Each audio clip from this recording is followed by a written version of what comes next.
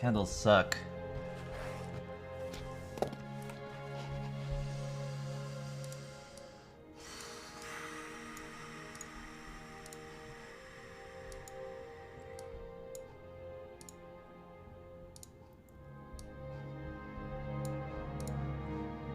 God, this music. Hey, I saw earlier someone mentioned that this is the Halo music. How did you know that? Because this is the Halo music. Yeah, this is the music from Halo. Some looks like we got a few Halo players in the chat. I don't know if I want to keep this music. It's kind of nice though. But it's a little I don't know. It's a little too serious. I don't have like another thing.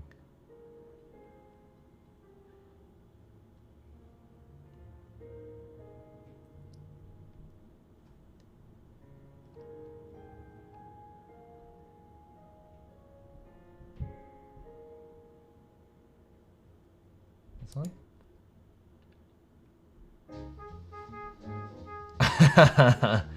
No, that's not good.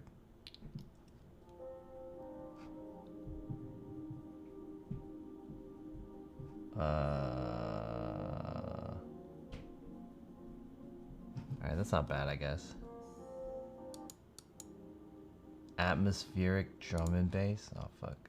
Wait, no. Here. This one.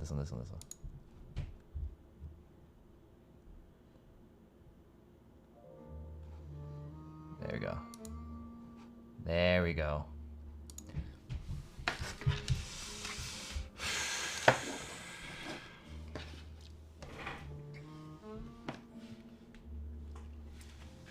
What's up, chat?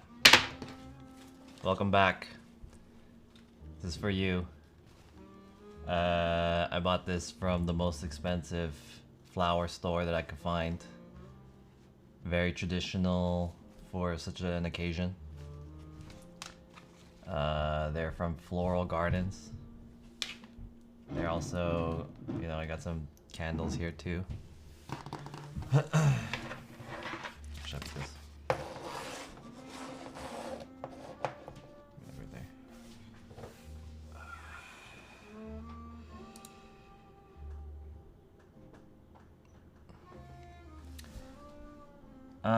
What's up, everyone?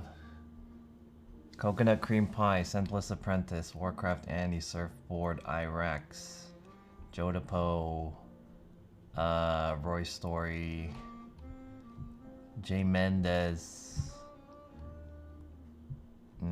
everyone else, Quinby, Old School Gamer 88, Slipstream.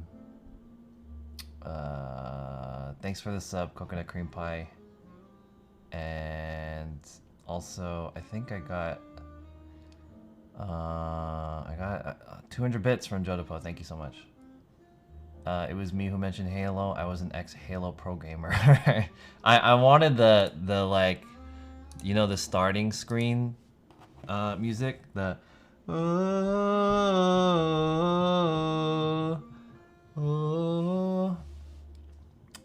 what's up, everyone?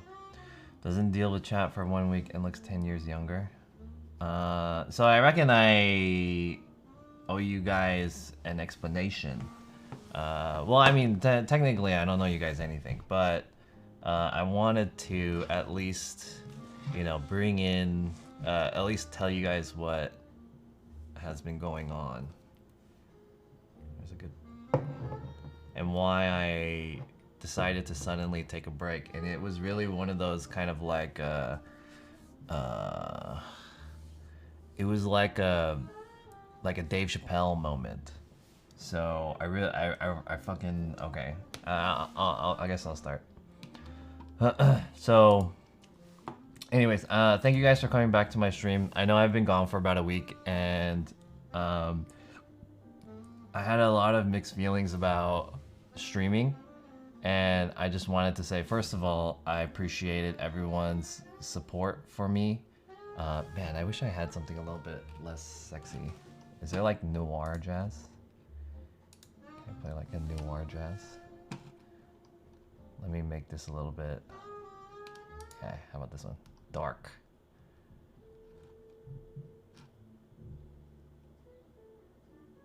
All right, that's not really any better, but whatever.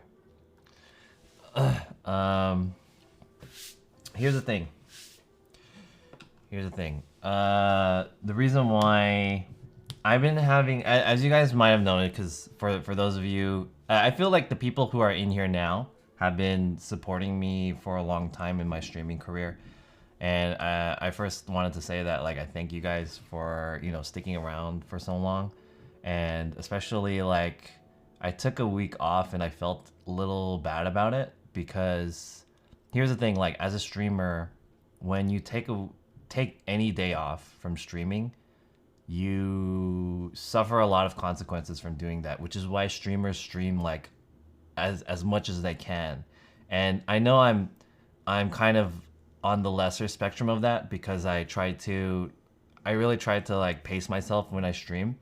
The reason why I do that is because, well, one, I'm lazy, of course, as you guys know, and two, I don't want to face burnout, which is basically what I experienced, like very classical case of burnout. And the burnout was like, it was pretty bad, and I didn't realize I was getting the burnout until after I started my vacation, my hiatus. And I've been saying for a long time, like, I've been wanting to take a vacation from streaming for a while, but I never actually did. The only times I stopped streaming was like either it was a scheduled day where I took a day off for like work, or like I got sick, or like I needed to do something, or like there were some technical issues or something like that, or it was a holiday where I visit my family or something, but I never really took time for myself, and it really showed. And I feel like the past couple months of me streaming, I was really unhappy with streaming. And, you know, I've been complaining a lot about how I felt about streaming, specifically IRL streaming, and how I feel about like content and making content, and the meta of streaming and Twitch and stuff like that. And okay, on a smaller scale, I was unhappy with my channel. I think for the most part, I wasn't happy with my content, and I wasn't happy with how things were going with the channel. I especially wasn't happy with the chat. I think the chat is really the thing that kind of pushed me over to the edge. But I mean, I'll talk about the chat later. The chat, my content, and just the way how IRL streaming in general as a whole is going. So I think outside of my channel, I feel like, me personally, I was... Okay, hold on, how do I say this? Personally, I felt like streaming has been really uninspiring, and especially for my channel, I've been kind of like doing the same thing over and over again, and I felt like I wasn't growing, I wasn't like learning anything, I wasn't doing anything. So I've been feeling like this for a long time, like more than a few months. And so I've been really struggling internally with how to deal with this for my channel. And I've been trying out new different things of ways that I feel like would help that. You know, like I wanted to grow, I wanted to learn. I started doing videography and stuff like that. Just try to incorporate, you know, different ways, and I wanted to learn about stuff. But in the end, my content basically reduced to going somewhere and then finding something to eat and then looking around something. And I kept doing this because this was like the easy thing to rely on. But I realized, like, for me personally, this type of content fucking sucks. This content sucks, and I was like not happy with it. And I wasn't happy with my content. I wasn't happy with my channel. I wasn't happy with the chat, which is like another topic that I mentioned. And then outside of my channel, just the whole spectrum, the whole situation of Twitch streaming, specifically IRL. So I'll go in broader sense from my channel. Then the next level is like IRL streaming. I think IRL streaming is kind of has been unfulfilling for a while. A lot of people just kind of do the same thing for IRL streaming. It's just like, hey, let's go somewhere and we'll explore.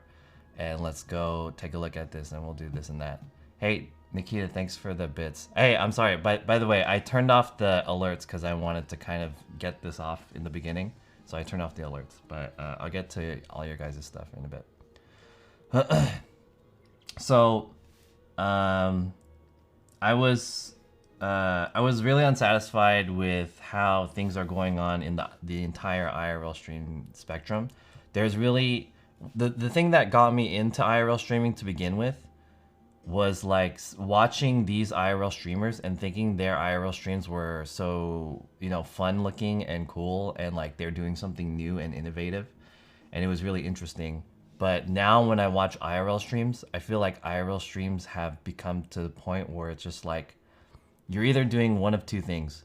One is the thing that I just mentioned, where it's very boring and uninspiring, and people just want to show like, let's go to some place and take a look, or like let's explore something, and then we'll mukbang. And I really like eating and mukbang and stuff like that. Well, that's one thing. And then the second thing is you have to do something like really fucking crazy and dumb, and you have to look like an ass in public, basically, or like do this weird shit that's like make me look like a fool, right, in public. So it's like these are like basically the two types of IRL streams that are going on, and it's like I'm not hating on either content per se, but like it you know, I recognize the value of either content, and you know, it's fun to watch sometimes, but for me personally, it's like, what is this gonna do in the world, right? I feel like it doesn't really, like, okay, maybe you're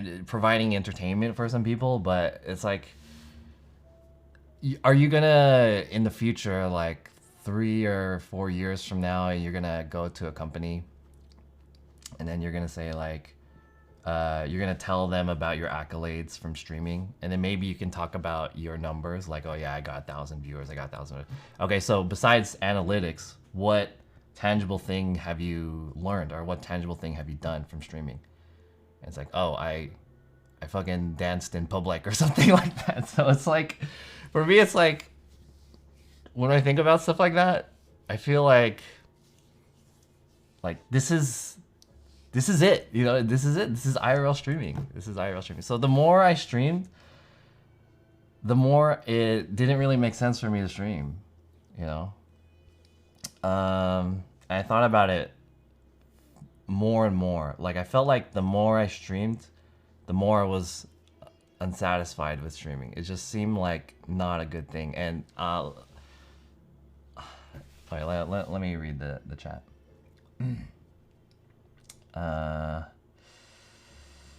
Everything is reopening. Nikita says, I don't feel happy about Twitch. Thanks for the 10 bits. So, okay, yeah, I want to get to that too. So that's like an even broader topic that I wanted to get to. So yeah. So, okay. So basically how I'll talk about this is that I started off with my own channel. I went to a broader perspective of like IRL in general.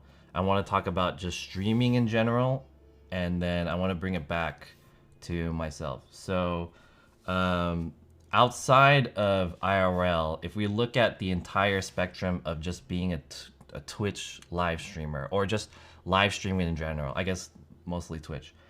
If we look at this, I want to say that 2021 is probably the worst year for live streaming, especially for Twitch, specifically for Twitch. 2021, and maybe it started in 2020.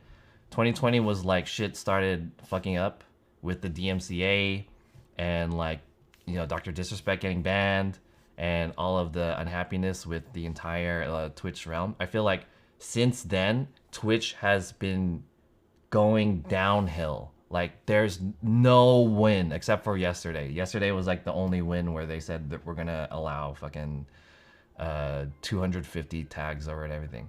So in general, the whole like being a broadcaster on Twitch has become getting more and more difficult for many different reasons. One, the platform itself is like taking a fucking dump, right? That like Twitch is becoming so hard to stream on these days, and it's like as a creator on Twitch, it's hard to feel like you're safe here, right? And you know, any weird shit can happen. And you know, I'm not even like a big streamer or anything, and all of these changes like don't really affect me that much. But it's just like it's nothing to be happy about streaming on this platform. And here's the thing that really relates me into this. So at my level, as someone who's trying to grow, the more I stream, the more I realized how streaming on Twitch is like not the play. Because one thing is that growth is really fucking hard and it's random, and it's like if you want to grow the normal way of the only way that you can, like basically the only thing you could do for growth as a streamer, as a live streamer, is you have to be consistent and create good content. And this will help you grow, but it will grow at like a really slow linear pace. Within that, you have to do something that's like viral, all right? And then that is these viral things, like you have a viral clip, or like you do a collaboration with someone or something like that. These things will spike your viewership, your growth. These will spike your growth, right? So you'll get spikes. But what happens is that your performance will go down after the spikes. That's what a spike is. It'll spike and it'll go down, or it'll like plateau or whatever. And then so being a streamer in general is just really fucking hard, because you have to just like be on all the time. You have to be like super consistent, and you have to be like super good at it. So it's like really difficult. And as people, you know, shit gets in the way. We, you know, like we get burnt out, or life stuff happens, and then, you know, it happens. You lose your viewership, you lose your following. I took a 1 week break just this week, and I looked. Okay, the last week I took a hiatus from streaming. And in that hiatus, I really tried not to pay attention to anything. Like, no, don't watch streams. Don't look at your emails. Try not to like look at, especially IRL streams. And don't really like try to pay attention to Discord. But like people mention stuff on Discord. So anyways, I try to disconnect within the past week. Only within 1 week, I went from like 110 or 20 subscribers, and now I have like 56 or 58 or something like that. So yeah, a Twitch detox basically. And then so that's just only 1 week. I lost like 40% of my subs in 1 week.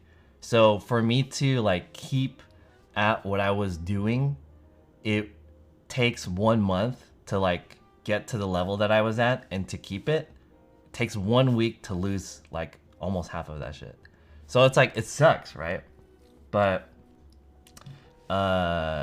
it's just kind of what I had to do to, you know, regain my own personal mental health, right? So if you think about all these topics and stuff like that, and it's just like, man, it's so fucking hard to stream, you know, to pay so much money, like especially IRL streaming, it uses like a lot of effort.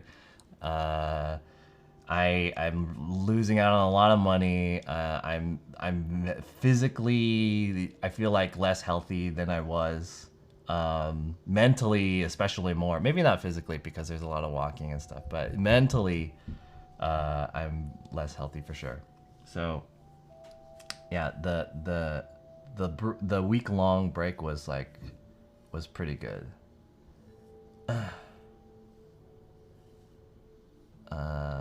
Landon says, I saw you in Cooksucks chat. Was nice to see you. Cooksucks, I watch more when you're not around. Truthful.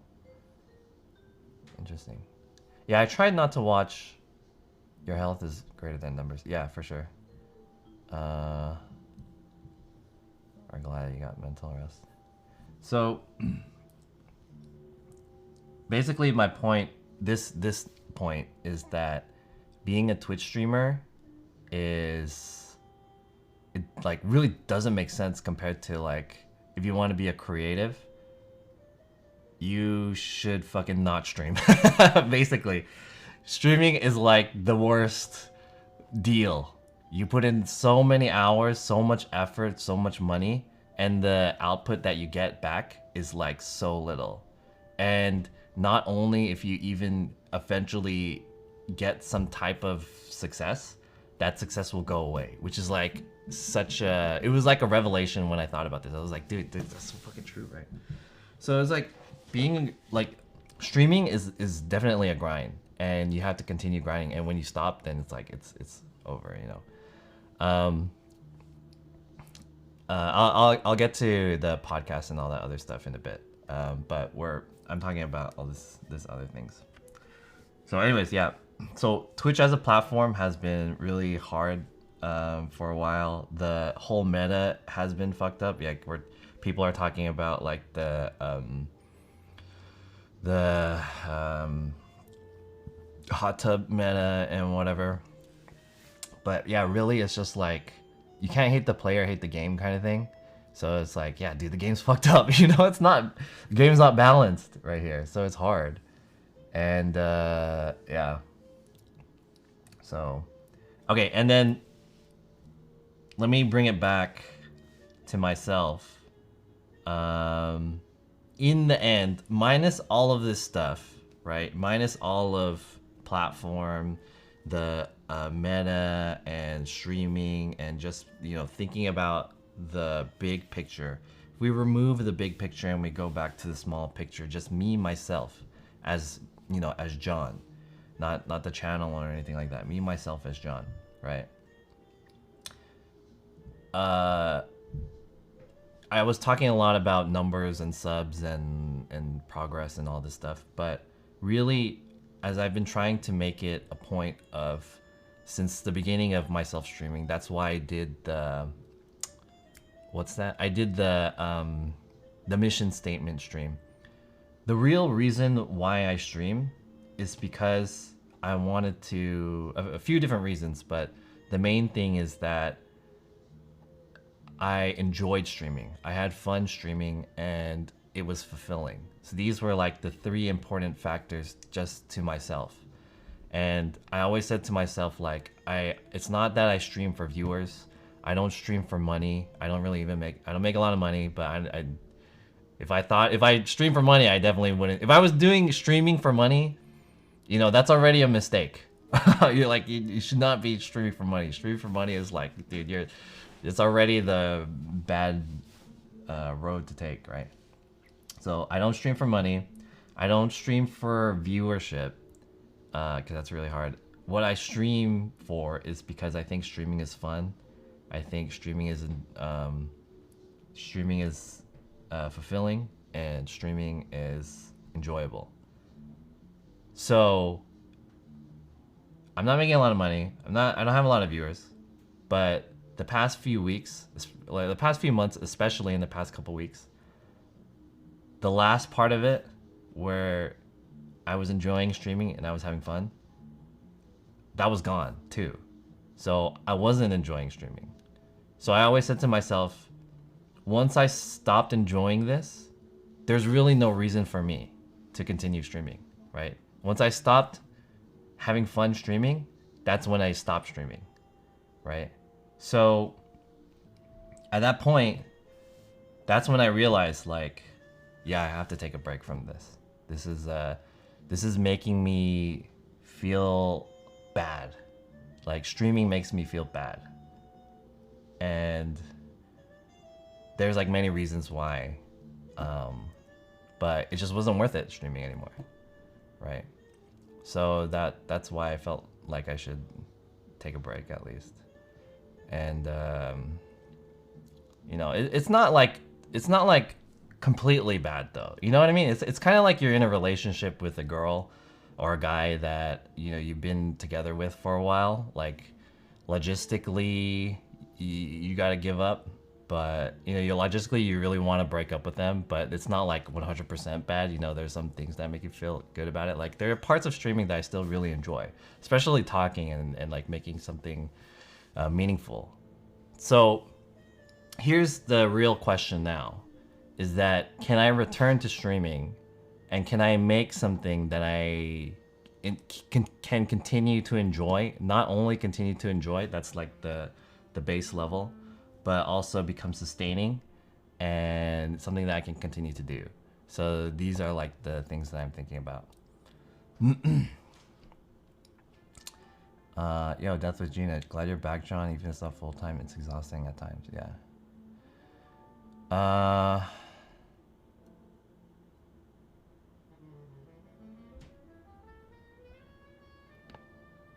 Okay.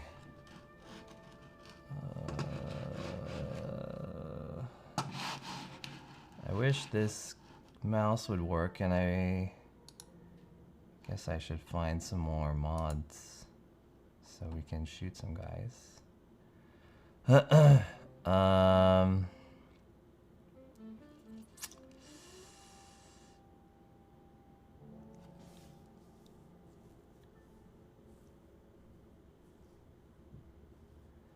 Those are some big goals, but sounds worthwhile.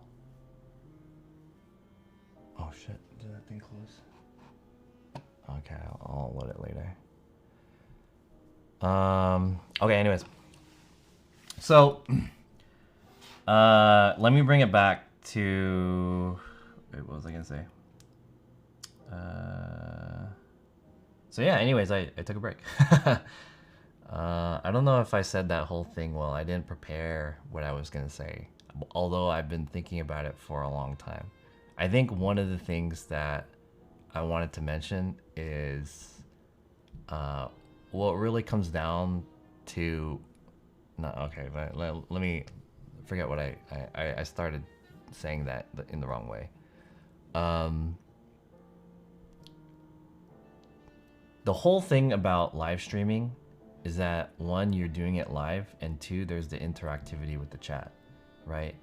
So the thing about what really pushed me over the edge after having been so unhappy with streaming for a few months now and trying to find ways to get back to being happy streaming is the thing that set me off from being unhappy with streaming for the past few months was that I was also very unhappy with my chat culture, and I felt the stream's health, my personal health, and the stream's health was affecting me in a way, and I didn't like the direction where my channel was going. So it's like many different things, right, on top of each other. And what happens is that I think this is just kind of the culture of the internet. It's not specifically a Twitch thing, but I think there can be like Twitch specific stuff. And it's just like the nature of live streaming in general is that people will just come in here and then say shit like that, right? Like that guy just came in here. And, you know, I mean, that one's kind of easy because we can just, you know, ban him or whatever. But there's been people who have come into my channel for, you know, they're not like the worst people or anything like that, but they'll say, like, people feel really entitled to just say some shit that, like, dude, you totally did not need to say that. Like, would be so cool if you just fucking didn't say anything or whatever. Like, this one guy will just say something that they feel like they need to say, and it's like, wow, please just, you know, you're way prettier with your mouth closed. You know what I mean? Yeah, keyboard warriors. So it's like, okay, we deal with this. I've been dealing with this for a while. And the one thing, my only rule in my chat is, your comment has to be funny. That's my only rule. And within TOS. Okay, 2 rules. Rule number 1 and rule number 1A or whatever, 1A, 1B. Within the TOS, and that it has to be funny. If it's not of the two, don't fucking say anything, please. Like, dude, I really don't want to fucking read any of that shit. So, especially the worst part to get me is when I'm having technical issues, cause I think I'm generally pretty good at being like emotionally stable and like not getting off hinge that much in general. But the one time that I get really frustrated is when things aren't working out correctly, and especially when it comes to tech. So if my stream is fucking up or some tech that I have isn't working, or like I'm trying to get something to work correctly and it doesn't work, I get really stressed. That's like added stress. On top of the added stress, I have however many people who are watching me who are just shitting on me about this situation. And it's like, dude, it really makes me not want to stream. And I'm like, dude, fuck all you guys. I am trying my best to make this shit work, and you guys are being like so fucking entitled about, you know, me getting this shit to fucking work. And that's when any normal comment would affect me. Like, how am I supposed to know, like, you're joking or whatever? Like, I don't give a fuck. It's not really about how you intend the message, the chat. Sorry, I keep saying you, but the chat. I shouldn't like direct this towards like you, but how am I supposed to interpret what the chat says as a joke when I'm fucking pissed, right? To me, I'm just gonna think all of this is fucking not funny, and I just want to fucking ban everyone. I really want to do that, but it sucks because there's some people in here who are very nice and otherwise very generous, and I can't really ban them as easily. But dude, if I had my way, I would have a fucking straight up right.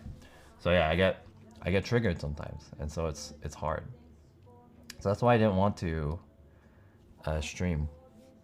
I got really upset with the chat, and it was like, it wasn't like one situation. It was multiple situations happening over time.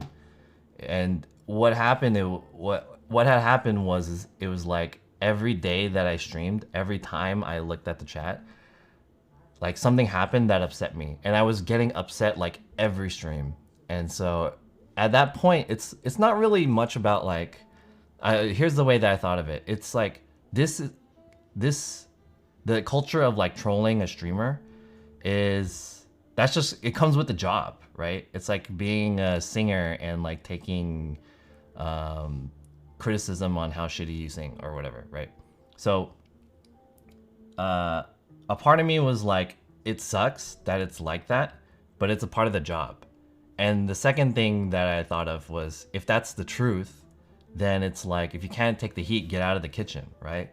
So if I'm really not good with dealing with what chat says, which is like really some basic shit, then am I built for this job? Maybe not, right? So it's a kind of a lot of self-doubt and thinking that I can't do it, right? Maybe I'm not suited for this. This is like, I don't know if how much the chat feels like, any of you guys in the chat, I don't know if you felt about this way about anything.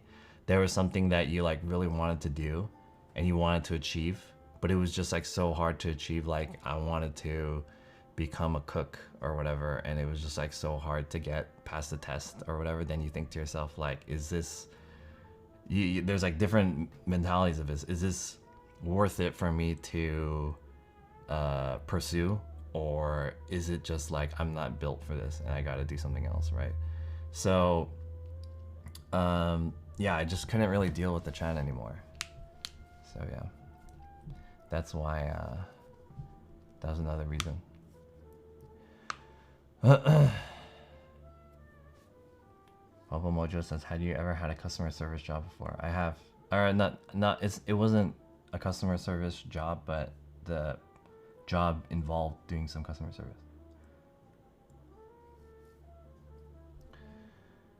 I look slimmer.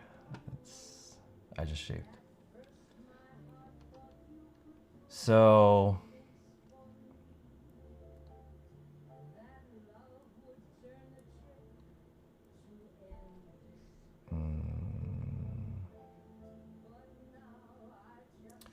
Landon says, you are a quality streamer, but more importantly, you are a quality human being without being a streamer. Thank you. Yeah, there are some people... Okay, there are some people with positive things to say, and they always come in here and they say nice stuff. Like, there was a guy that was in here, his name was Mantronics, and he would DM me messages every once in a while, and he would like...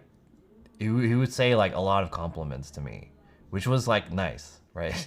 Because like I'm not really used to getting compliments, but it was like reaffirmation. Like I think most of the way that I get around stuff is that I'm not really looking for validation from people. It's more so how I feel about myself and how I feel validated about myself. I couldn't really give a fuck about if you guys think, well, you know, this is cool and this isn't cool. If I think something's cool and I like it, then I'll do it, right? But if it feels good every once in a while when I get some validation from the stream and or like whatever, some other people, and I do sometimes occasionally get like nice things to say, people saying nice things to me, but definitely it's more so the case where I don't get stuff like that, and it's more so people are talking shit. So it's very rare to get like positive messages, and it's kind of nice. But yeah, over the course of the 1 week hiatus that I had, I got a few supportive messages, so I really appreciated that. Nikita says, I've been thinking about switching platforms for a while, but I'm scared in case it doesn't work out. Streaming can be fun, but I think video making and vlogging is more long term. That's a good point. I want to talk about that later.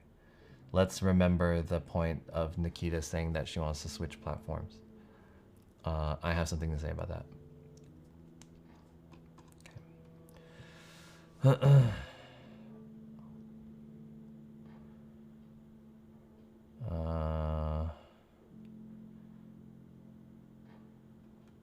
You look rejuvenated, thank you. Internet Friends Club, would you do thing differently in terms of chat moderation if you was to start again?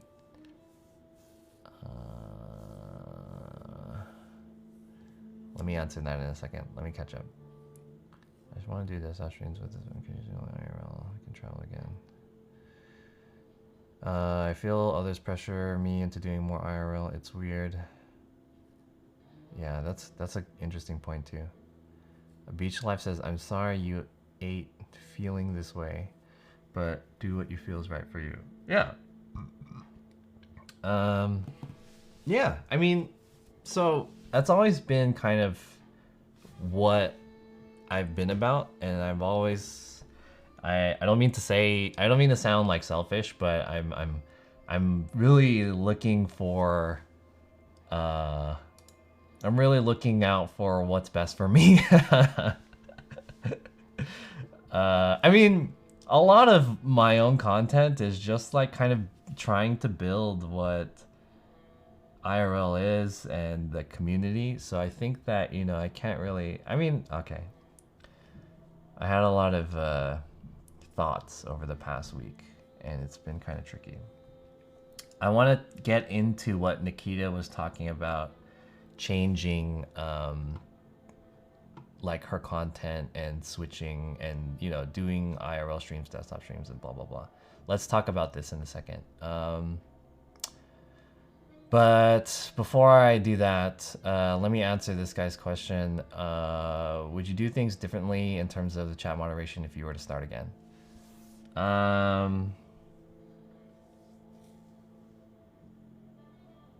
Here's the hard thing about that, okay? So the way that I want to answer this is that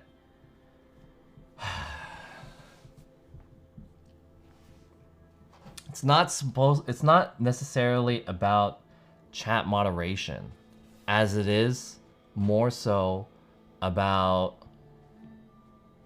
attracting the right people to watch your content. So I think that's really the thing. Does that make sense? So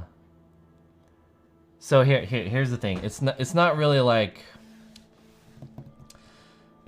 like making, like, forcing the chat into a culture of, you know, building the limits of like, hey guys, I don't like this and like that, the boundaries and stuff, while establishing the content that you want to do. I think the real answer to this is that the way you present yourself and you do your content is the way that you have to invite the people that are of quality. I can't say this well. Let me hold on. Let me put together what I want to say.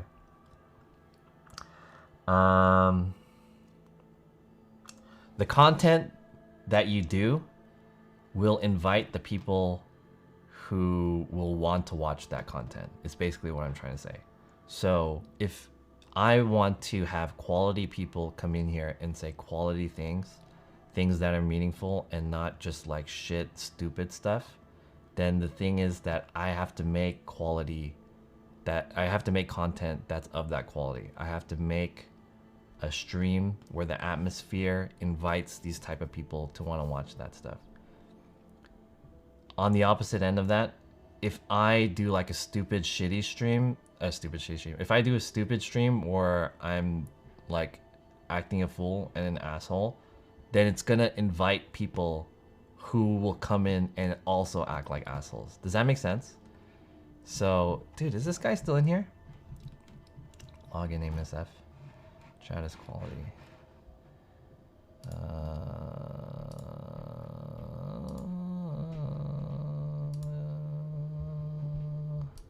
I don't know how to do this.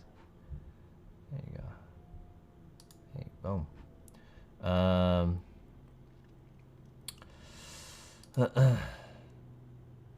There's always going to be haters out there drinking the haterade. All you can do is your best to ignore them and overcome this inevitable obstacle. The IRL industry is still trending upwards in a nice rate, and you're a part of it. I hope you overcome this and get better mentally and physically, bro. I believe in you. Thank you, Irax. I appreciate that.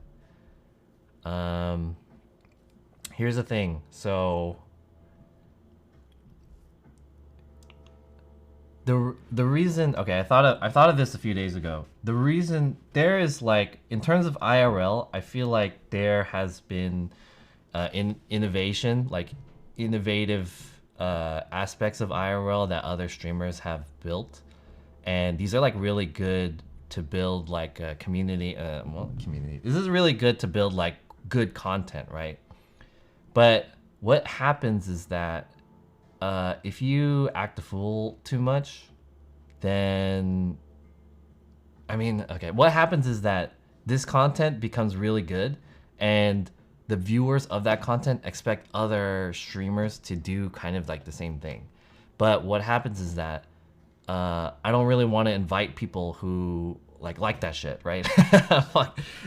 I'm saying this really poorly, but I hope you guys understand what I'm saying. The reason why I don't get people's Instagrams is a few reasons. Or first of all, I don't want to copy another streamer. I don't want to copy that aspect. Although I do believe getting the Instagram thing is such like a fantastic content. It's like so good, and I wish I thought of it first.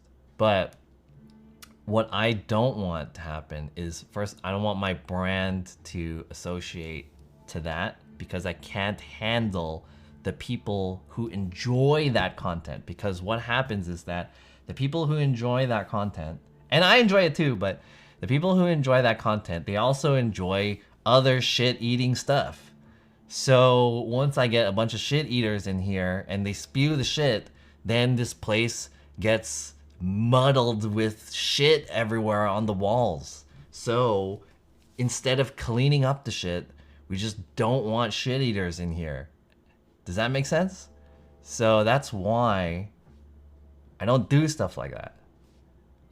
It's not because I can't do it, and it's not because I dislike it. It's because I can't deal with the people who like it. And that's really what it is. Sorry, I haven't been reading the chat.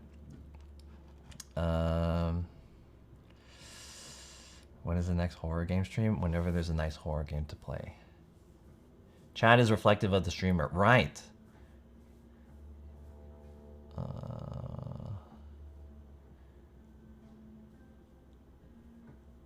What's up, Maya Amai? Jonathan will uninvite himself from watching his streams.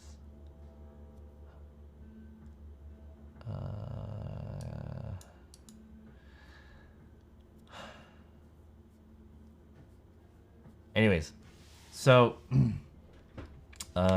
yeah, so that's why I really tried to like I'm trying to be conscious about how I do stuff. And to answer that guy's question, who is his name again? I forgot. It was Internet Friends Club. So the thing about what he said is that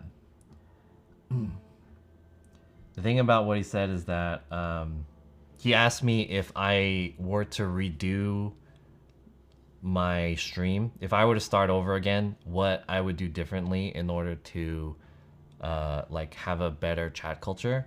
It's not so much about me creating like moderations or rules or anything like that. It's more so about how I present myself and the content that I do. So I think that, you know, I like talking shit sometimes, and maybe I talk a little too much shit, and maybe I say like goofy things too much, which invites that kind of shit-eating behavior. I'm also a shit-eater. I guess is what I'm saying. So I want to basically, to answer your question, if I were to do it again, I would be less of a shit-eater, so that we wouldn't have other shit-eaters in here. I hope that makes sense, and that answers your question. Okay. Life is a shit sandwich. The more bread you got, the less shit you eat. That is a very interesting thing to say.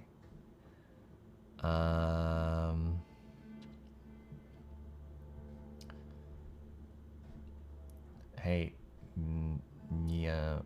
Everyone else who's just kind of coming in here, let me kind of recap what's going on. So basically, I took a week from streaming, and this is my first stream back from me taking a week's hiatus from streaming. And I'm explaining to you, I'm trying to be transparent, and I want to like tell you guys the reasons why I decided to stop streaming for a while. And I am not, I'm gonna say that I'm not saying I'm quitting streaming, but I will tell you about, in the last week that I've thought about many thoughts, and how the reason why I was unhappy with streaming, the reason, like, what's the problems with streaming that I've been experiencing, and all of these things, which I've explained to you. And the next thing is where things are gonna go with the channel, and how I'm going to basically go on for the next however long, if I'm gonna continue streaming, right? So what's gonna be the future for John SF is what I'm gonna explain to you guys soon. Although I haven't really thought about it like 100%, there's definitely, I think, some changes that's gonna be made, so that I can directly address the things that I really dislike about streaming in general. Not just like how the chat culture is, not just like what I'm gonna do by content, but also including how to become more sustainable as a creator and things like that. So I'll talk about that.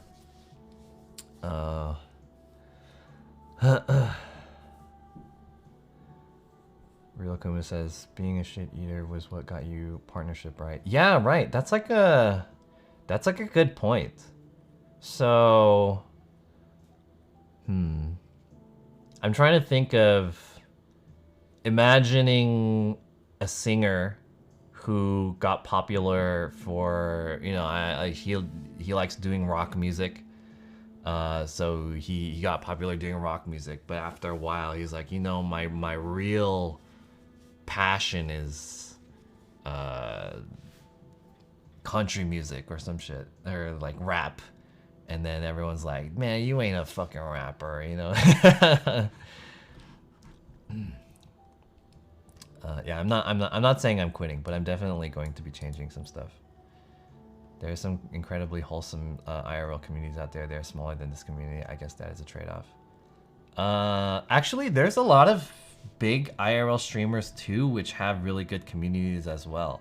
And when you look at these communities, I think these streams are really the ones that kind of give me hope in how I want my stream to be. Because if you look at streams kind of like, for example, like Jake and Bake and Rob CD, these guys aren't really doing like shit-eating stuff, and their community is like pretty cool. They don't troll as much. Maybe Jake's is a little trolly, but definitely Rob CD's channel and his community is like so fucking like nice. It's like, damn, dude. His stream is like really cool. I don't know why. It's like super successful, and it's like nice to just be in. And he's not really doing anything crazy, right? As a streamer, you look at Rob CD's channel, and it's like, damn, what a great stream. Sounds like Kid Rock, yeah. Did you take a break because you got tired of breaking things? No, I got tired of comments like that. That's why. Daily Dasher is pretty wholesome.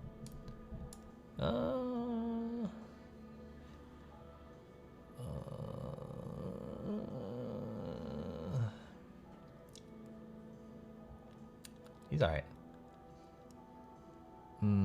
What happened to your community?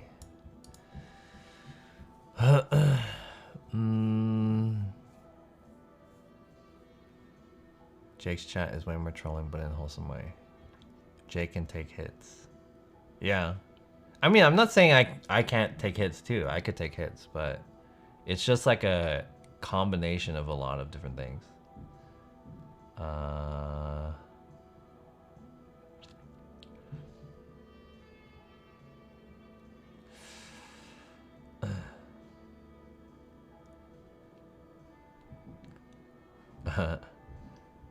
Yeah, what? Okay, so if you really want me to answer your question, what happened to your community? I hate questions like that because this question is so poorly structured. What do you mean what happened to your community? Like, my community? Did something happen to it? You're assuming that something happened to it, and you're assuming I know the answer to that. So, I mean, like, what do you mean what happened to my community? There's like no context to it. What happened to the community? Okay. Like, oh, community, they're still here, I guess. What do you mean what happened?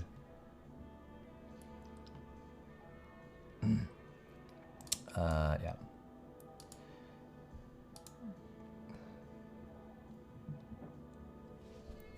That's not, I feel like that's not a question for me. That's a question for some other person. Okay. I want to change this music. Let me flip up the vibe a little bit.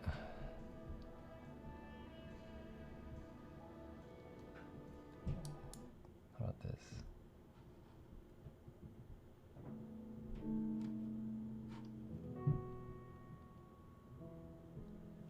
All right, not this.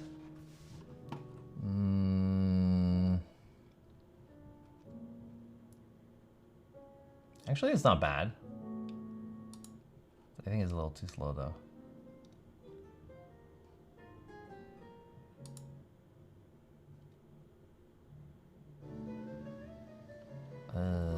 I don't like the artificial rain sound. Cozy bedroom. Fuck. I hate this fake rain.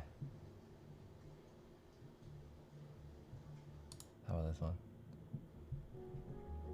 There we go.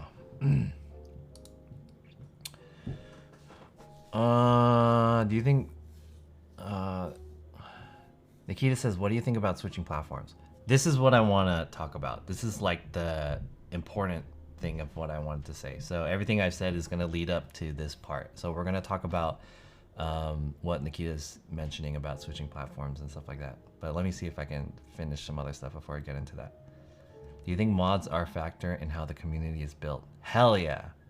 Hell yeah. And this is I think I regret, because one of the things I regret about my channel and my community is that I'm kind of strict about, I mean, it's like a give and take. It's not fully a negative thing, but it's like there's some positives and negatives. It's not 100%, but I'm pretty stubborn about who I mod in my channel, and I have like kind of a rule about it.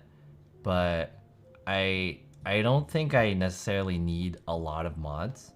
I just need like a couple really good mods, and I feel like I lost the really good mods that I had, because there's one thing about you know, every person is different, and every mod will have their own rules and judgment and stuff like that. But the best thing is like having a mod that understands the culture, and especially the like the TOS and stuff like that.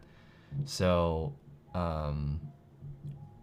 there's a lot of things that I can't do sometimes, and I wish I could just like hit someone. But yeah, the thing that I regret that I was saying is that I had a few mods in here before that were really good. The thing is that I did not appreciate mods as much as I appreciate. Now I realize how much I should appreciate mods, because mods do a lot of work too. Like, okay, I complain about how I do a lot of work for the stream, and I feel like not appreciated sometimes because I get a lot of shit. But at the same time, I do recognize that mods do so much work that they don't get any recognition for also. So it's kind of like being the lead singer of a band, but like the drummer is hella good too, right? So like the drummer is not gonna get as much recognition for this song because he's just a drummer or whatever, you know. But you know, like, so how do I fix that? It's kind of I'm not really sure.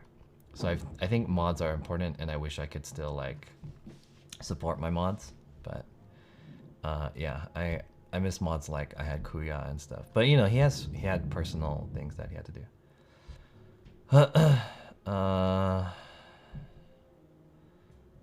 The lighting is good today. Thank you. I once was a streamer. I haven't streamer for a couple days now. Dang.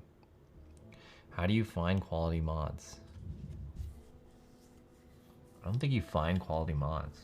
Quality mods have to find you. I don't know. It's not, mods are like not a thing that, okay, to be honest, you don't really need mods until you have like, maybe you would need one mod per every 100 people in your stream. So if your viewership is 100, you only need yourself and one other mod. And for the most part, I can handle my own stream at my size. But once you get more than that, like 300 people, maybe 2 mods would be pretty good. 500, 600, 3 mods, you know, it's like that. Do you think there's enough interest in IRL content outside of Twitch? Where do you think IRL content can grow? YouTube. That's an easy question. I'll get to that topic in a bit. What do you mean you lost mods? It's not that they quit. Well, Kuya quit not because he doesn't want to be a mod anymore, but he didn't want to do Twitch anymore.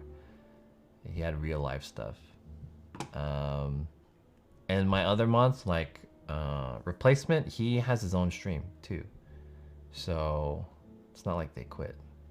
Warcraft is a good mod, but he is a shithead too. You need to pay mods? Yeah, mods need supporting. I agree.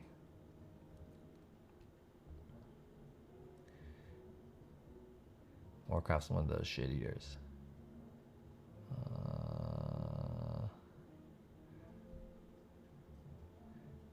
It's a lot of pressure for one mod. It's not, okay, here's the thing. Here's the thing. I feel like if you have under 100 people, if you have 100 and under viewership in your chat, I feel like you should be good enough to mod your own chat. More than that, then you may need another mod. Yeah, Warcraft is working in all the streams too.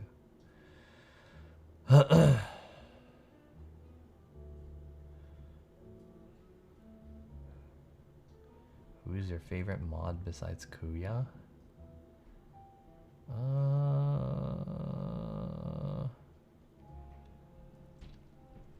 To be honest, the person who has done the most in this chat as a mod is Warcraft Andy.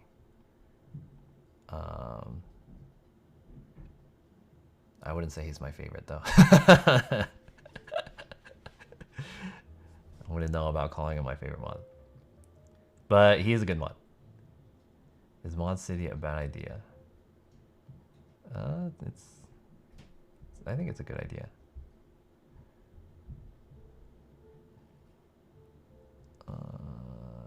John SF cannot handle his... Yeah, I can't. Scentless is his favorite mod? I think Scentless is a good person in the chat, but he's hardly done any mod work. Like, sometimes he'll shoot someone. I need someone who's like, they will just shoot. Like, anyone, you know? I need a fucking, like, finger on the trigger mod, you know? Like a loose cannon mod.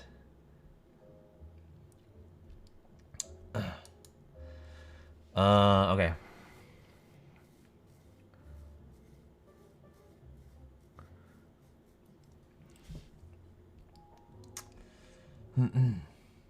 I do mod work, but things move so fast.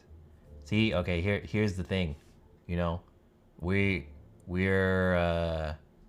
commenting about Scentless Apprentice's mod work, and now he wants to defend himself. This is how I feel every day. Do you realize this feeling of people are talking about your work and you want to defend yourself, saying, hey, I actually do stuff. It's this, this, and this. Now maybe you can imagine what it's like being a streamer and you have all these people saying, hey, John, oh, it effed. Oh, it's John's, this is John's stream. Of course it's gonna F. Of course he's gonna break something. Of course, you know, blah, blah, blah. Yeah, that's how it feels.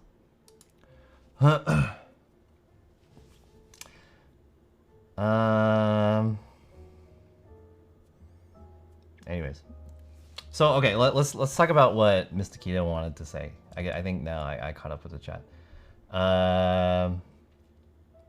And also, Internet Friends Club's question is: do you think there's enough interest in IRL? Hey, Mangleflip, thank you for the sub. Appreciate it. Hey, everyone who's subbed and give bits and stuff, I appreciate your guys' stuff. But I muted the alerts because I wanted to talk about this. I feel like this is kind of a more serious topic. Okay.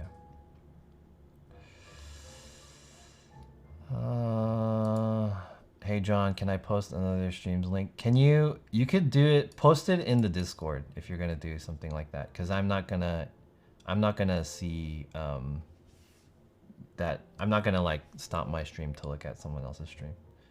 But yeah, if you think it would be cool, then post it in the Discord, please. Mango Flip, thank you for the sub, or the cheers. I don't know how many cheers that was. That looked like 12 or something. I didn't. Oh, it says right here 10. I didn't realize it says it. Thank you for the 10 bits.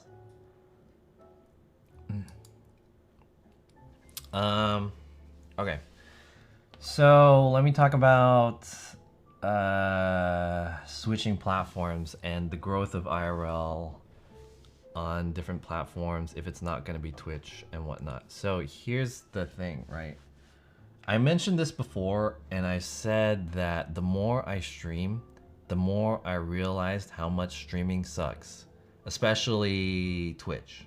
So the reason why streaming is such a bad form of media as a creator is that streaming requires a lot of work, a lot of time, a lot of money, and I think it used to be before that the positives of streaming was that it didn't require a lot of preparation, nor did it require editing. That was like streaming's benefit over VOD content, like video content. Because okay, video content non-live, the good thing about video content non-live is that it was like overly prepared and it looked good, and you can tailor it to whatever. But the bad part of it is that it required a lot of work and preparation, like a lot of editing, and it required a lot of skills, basically. Whereas live streaming was a lot easier. You just turn it on and you just do it. But the problem now is that live streaming has become, it's grown so much that the competition for live streaming is so like saturated. It's so hard to make it as a live streamer now. And the way that if you want to be successful as a live streamer, you have to put in more time, more effort into streaming. Preparation if necessary, and editing if necessary, like YouTuber and stuff like that. So the thing about doing live stream now is doing live stream is probably now more harder than doing YouTube or VOD content, because you need the same skills sometimes, you know? Okay, maybe you don't necessarily need like the best quality or whatever like that, but you need like some shit, right? And it's really hard, and it's like it's always on. Whereas, you know, VOD and YouTube is like it comes on and you do it once and that shit lives forever and people will watch it constantly. So it's like if you do it well once, you're good. But for live streaming, you have to do it well every time. And so it's like that's why live streaming is hard. And I think that just goes with how live streaming is. That's just like that's how it's built. It's built like that. And discoverability doesn't exist for live streaming. You can argue if that's like a platform thing, or like, you know, some people complain that Twitch doesn't have discoverability and that they shouldn't have discoverability tools. Although I agree with that, I think there's a level of percentage of the conversation where we could say that live streaming itself as a media is not discoverable just by nature, because it has to be live and people come in, and once they come in, they're like in the middle of it. They don't have any context. They don't have anything, right? They're just in there. So, and it only happens at a certain time of the day, which is the time duration that you're streaming. So I think live streaming itself has become so hard, and the mindset of being a full-time live streamer where your main content is just live stream, like you're making it as a live streamer, I think now that I've really thought about it, I think that it's really setting yourself up for failure. I think that there are very few streamers who can do it well, but the thing is that you can't do it well for longer than another form of media. And I think there are other medias that are like similar to that, whereas like maybe you can't be as TikTok famous, you know? That just has to go with the way that it works. But if you're comparing live streaming to being a YouTuber, like these are usually the two, I think being a YouTuber is like way more successful because of many reasons. One is that like if you're doing it, you have more chances for discovery. It's easier to grow. You learn more skills. You can create more polished content. You have more, it's like less niche, and you make more money. There's like sponsorships or ad revenue and stuff like that. Twitch doesn't have this stuff. Ad revenue is very shitty on Twitch. The money that you make has to come from your viewers giving you money directly. And that means you have to rely on that money, like no matter what, right? You hella have to rely on that. And if you stop streaming, you're gonna get a dip. And so it's like, whereas on YouTube, if you don't upload a video, your money's not gonna go away because people are still watching those videos that you previously made. So I thought about this, like comparing the two, live streaming and YouTube. And the more you consider this, the more reason is like, why the fuck am I doing live streaming? So I feel like it makes more sense to be a YouTuber as a creator. And I feel like only if you're comparing this like one-to-one. If you're comparing, there's like many ways to think about this, right? Like how happy you are, your skill set, and the things that you do. And I think that in the past, the thing about live streaming was that it was really it was kind of like a new thing, and everyone wanted to get on it. But if you really look at it on paper, line by line, you realize all the flaws with live streaming. And now that I feel like on the top of it, for at least the way how Twitch is, the landscape might change with a different platform or how things roll out. But at this point right now, Twitch is going down. And what's happening is that a lot of creators are switching to YouTube because they're realizing this as well. So just for their case of being sustainable and being smart business and putting your time and effort into what it's worth, I think that yeah, it's important to like look at YouTube as an option. And I think that, you know, this is just comparing like I said, one-to-one, like live streaming and doing YouTube.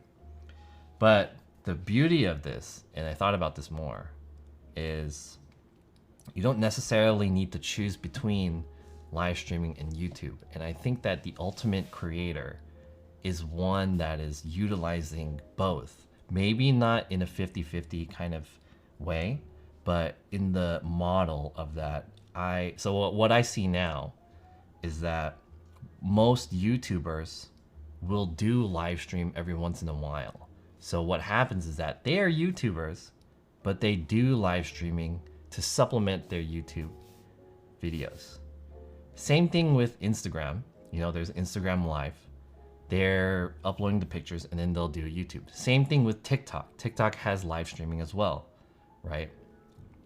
So they'll do a TikTok video and then maybe they'll do a live stream talking about what happened in that TikTok video.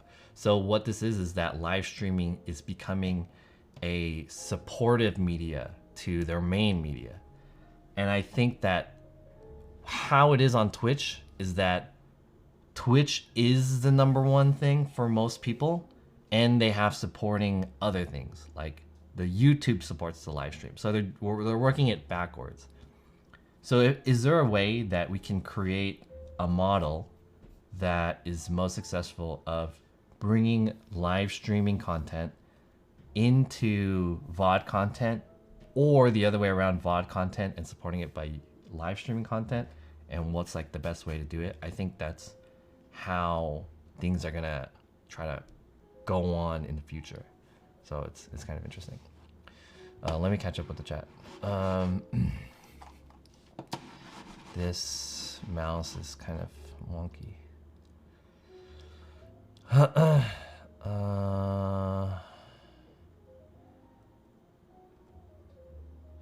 come the screen behind you doesn't show stream elements? I don't know. Maybe it's a feature. What's up, Dimitri? Switching to OnlyFans.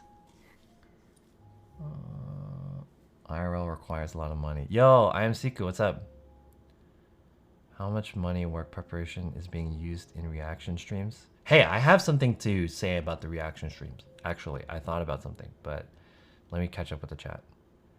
I would continue investing with streaming if I were you. You already made it to 100+ average viewer. Your main context is talking with people end.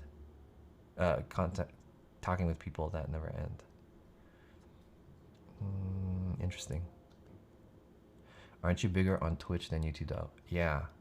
So I'll give you guys my point. Let me see if I can finish catching up with the chat though.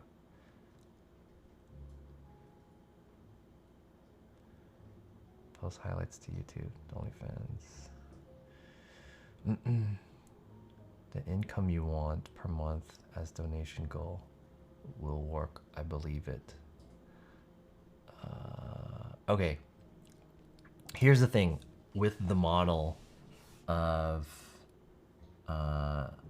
Okay, here's the thing with the model that I tried to make. So this I realized kind of this before maybe a few months ago, and I realized that as a streamer, we really have to utilize YouTube as a source of income. So converting the video from the IRL stream to YouTube is something that needs to be done as a model for a streamer, as a streamer, right?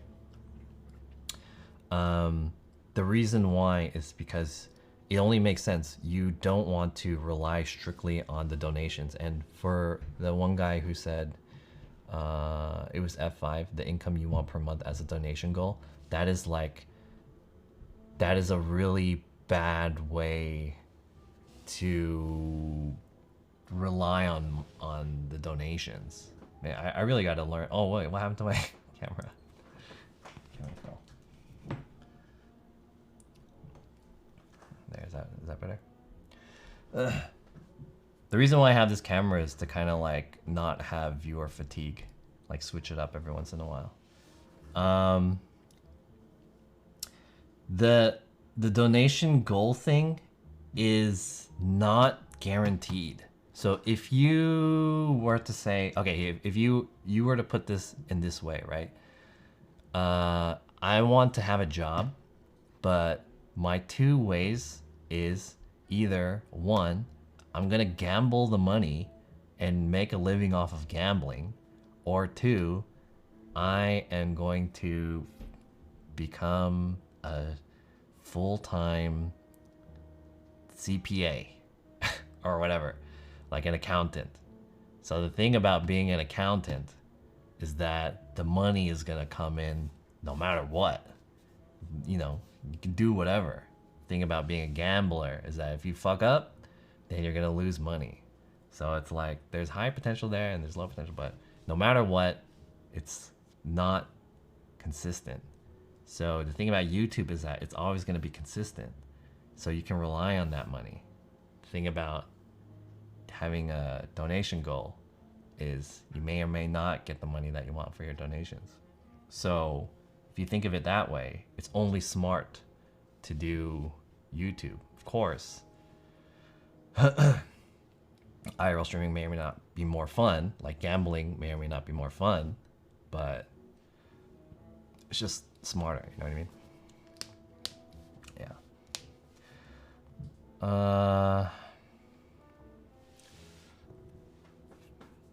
What kind of content do you think you'll transition into on YouTube? That's a good question. Let me see if I can read this. YouTube won't be consistent if posting content in a dead keyword, for the algorithm won't ever recommend the video though. Just play more ads here. Ads are so small. The ad revenue is pretty small on here. Yeah, I need to learn how to flip in between these two every once in a while. I also made this too. I have like a, oh, does this not work?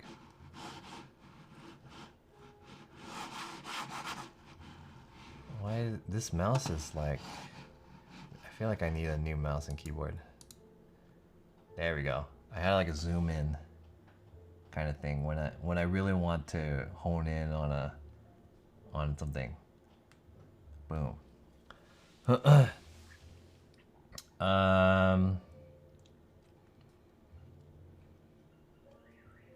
You need to go viral. So the thing about going viral is that going viral is not going to It's not gonna win you the game, right?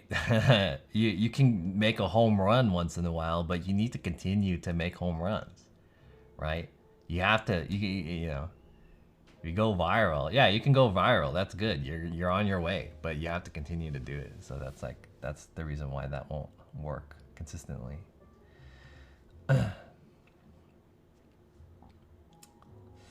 I could run more ads on here, but I mean, the point is not to just like run ads and just to find the solution to become like a more sustainable streamer. The thing is, I have to change the whole model, not just being a streamer. We have to change everything. It's like yeah, you'll get more money on ads, but is that going to help you with your chat culture? Is that going to give you more discoverability? No. You get more money, but you don't get as much viewers, right? And like, yeah, that doesn't really solve the situation too.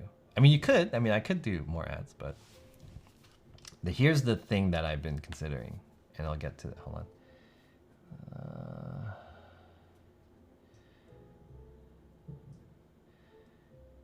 It was a home run for Dogface. Yeah, but who? Okay, the Dogface comment is a good. Yeah, it's a home run for Dogface. But what's Dogface doing now? No one gives a fuck about him anymore, right? Does anyone care? No, right? Yeah, you have to find your joy. Exactly.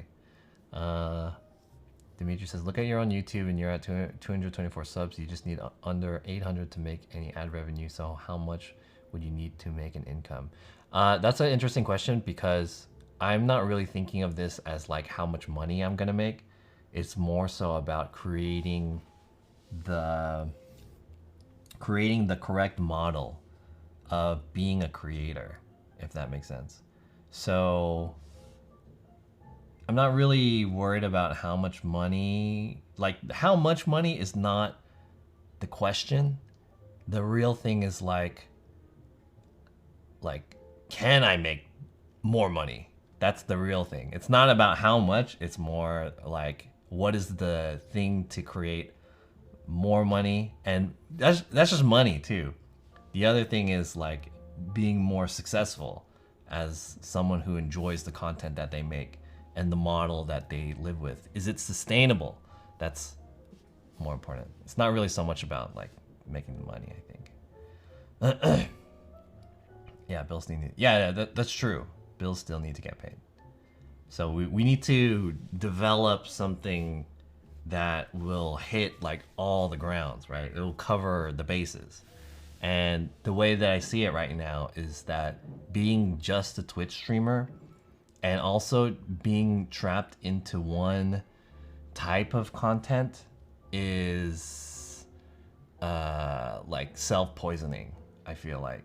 So I think as a creator, you need to be a little bit more resilient and understanding like what platforms and what types of things can that you can make for what type of content you can make for which platforms is what I'm trying to say.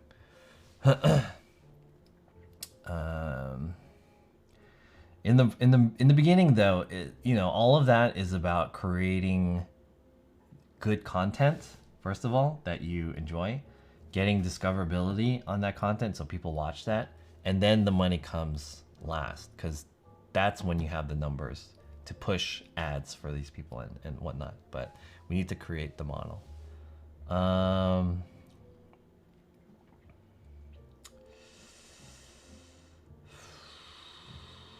I've been reading my affiliate TOS and I hate the fact that my content doesn't belong to me, and I also hate the idea that what I do outside of Twitch can affect my status on Twitch as a creator, whereas on YouTube creators can't get banned for activities outside of the platform.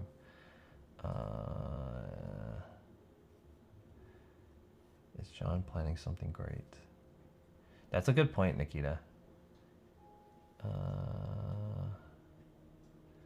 Isn't being consistent and giving what the community wants and expects the secret in being a successful streamer? Yes, it is. Real Akuma, that's a good point. It is. To reinforce what Real Akuma says, the best way to grow is, I've noticed this on any platform, no matter what it is, whether it be Twitch or YouTube or Instagram or TikTok, is that you basically need to find the thing that you can make, and you have to drive that shit into the ground. It has to be like, this is the content that people want to watch me for, and I have to continuously deliver this content over and over again, over and over again. The bad part of this idea, and this is like a time tested, like this is how you become successful as whatever creator, whatever platform you're on. The problem with this is that occasionally there can be a conflict between the content that between yourself as a person and the content that you make. You know, we're not just one dimension people, right? We have a lot of things that we want to do, and eventually you get tired of making the same content. You feel not fulfilled. You get in the rut of like doing this, and sometimes, you know, once that happens, your viewers will feel that too, or they'll say like, oh, this guy's doing another this stream again, right? Or this video is the same video that he came out with. I already saw that shit. They'll lose interest after a while. So there's, when you're on there, you have to balance the line of like, how do you consistently create good content that people want to watch all the time, considering the times change, the way you feel change, and how do you satisfy both of those over time, you know? So it's tricky, right?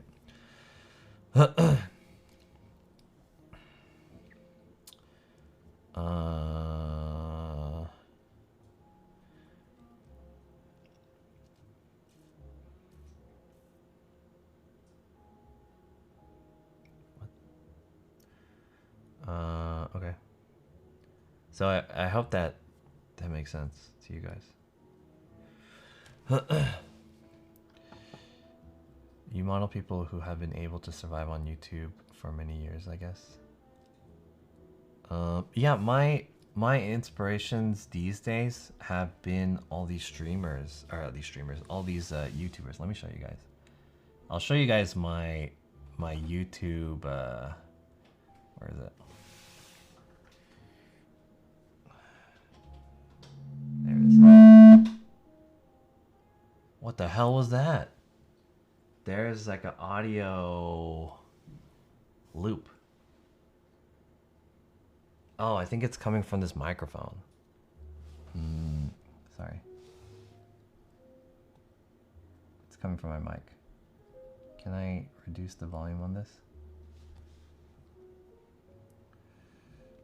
Maybe I can mute this. Oh, fuck. What? It's muted. How do I do this? Give me a sec, chat.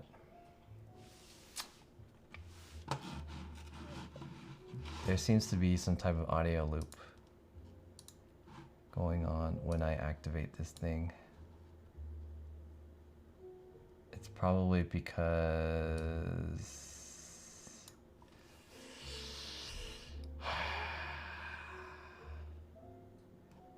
why is it doing that? Is it in OBS? Maybe. Hold on. Properties. And then let me change this to... Oh, that's why. I know why. It was... Whenever I activated that source, it was playing my microphone for some reason. It was like tied to the microphone. I don't know why it's like that. Will this work? Okay, hold on. This might fix it.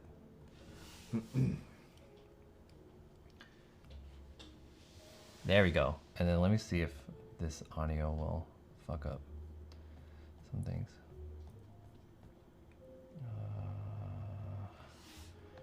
So I wanted to share some of this stuff with you guys. I don't know if this will work. Such a crybaby today. Can you guys hear this? Okay, cool. All right, I solved it. I solved it.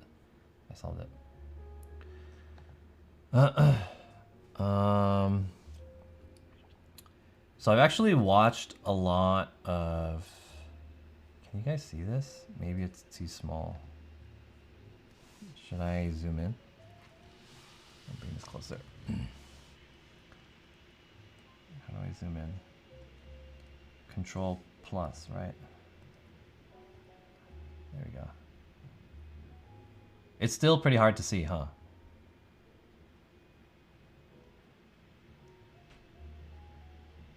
Alright, I'm showing you guys my search history. Basically. This is my YouTube search history. And over the 1 week that I've been in hiatus, you know, here's a really weird thing is that I feel like sometimes, you know, you feel like the world is trying to give you a sign. So like I had so many things in my 1 week of hiatus. There were so many videos about people who are getting like fucked up in whatever their creativity is. Like this guy, he made his whole video about how he was like unsatisfied with his progress on YouTube.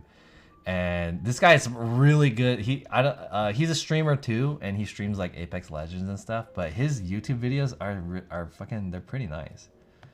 And I've had so many things like there was a Trihex. Like look at this video, it's so nice. Look at it, it's hella fucking nice. Like I wish my videos look like this, right? What are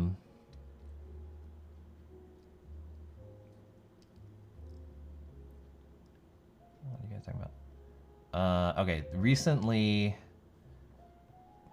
Oh wait, let me finish this. I'll show you that Trihex thing in a sec. I posted it in the Discord. Most of this stuff is like music.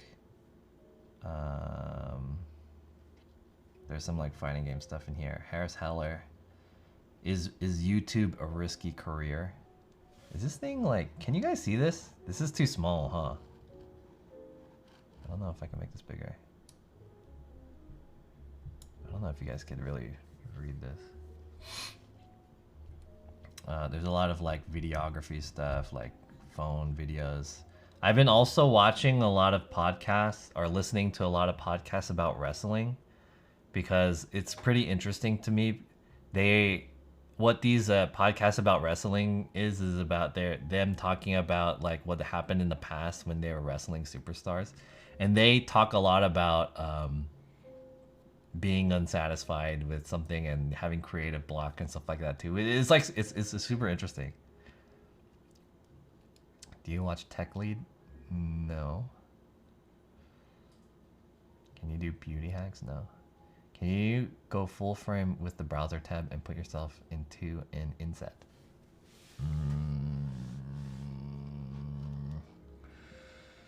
Can I? Let's see. Let's try that.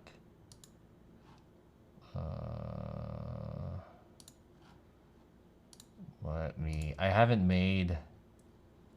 haven't made that kind of thing. Oh wait, can I do this? Can I use the game? Oh yes,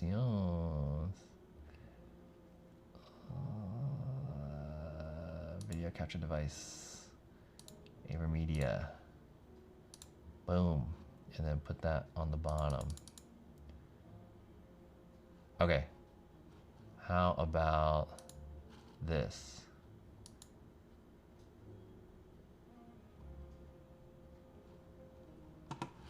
That kind of works, right? I feel like I'm blocking it on the bottom left. But there you go.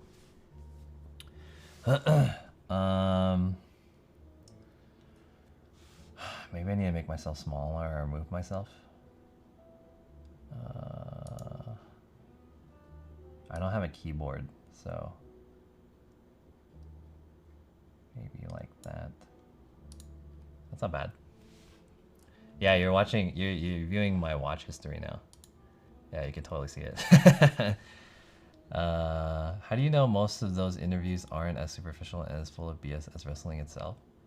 That could be true too, but they talk a lot about like the behind the scenes. They basically revealed how fake wrestling was. So I mean that could also be fake too, but that's a lot of work to kind of like reveal stuff, but it's also fake. Like, what's your motive in doing that? You know. I've been watching a lot of vlogs too, like tech vlogs. These are tech vlogs.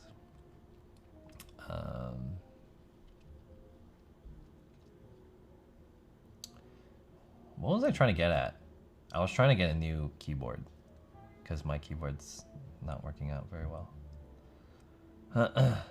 Can we see your browser history? This is a different browser than my... I don't really use this computer. I don't really use it for personal use. This is like my... This is just like my work one, so you're not gonna really see anything. And even if you do see something, I'm not gonna show you my search history anyways.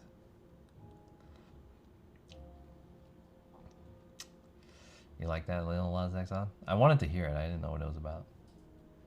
I looked up stuff about how to get verified. I was curious about that. A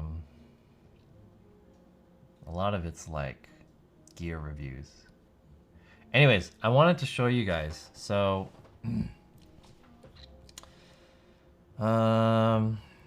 there was this tweet recently. This is one of the things that I saw. So there was this tweet recently by this guy named Carcinogen, who's a streamer, and he mainly does he streams horror game speedruns. Let me see if I can refocus this. He does horror game speedruns, basically. And he posted this tweet. He was recently on Trihex's channel, and they were talking shit about Twitch, basically. But he says, this is a very interesting tweet. Anyone interested in getting into content creation, I have some advice for you. Fuck Twitch. By design, it's a cutthroat example of trickle-down economics. If you're doing better on exposure, the other guy gets shafted. Multiply that by however many people are in a directory. And then he says, fuck if Twitch isn't good at loosening people's wallet. Yes, I said that unironically, and I mean it in the most mocking sense possible. But pursuit of any kind of meaningful growth on the platform is nearly impossible and will only get worse as there's more people. It's a zero-sum game. Don't let anyone trying to exert fake positivity or people who struck out lucky fool you into believing otherwise. What's the rest of this?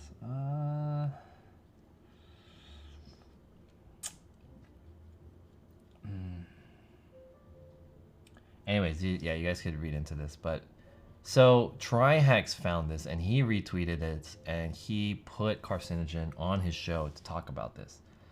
And he said,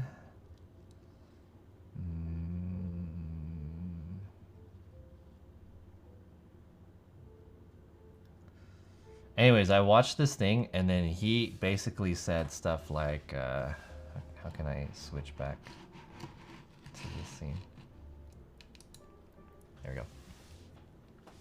So I basically watched this and I thought to myself, like, the things that they were talking about is they were saying how it's basically the stuff that I mentioned, where he says that it's really hard to grow on Twitch and all Twitch streamers have the same type of experience. Well, all like larger Twitch streamers have the same type, well, maybe not all, but a lot of larger Twitch streamers have this experience of like, I was killing it at one point. My growth was like going really high, and then suddenly I kind of plateaued, and then all my subs, my viewership started going down, and like I started hating myself or whatever. And then you go through this thing, and then they're blaming it basically just on how Twitch works and how live streaming works.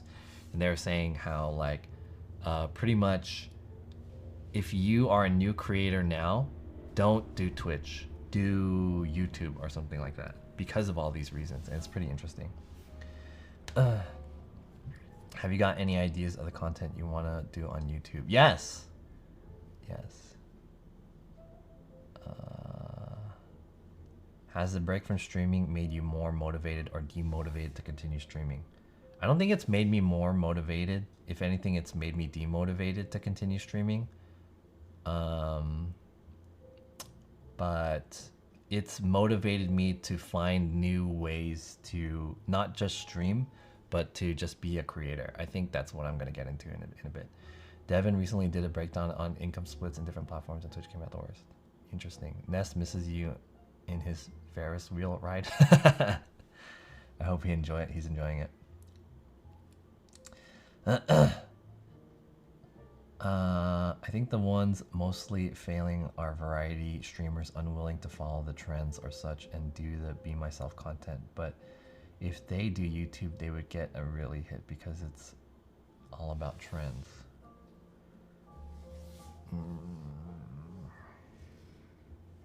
This is pretty interesting because it's like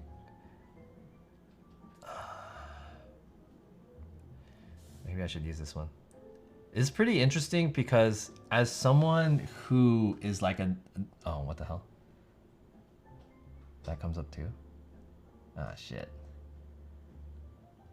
Okay, anyways. It's pretty interesting because as someone who's an IRL streamer and doesn't do game streams typically, it's interesting to me because I think that being a game streamer on Twitch is really fucking hard. It's harder to be a game streamer now than ever on Twitch. There's like no way you can be popular on Twitch as a game streamer from what I experienced. What do you guys think? Do you guys think that?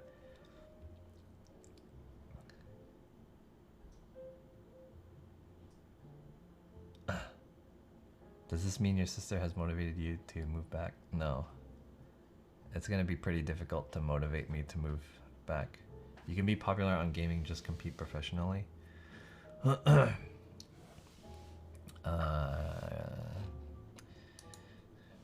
So, I mean, I think that streaming in general, getting into Twitch is really fucking hard. But specifically game streaming is really difficult. And it all comes down to trying to figure out how to differentiate yourself in the category that you want to be in. And I think Warcraft Andy is kind of right when it comes to variety streaming, because basically variety streaming makes it so that you cannot grow in a specific category. And I think that only the people who are growing as variety streamers are mainly piggybacking off of just chatting. So it's like they'll do just chatting as their way of discoverability. People will find them and then they'll play a game, but they're not like community based. So the thing about IRL streaming is that the IRL streaming community is quite niche in comparison. But what's happening is that more and more people are getting into IRL streaming.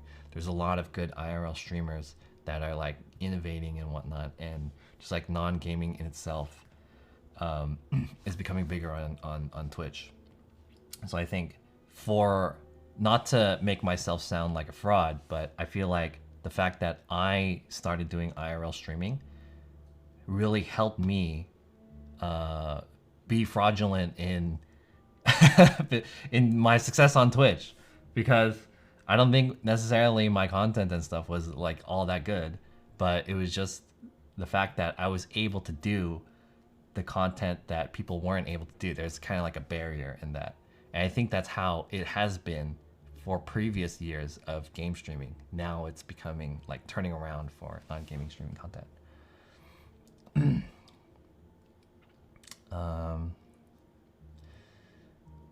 Nikita says, I feel people grow on Twitch for the wrong reason. Like if you are toxic for a moment and your clip goes viral, other than that, there's no growth on Twitch. I agree with that.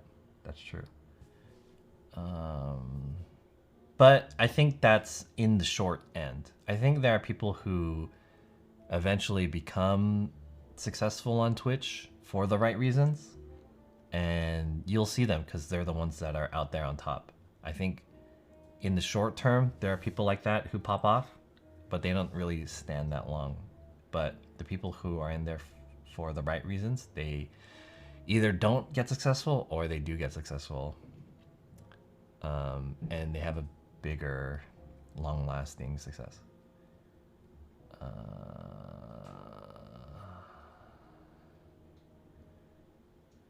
That's why you have Twitch now trying to push partners into utilizing TikTok to promote themselves. Twitch trying to push partners? What do you mean by Twitch trying to push partners? I don't think Twitch is trying to push partners to use another platform. That's kind of not how...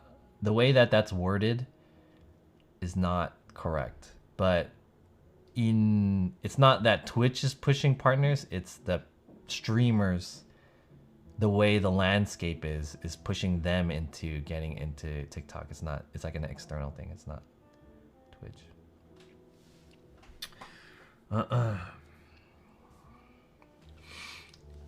IRL streaming is lost in just chatting these days. Encouraging partners to use TikTok here in the UK, really? Okay, that I don't know about. That might be different than over here. I don't see any push to use TikTok here in the States.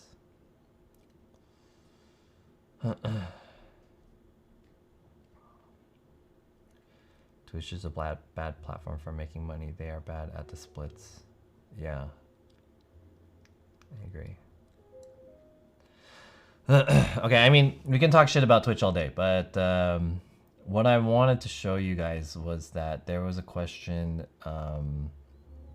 that asked me about my inspiration of what I want to do on YouTube. And basically what I want to do on YouTube is, how can I explain this? The people that really interest me is a mouse that works correctly. I think I just need a new mouse. Here it is. The people that have been, what is it? Shh. The content that has been really inspiring me as of late is, I'll give you guys an example. So like Harris Heller definitely, I mean, he's not like my number one, but Harris Heller has inspired me. But probably some of my number ones are like this guy. His name's Gene Nagata, and he owns a YouTube channel called, this is his vlog channel, but he owns a channel called Potato Jet, and they are almost at 1 million. It's at 800k subs. And basically what he does is he reviews tech, specifically camera and like videography tech, because he works in the video space. And so he does all this tech review, but he does it in a really fun way. And if you watch any of his reviews, they're like, he takes whatever tech that they're doing, and then he makes like a whole, I don't want to say story, but like there's like the whole video of the review is revolved around the product and how the product works in this world. So for example, like this review is of a 360 camera, and then so they went and they did skiing, or not skiing, snowboarding. And then so the content is like, it's on the surface, it's just a tech review of this camera, but when you watch the video, there's two things going on. One is the camera, like the topic of the video, and two is their snowboarding. So it's like you have content and they're using something for the content and you're watching that, right? There's like different forms of content. And then I thought about it for myself, and I remembered when I did IRL streaming. And basically what I would do is I would do two things. I would IRL stream at an event or something, and then I would eat. So those are like the two things. It would be really cool for me if I can do an IRL stream where we do something really interesting. We talk about this product, and the other benefit of the product is that they are getting sponsored by this product, right? So that's also supporting their channel. So if I had a product that I could talk about, for example, 360 camera. We'll use this example. Hey guys, welcome to my stream today. I got a sponsorship from Insta360 and they gave me their new camera. We're gonna try to live stream with this camera and then we're gonna have fun. We're gonna use this camera and make content of it. So it's one, reviewing that camera, and two, having fun with it in the IRL sense of like, we're gonna do snowboarding. And then we're gonna take that VOD and we're gonna see if this is viable for IRL streaming, because that's the niche for it. And like in his case, the niche is the video production. In my case, it's IRL streaming. Then we can make a YouTube video that's saying like, hey, this is possible for IRL streaming to use this 360 camera. And you can see us having fun using it. So I think that model is like such a good model, right? And that's what has kind of inspired me if I want to do this kind of like IRL streaming, putting it onto YouTube, and it involves like so many things, right? I think it's pretty interesting. Are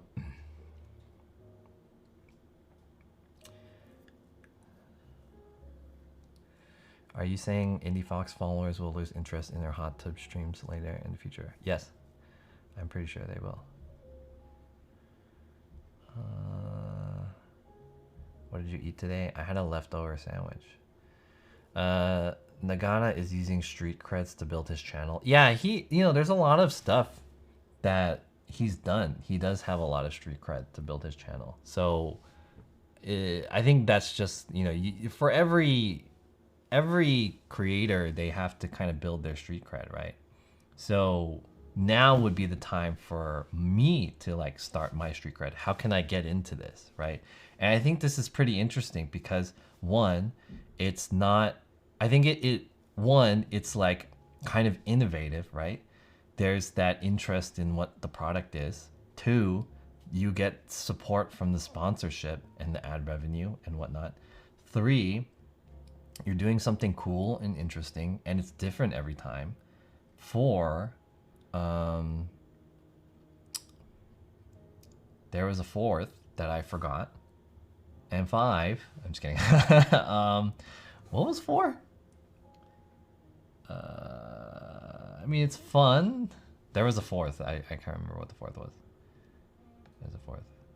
Oh, it's impactful. It's impactful and it's meaningful. It's not just going out and doing dumb stuff. That video that Gene made about the Insta360 is gonna be there for as long as the Insta360 is relevant. Whereas, hey, some MS-13 girl came up to me and yelled at me. That's like, that's not gonna be relevant anytime soon, right? It's not relevant ever. It's just like she just came up and she said some shit, and it's like, oh, it's viral, right? But it doesn't make a difference in the world. Whereas, this Insta360 video, as long as I'm considering buying one of these things, this video will come up. So it's like, it's interesting. Check out EasyDoor. Who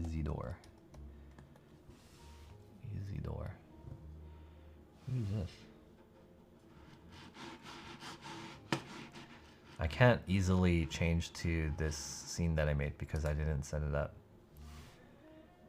EasyDoor, 364 subscribers. Is this guy a YouTuber or is he a Twitch streamer? Oh, this is the guy that did he did a hot tub stream in like a bodysuit. Why am I checking this guy out?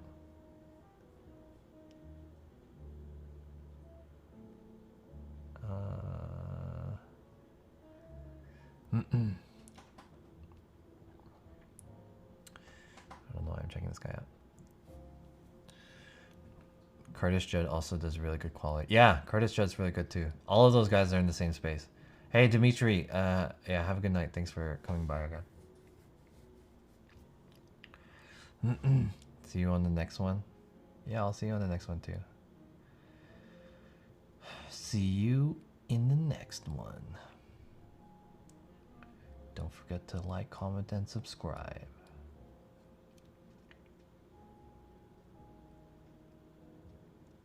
Okay. So anyways, I hope that answered that question of like what I'm going to get into and what inspires me for the YouTube. So basically, my mind has shifted from being a streamer, just a streamer, a Twitch streamer, and I realized how important it is to just not be a streamer and to be like full all-around content creator. Not and use not necessarily having like a main hub for like my content, but more so having these hubs work for my brand and how people will come to me as my brand. So the number one thing is that I have to kind of build my brand. I already have kind of like a brand going on, but I feel like I need to more so like outline what that brand is going to be and how we're going to do it, and then build the model of making content and then distributing it and how that's going to work out. So basically what I'm trying to say is that I don't want to be a streamer, just a streamer anymore. I want to find a model that will be a sustaining creator, to be a sustaining creator, if that makes sense. It can involve streaming, but I don't want to be just a streamer. Is this the last stream on Twitch? No, I'm gonna stream tomorrow again. Is YouTube live streaming any good? I don't know. I want to try it. YouTube. I don't think YouTube live stream. I think YouTube live streaming is not better than Twitch streaming, especially the YouTube platform for live streaming is not developed well. So it's like saying what's better, a gun or a sword. You know, they both kind of do, they both kill people, but what's like more efficient, right? And they both have their positives and negatives. But the good thing about this battle is that we don't need to decide whether or not we need a gun or a sword. We can use both. We have two hands. So we just have to figure out what's the best way to using it. Thanks for sharing your shift with us. Looking forward to this new chapter. Thank you too. I don't watch YouTube live streams on iOS. I cannot background it like I can Twitch. Okay, so I don't plan to stop streaming on Twitch. I just plan on shifting the way that the channel works and how I think about streaming. That's what I want to do. So I think like, yeah, it was kind of fucked up the last week in my experience and how the last week was on me. But the good thing about experiencing shit like this is that it makes you make these important decisions on how you want to, you know, make for a better future. So I think that this is the way to go, based off of all the stuff that I've previously said. Bill Hang, what happened to the Super 73? Are we going to have one last bike stream? The Super 73 needs a new battery, and the new battery is going to cost like $500 to $700. I don't have enough money. Yeah. So I fixed the controller, but the problem is that the battery... something's wrong with the battery. I don't know what it is. But the controller is working now. It's just not working well with the battery that I have. And I think that was the problem with the previous controller. So I can't get it to work, yeah. Nikita says, I've streamed gaming on Twitch in the past, but now I'm wondering, could one keep Twitch for, say, IRL and move to all my gaming DIY and produce content to YouTube without affecting my Twitch? Yeah, I think you can. Yo, Sandless Apprentice, thank you for the sub. 11 months in a row. Very much appreciate it. And I'm sorry I don't have like alerts and stuff today. I'm trying to decide how I want to feel, how I feel about like alerts and subs and stuff like that. You know, one thing that I can definitely say though is that taking this break has been like really good for me.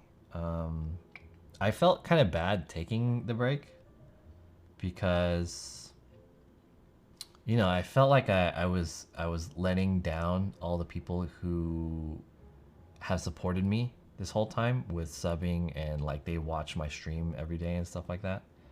But also part of me felt like, you know, fuck these guys. They don't appreciate me at the same time. But the other thing was like, I feel like it should be normalized to be able to take a break. And I want to show you guys a TikTok video that I watched, if I can get this thing to work. Let me see. Let me show you guys this TikTok video. Okay. Let's take a look.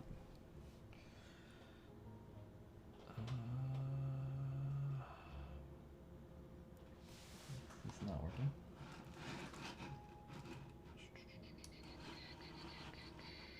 How do I get this to work? Let me show you guys this video, this TikTok that I saw while I was on my break.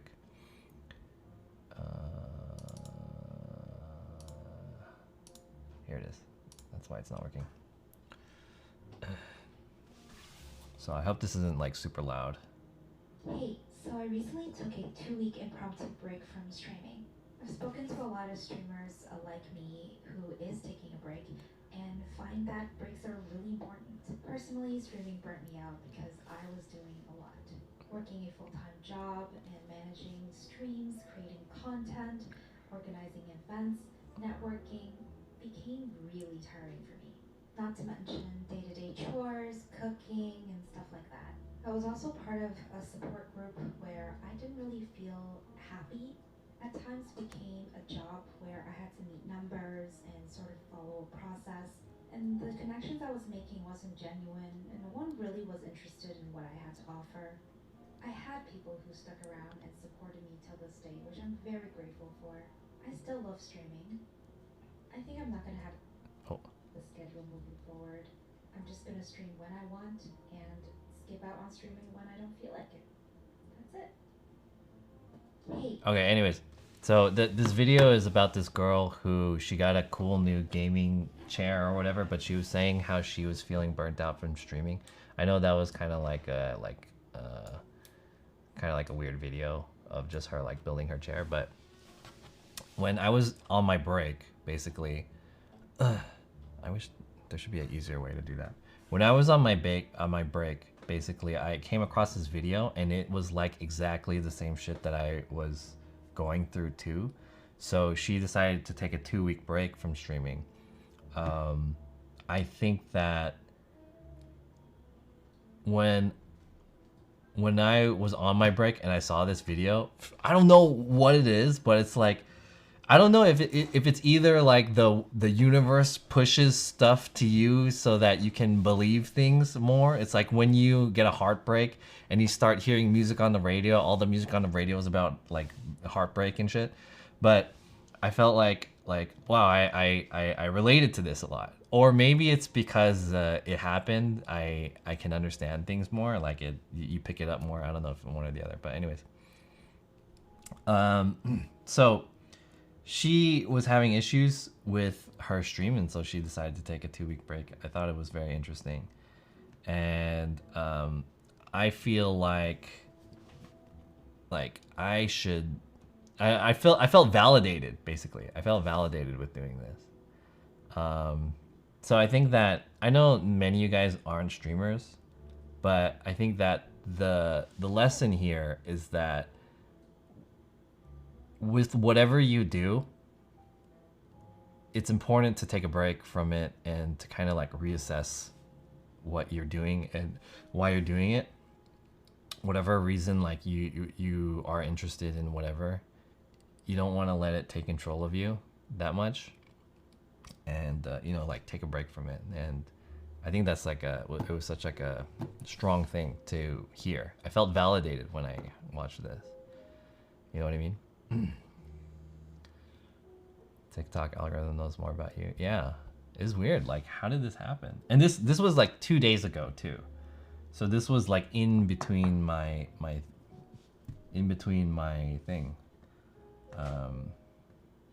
It wasn't like it was there that existed forever, and then the TikTok was like, all right, let's fucking, this guy is taking a break. Let's send it to him. Let's take a look at her profile too. She has 642 followers. Oh, there's another one that I thought was interesting. Hey, chat, look at this. So this is. Let me go to her Twitter. Here, take a look at this.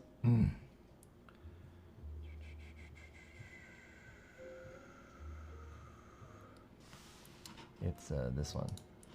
So there's this streamer. She goes by, well,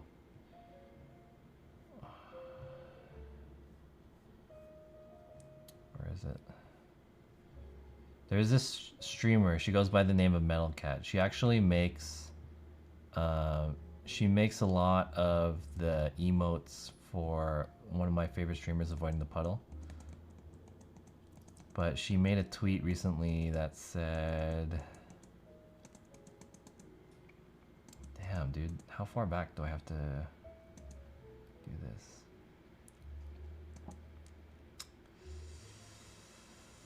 Here we go. So take a look. She says, I want to preface this thread first by saying I'm beyond grateful for the support I do have, and I am lucky. Despite this, I cried like a bitch earlier today because I can't seem to grow on Twitch, and I know a big part of that is because I'm an old woman, and that's just not what people want to see. They want young girls or guys that are funny / good at games. That's just the harsh reality. I'm not super great at any games, and I'm not overly funny or smart. So I don't have anything to fall back on to help with views. Despite all the support I have, I barely ever crawl to 100 viewers. I've been streaming for over 6 years. There's a lot of luck involved with streaming too. I feel like I have been very lucky, but being an old wannabe metal chick is just not what anyone wants to see. Am I sorry for this rant?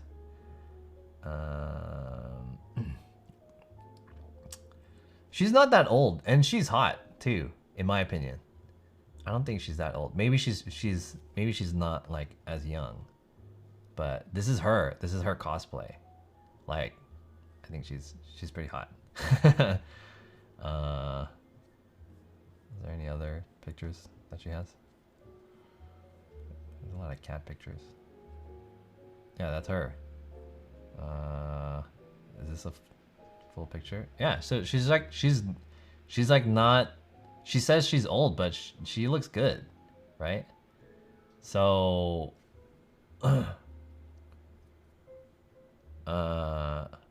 anyways, it's not about the viewership. So anyways, the point that she's trying to make is that she's having issues with growing on Twitch because she says that the way that Twitch is that people want to watch younger girls or guys who are good and funny at games, right? So I was curious about this, and I feel like Nikita is also saying kind of similar things where she says her content is not what people want to see on Twitch, and she thinks that going to YouTube would be better for that style content. So I don't have an answer for this. Like, I can't say like, oh, this is better than that, or for, you know, like this is the move to take, because obviously I'm having trouble doing this as well, right? Like finding out what the best content is and how to do it. But there's an idea that like there's something for everyone, right? So how does one really grow on Twitch, and what's the best way to do it? And you have to look at it and see if, you know, are they hitting all the check marks, right? Are they posting on social media? Are they growing from that? Are they making like TikTok videos to grow their discovery? Are they making a YouTube to archive the, you know, also grow that. So I think it's debatable whether or not it's the content's issue or it's the discovery's issue, or even if it's the platform's issue, where it's just the views for this type of content doesn't exist there. So I think, I mean, I don't have the answer for that, but I think it's just pretty interesting. Hambazen says, I think the problem with streaming and content creation is the current cancel culture. Cancel culture doesn't really have anything to do with growth, though, and being problem with growing. Maybe that is kind of an issue, but I don't really see how that kind of works out here. I don't think it's about age per se, more about content. Twitch's audience is quite niche.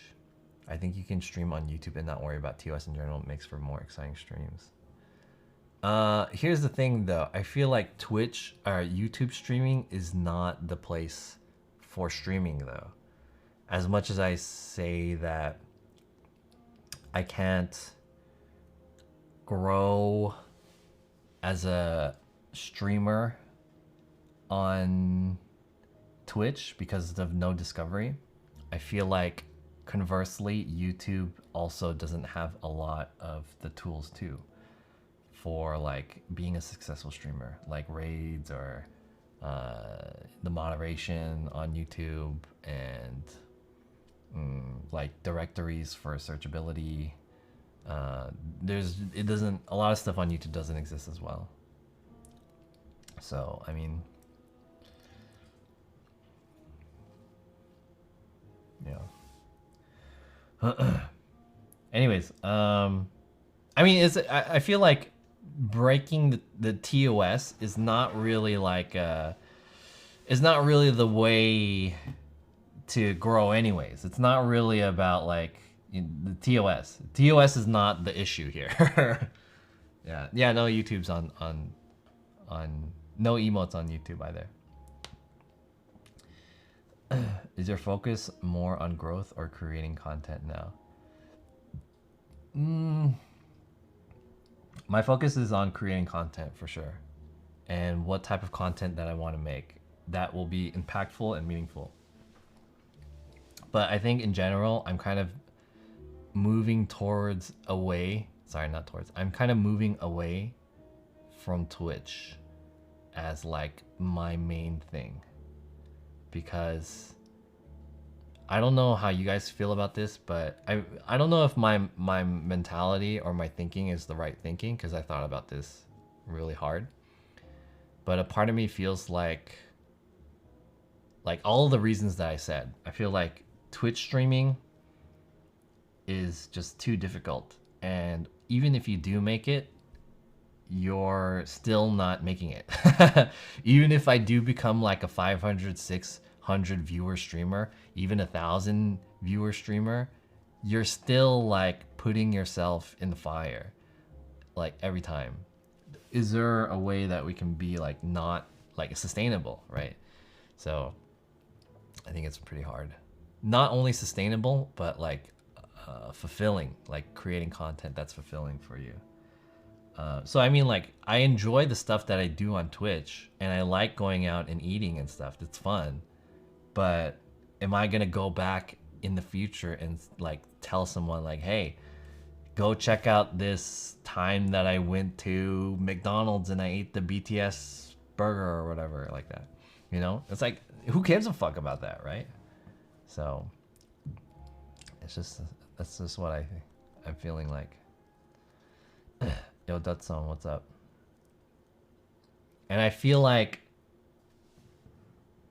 no matter what size streamer that I am and whatever other streamers that exist now, I think they should be making this type of move too. If you are, no matter what size you are, if you are a 10 viewer Andy, or if you are a 1,000 viewer Andy, I mean, maybe it's easier for the 1,000 viewer Andys, but if you're like anywhere in between, even if you are a 1,000 viewer Andy, it would benefit you. But you should be thinking about building content for being fulfilling, right? or I mean, like people have different goals. People have different goals, but yeah. The problem I find with Twitch is even if you're a really successful streamer on there, one wrong move and you're suspended for some daft reason that's beyond your control. Totally, yeah, that is definitely a risk too. Yeah, being a live streamer, especially IRL streamer, is like super risky. Bill Huang says maybe you can grow faster on TikTok. I want to involve TikTok too. I think TikTok is obviously one of the biggest. It's one of the like biggest contenders that's happening right now. The effort that you put into it is very low, and the return on investment is very high. So I think I definitely want to do TikTok, but I think it's not like, I don't want to make it sound like I'm moving to TikTok as like a, this is the thing. So the idea here is not that I'm moving to YouTube or TikTok or something like that. The idea here is that I'm moving to John SF as a brand, as a channel, and I'm utilizing platforms such as Twitch, YouTube, TikTok to build the brand. That's the real thing, because for the most part, the past year or so of me being a creator has been only Twitch. I've only done Twitch, and you know, this is what I've got from being on Twitch, which is not a lot, right? So why invest so much into just one thing? Let's build myself up as a creator and use these platforms for what they're meant to be used, as tools to build myself. When are you branching out to OnlyFans? I won't.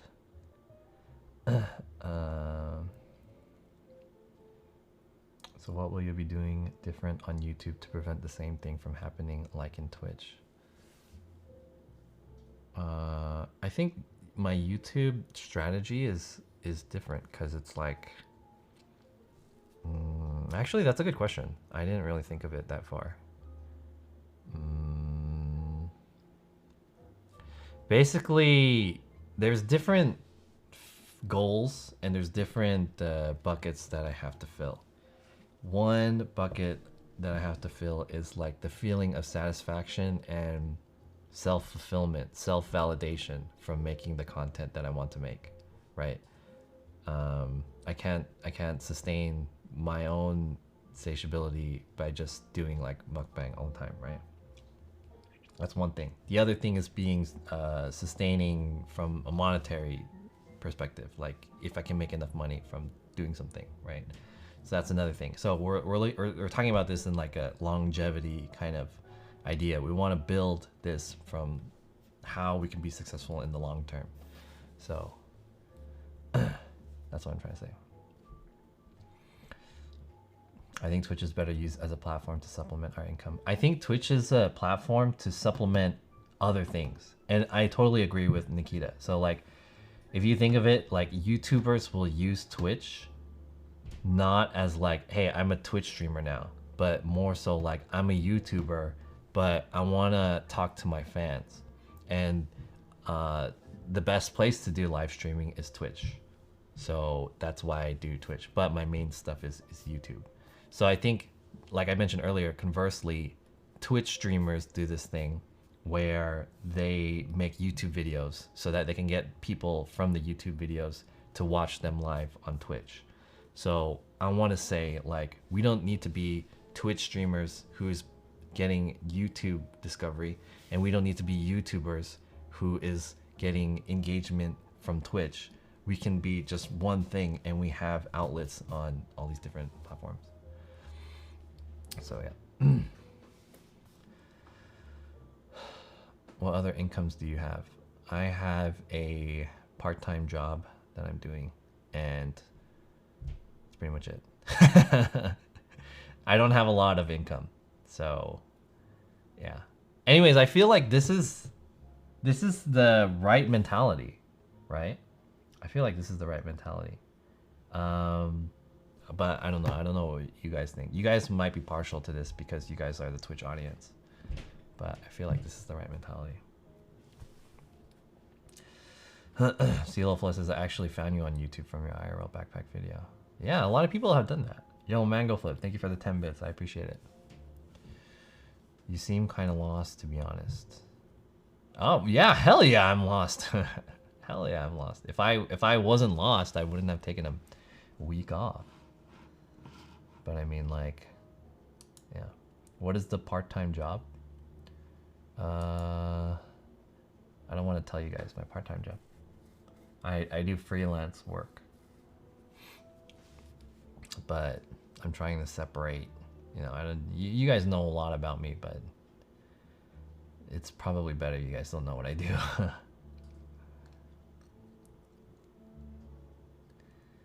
I'm not Twitch audience. I spend more time consuming YouTube content, to be honest. Did I read that right? I'm not Twitch audience. I spent way more time consuming YouTube. I've been more active on YouTube than I have been on Twitch. Because I feel like the way that it is now, I feel like Twitch is like junk food. Where you watch it and you don't, after you finished watching it, you don't feel any different from when you started watching it. It's kind of just like, it happens and then you witness it, and then this is like 90% of Twitch streams. Maybe there's 10% where you'll like actually get some value out of it, but maybe it's just because I watch too many IRL streams.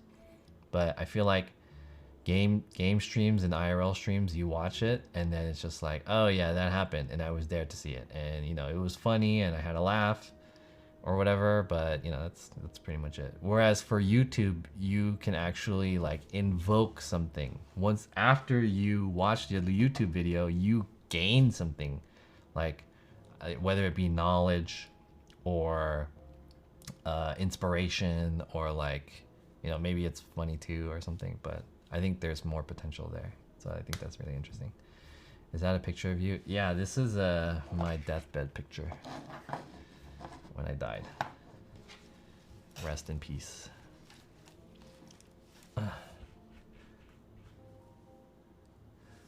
There are real gems on YouTube because there's such diversity of content. Are you joining Ariel in church? No.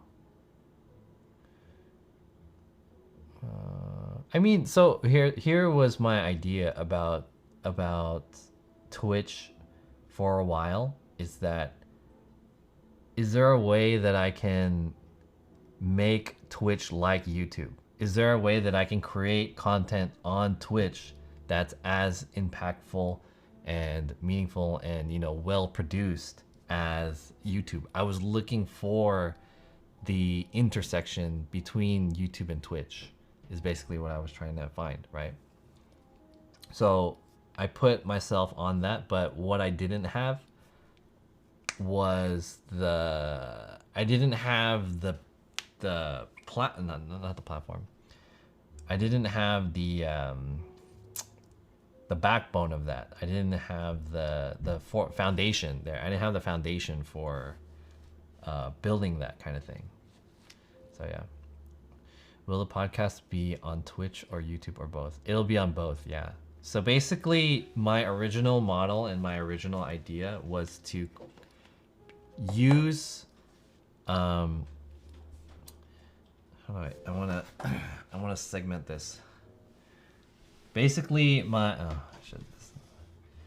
basically what I wanted to do was I wanted to use Twitch to record all of my content. That'll be like the way that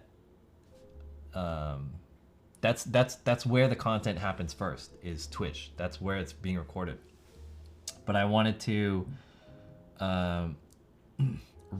do the Twitch stream in a way that it can be edited and then translated into YouTube. So it's kind of like YouTube content, YouTube recording, but done live on Twitch. So that way it kind of works for both. And I haven't really got around to fixing that up yet. Are you murdering your Twitch account? No. What's the name of your podcast? The name of the podcast that I wanted to do is called the No Games Podcast. Yeah, No Games. I don't think you can stream on Twitch and YouTube at the same time as partner. No, you cannot. But it's not. I'm not planning to stream both on Twitch and YouTube. I'm planning to just do live streaming on Twitch, then taking the VOD and editing it for YouTube. So it'll be the content that's been done on Twitch. So right now, the way Twitch streamers do it, at least the bigger ones, is that they just do Twitch live stream and then the highlights are uploaded on YouTube. But you can really feel that the effect of it is that this was a Twitch stream, right? That I missed, right? Is there a way that we can create a style of content that is more like a live YouTube video and then cut it into YouTube so that once you translate it over, it feels more organic than a live stream? So I'm just curious if that's even possible. When is your podcast going to start? Honestly, I was going to do it last weekend. I was going to do it on Saturday, the one that passed. But is today Saturday? Today's Saturday, right? Yeah, I was going to do the podcast last Saturday, but I took a break.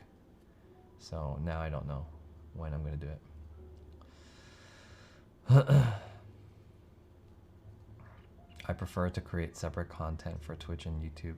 That's probably the better way, to be honest. But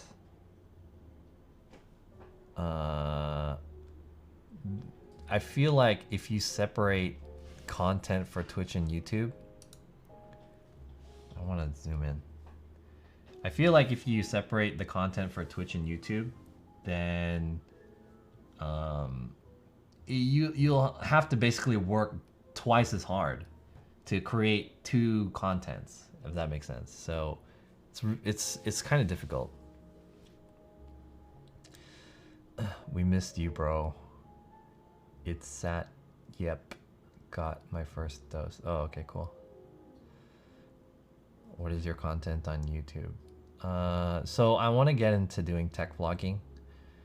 So I want to see if we can try to create this type of IRL stream where we do kind of tech vlogging in IRL, in the IRL stream setting, and then bring it to Twitch. That's kind of my idea for now. I want to get into tech vlogging.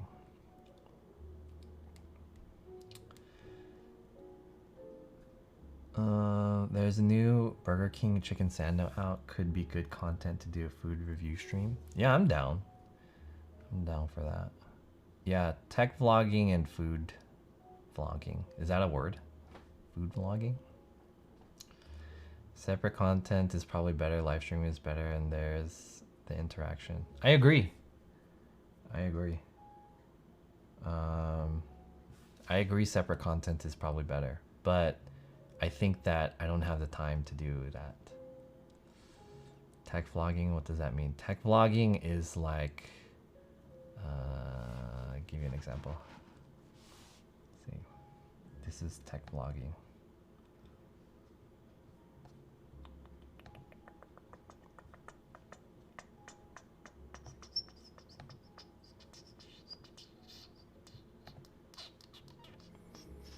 How do I get to this? Is there any sound? 15 years ago, and with the cameras I had access to. Oh, actually, I shouldn't play this for too long, maybe. But so I hope this isn't too loud. But basically, this is a video about this channel is called Potato Jet, and he is a filmmaker, but he is talking about this camera, which is a 360 camera. And so he's saying like, hey, we're gonna test this video or this camera out, and we're gonna test it by doing snowboarding. And so that's how they're gonna do it. And then they're gonna show all this fun stuff that they did with the camera, and then he's gonna talk more about how the 360 thing works. So that's what tech vlogging is.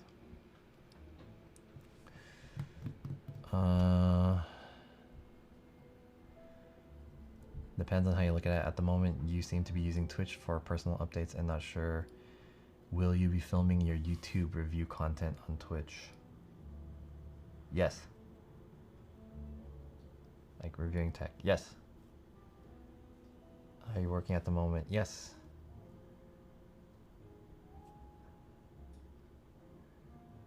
John wanting to do tech vlogging while using optical mouse on non-reflective table. This is actually uses a technology called like black something. I forgot the name. Black. Fuck, I forgot the name. It's black something. But anyways, you can use this on pretty much any surface. It's not the surface that's the issue. It's the Bluetooth connection. Because I'm pretty far from my computer. I don't know if the how far it is affecting it, but yeah. That looks like so much work to edit. So yeah, I wanna make a workflow that allows me to figure out how to have enough time to stream and then turn that into a YouTube video and edit it. And I think that's like the best way to do it. I think that's kind of the workflow. It might require me to stream less, but we'll see how to do it. But I feel like this is the way. Our road to freedom. John said, glad to see you back. Thank you. And T-chat. Thank you. EO, what's up?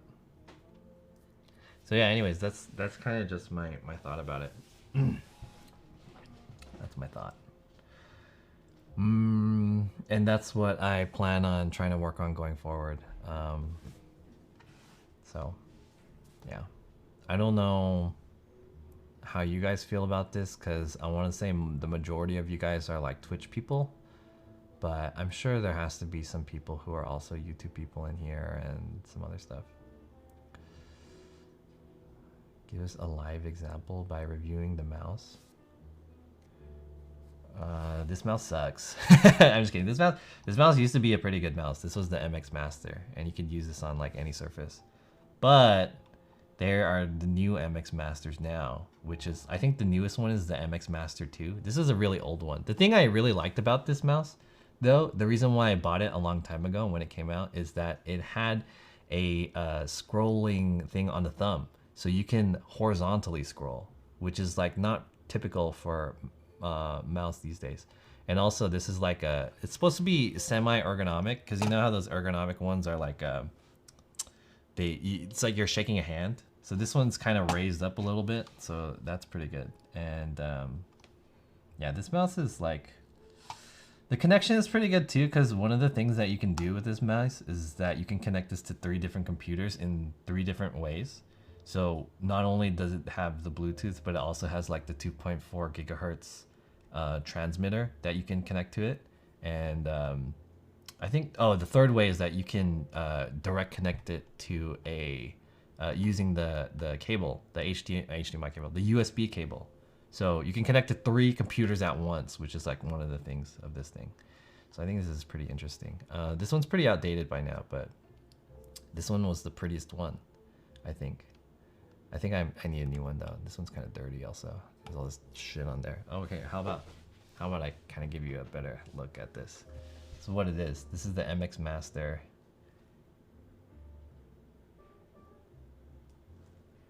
Is this gonna focus? Hello? There it is, it focused. I think I need more light on that side. Let me see. Need more light. So I could show you guys a little bit better.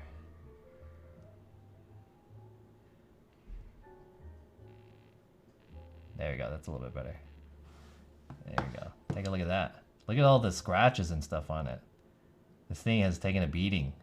I don't use this. I stopped using this actually because it's not really good for gaming. And I like to play Call of Duty. So there, you can see it has 1, 2, 3. You can switch between them. I also have this one too. I could use this as well. Take a look at that. You got the overhead. And I don't know why it's not focusing. Hey, are you gonna focus? Why doesn't this focus? There it is. Focus. Is the autofocus not on? Maybe the autofocus isn't on this guy. Anyways, yeah, that's that.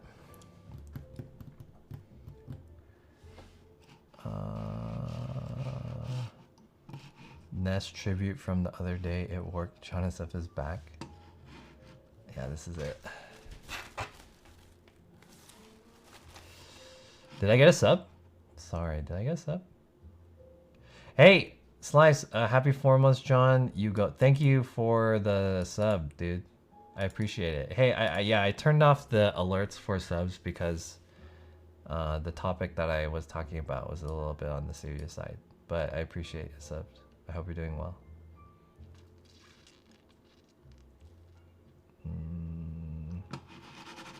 God damn it. Road to Our Freedom says, I'm on the same spot as you are and thinking about having 2 main types of YouTube vids. One quick type by drop shipping content from Twitch to YouTube. Drop shipping? The second type is more developed 4K with post-production and badass mixing YouTube vids like once a month. Here's the thing though. It's not really so much about the quality of your content. It's more so about the content. You should always remember that quality is king and content is... content is king and quality is queen.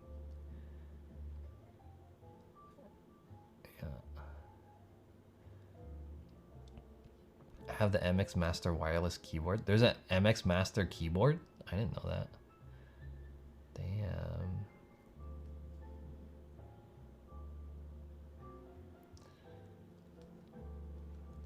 Yeah, sorry, I didn't do it. The vibe up today was supposed to be a bit more serious. So, yeah. But thanks. I don't want to do dances anymore either. I mean, the dances are fun and they're not that bad, but I don't know. I have to make like a conscious decision about how I want to build my channel and my chat environment, because I felt like I built like a very fun environment, and people are taking advantage of that. And they're coming in and they're just talking shit, and I don't really like that. So that's why I took the break off. Would you consider becoming a weekend warrior streamer while you branch out? Yeah, I thought about that. Yeah, I thought about it, to be honest. But I don't know. Listen, John, you're the captain of this boat. Always was, always have been. Thank you.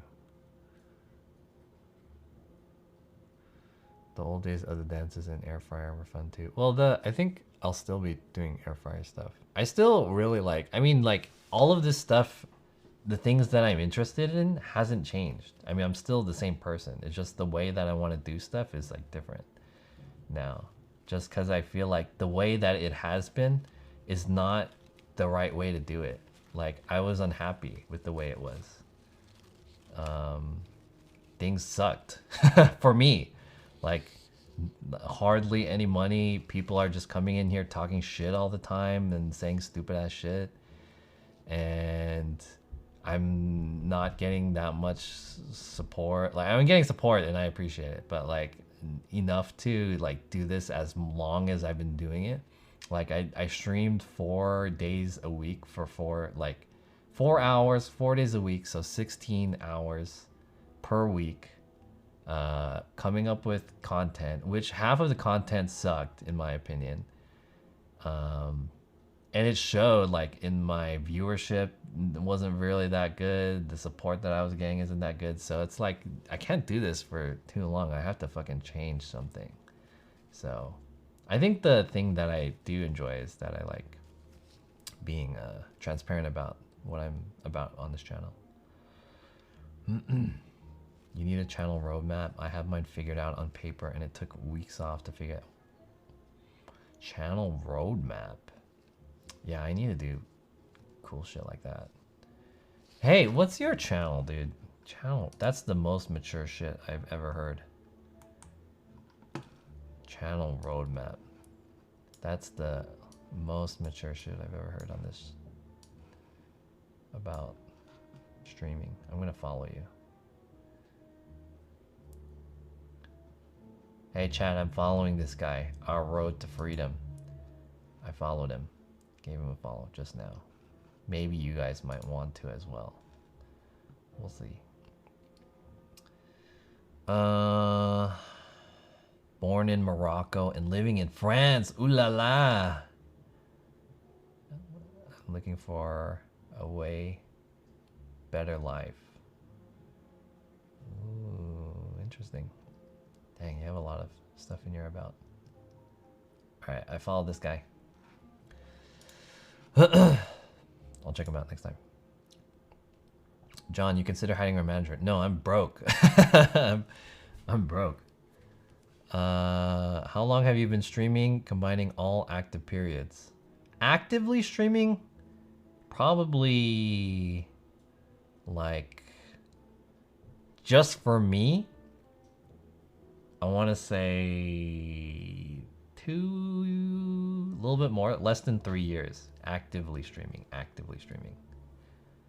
The most active period that I've been has been since about 1.5 years ago until now. So 1.5 years of really active streaming. But streaming in the big picture of streaming, I've been doing streaming for like 9 to 10 years. Not necessarily on this channel, for other channels and other people and stuff like that. So yeah. Always happy to help you out. You helped hundreds through your YouTube where I met you. So thanks. First of all, thanks for saying that. That means a lot to me.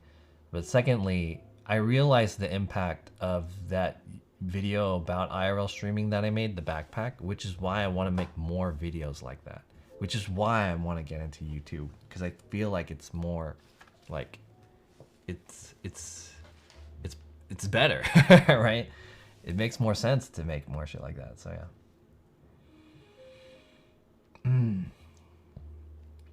When things open up, you would be a great world traveling streamer with your knowledge of IRL. Thank you. I appreciate that. I hope to like. I don't want to make it sound. I mean, I am making it sound like I'm changing a lot about what I do, and it's true, but the backbone of the stuff has always been the same, I feel like, which is always trying to figure out innovative ways to stream, but I just want to find the way to do it the most successful way, and the way that I have the most fun, and the way that is sustaining and fulfilling. So yeah, that's why I'm changing it. 3 years and you just got partnered a couple weeks ago. Yeah, pretty much. That's combining all the active amounts of time that I streamed, I want to say. But from when I decided that I was gonna go for partner, probably 1.5 years it took.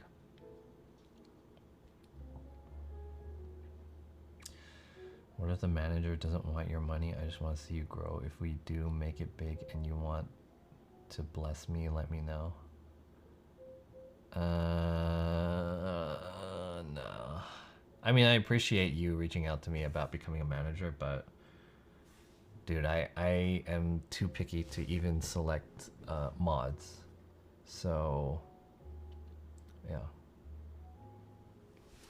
I don't see the use of a manager.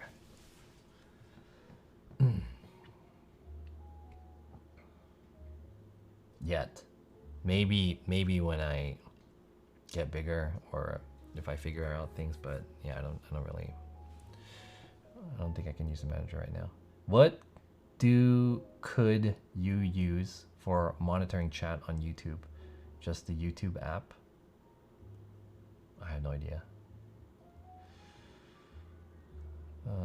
DMCA all the YouTube and TikTok videos on the MS-13 girl and you're already ranking in big money. But the thing is that I don't want that content to be my content. Like, that was the man on the street content and stuff. I mean, I think it may be pretty good for my channel, just for the views and stuff. But like I said, I don't want that to be part of my brand, where if you approach like a advertiser or something like that, or like some company, and your claim to fame is that you got called out in a gang video or something like that, they're gonna be like, all right, so how does this brand line up with our product, you know? So it doesn't really, like, I'm not gonna go to Sony and be like, hey Sony, can I get a new camera? By the way, this is my best YouTube video. So I mean, I don't really care that much about the MS-13 videos that much, but like, yeah, I don't really want to claim it. That's just me. Maybe I might be leaving money on the table or views and stuff like that. But yeah.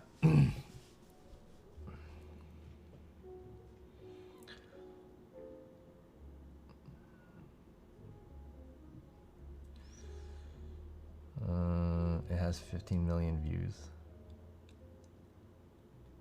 That's like thousands of dollars. Don't take it personal, by the way. I'm just saying. Just buy stuff and review them, then return it. So my angle is that I'm coming from... Whoa. Why does this... My angle is that I'm coming from the IRL streaming space. I need to like move over to the side. I'm coming from the IRL streaming space. So my niche would be talking about using stuff for streaming. And I think now would be the best time, because as COVID and things are opening up, I feel like more people are trying to get into the IRL space. And I want to give back to the community that has, you know, helped me get partner and stuff like that by helping other people with helping getting partner. So I think there's not a person who's doing this yet. There's a lot of people who is doing this for gaming. There's a lot of people who's making gaming reviews and tips and streamer tips and stuff, but there isn't one for IRL streaming. So I feel like that's a spot that I could fill. Yo, Curdy Pie, what's up? A lot of LA streamers have... you go. Is Tia in here? Oh, shit. Hey, Tia. What's up? I'm getting hungry, and it's getting late. 10? You look distorted.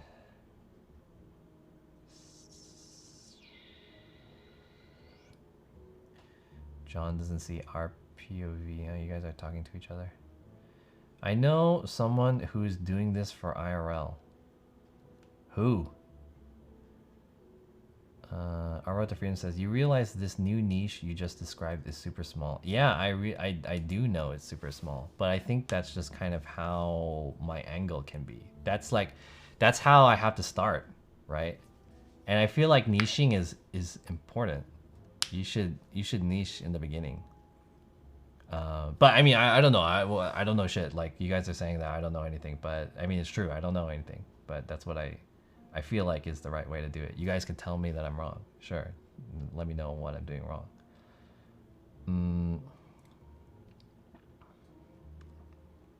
When are you coming to Taiwan? I don't have any plans. I do want to go though. Is this going to be a YouTube video? I thought about it. But this was more so for me to kind of update you guys. So probably not.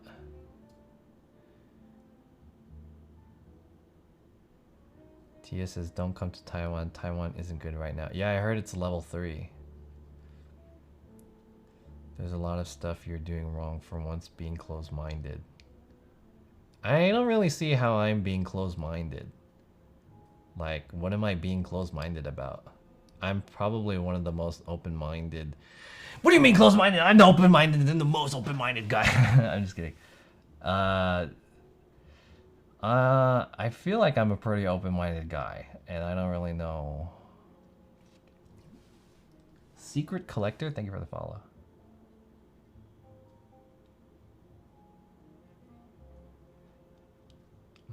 Niching is super cool for fast short-term growth. However, once you exhausted your niche, you should be able to be more flexible and move forward. Yeah, that's what I'm saying. So the beginning is that, you know, basically I need to build my following, and I think, okay, if you think that I'm doing a lot of stuff wrong, you can let me know, but I'm gonna tell you what I think is right, and I could be wrong, but here it is, right? I think the best way that I could grow is I start off with this niche of doing IRL streaming content on YouTube, right? There's not a lot of content that's made to instruct IRL streaming on YouTube, I feel like. Especially there's no personalities to do that, and there's not really anyone to like really build something off of that, right? So if I can start this niche and do this on YouTube, I can create my base following of viewers who is interested in IRL streaming and specifically searching out stuff for IRL streaming. So here's the thing that it works with niching as opposed to being more broad, is that when people specifically search stuff for this category, my stuff was most likely going to be on the top because it's so niche and there's not competition, right? So that's the thing. If someone wants to learn about how to do something for IRL streaming, the information is pretty scattered and far and few in between. If I can fill those gaps up, I can build that initial following. Once I get that initial following of people who are following me because they want to know about how to do IRL streaming and what's the potentials there, I will start giving more broader stuff about things that'll supplement IRL streaming, such as like, hey, this camera, this piece of tech works in the IRL streaming space, this and that, blah, blah, blah, right? Then people will watch that and be like, oh yeah, you know, John, he's basically, he knows about IRL streaming. This is why I follow him. He has a good view about doing this. Maybe, that's an interesting thing. I'll buy it, you know? Then I can make money off of like affiliate marketing off of that. That's like another thing about that. And people who kind of are interested in cross referencing that will be like, they'll see those reviews for that specific use case or whatever, and that will build my repertoire. That'll build my like my artillery. That doesn't make sense. That'll build like the content on my channel so that I can translate into more tech vlogging, and that's how that whole thing will work, if that makes sense.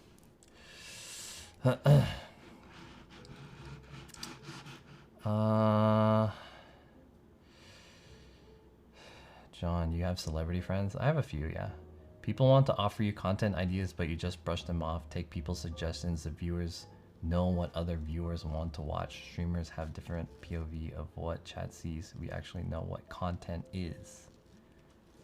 Oh, why don't you just stream then if you know the content? I mean, yeah, I'm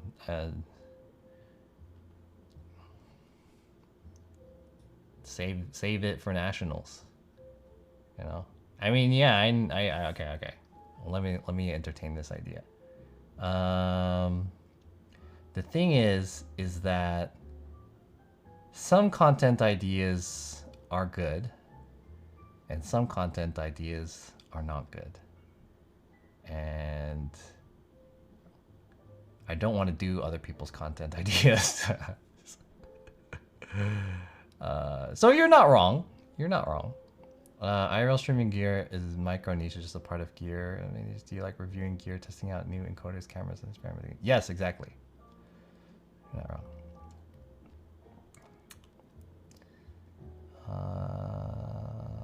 You can be independent IRL stream consulting. Even said this very viewers. First of all, I'm not talking about writing their name on a fucking board.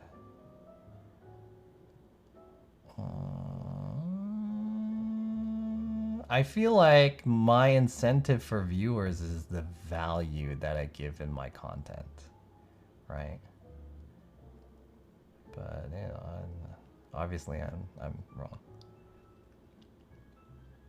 Do you have a plan to deal with regulars who just want to talk shit on your stream? No plan. Maybe we'll just ban them. And oh, you know the other thing that I mentioned about the TikTok? Because at the end of the TikTok, that girl, she said that I'm just going to stream whenever I want and I'm not going to have a schedule. I resonated with that. So I think that I'm not going to have a schedule with streaming anymore and I'll just stream whenever. I like that idea. What the hell? Come on, man. Connection. There is very minimal competition in IRL on how to do YouTube videos. There are a few channels that does it and some others that touches yeah.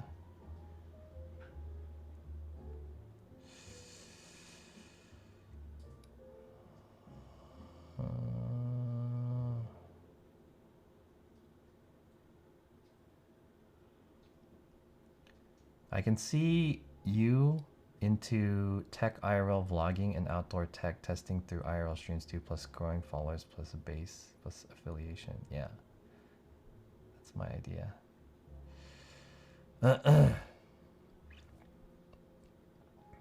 Well, Secret Collector gifted Content LA a subscription. Thank you for your sub. Damn, I appreciate it. No schedule. I would assume that creator would produce content elsewhere. In that case, then yeah, it would work.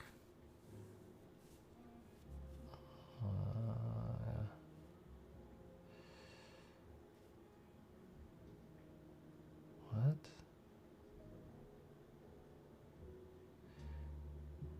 John, have you played Demon Souls? No, I've never played any of the Souls games, but they look fun. Chuck says, are you rebranding or doing some radical change on the looks, or maybe an injection of futuristic movie/series action way of send the message and connect to the audience?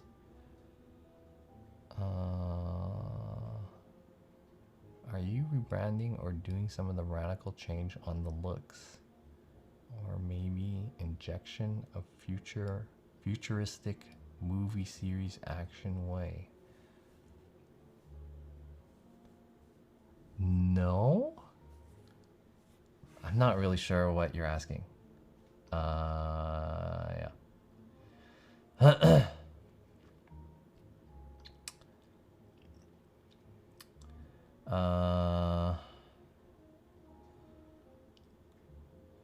It's super respectful to design a roadmap in front of your followers. I know many French IRL streamers to do that.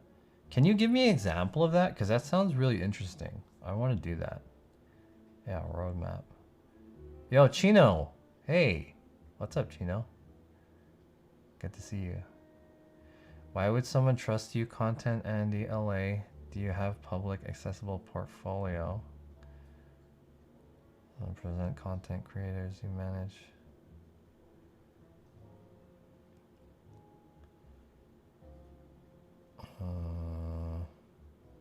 What is going on in my chat? Okay, this is a candle. No, that's me. This is me. This is my candle. For the death of my IRL stream. My Twitch stream.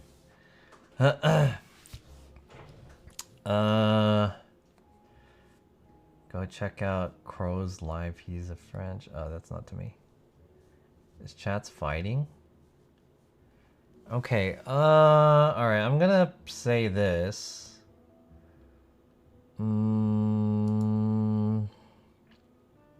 Okay, this content Andy guy. It sounds like you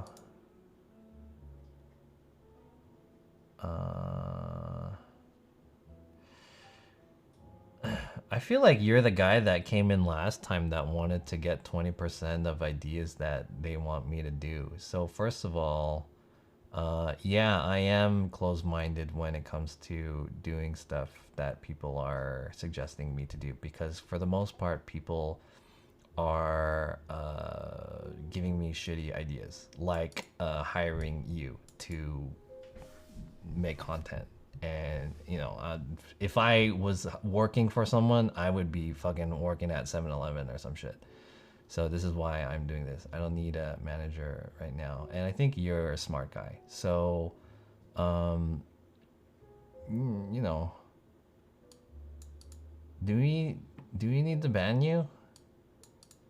I have no idea what is going on, but if I'm the problem, go ahead and ban me. Hey, chat, should we ban this guy? I don't know what's going on either, but I feel like there's some shit here.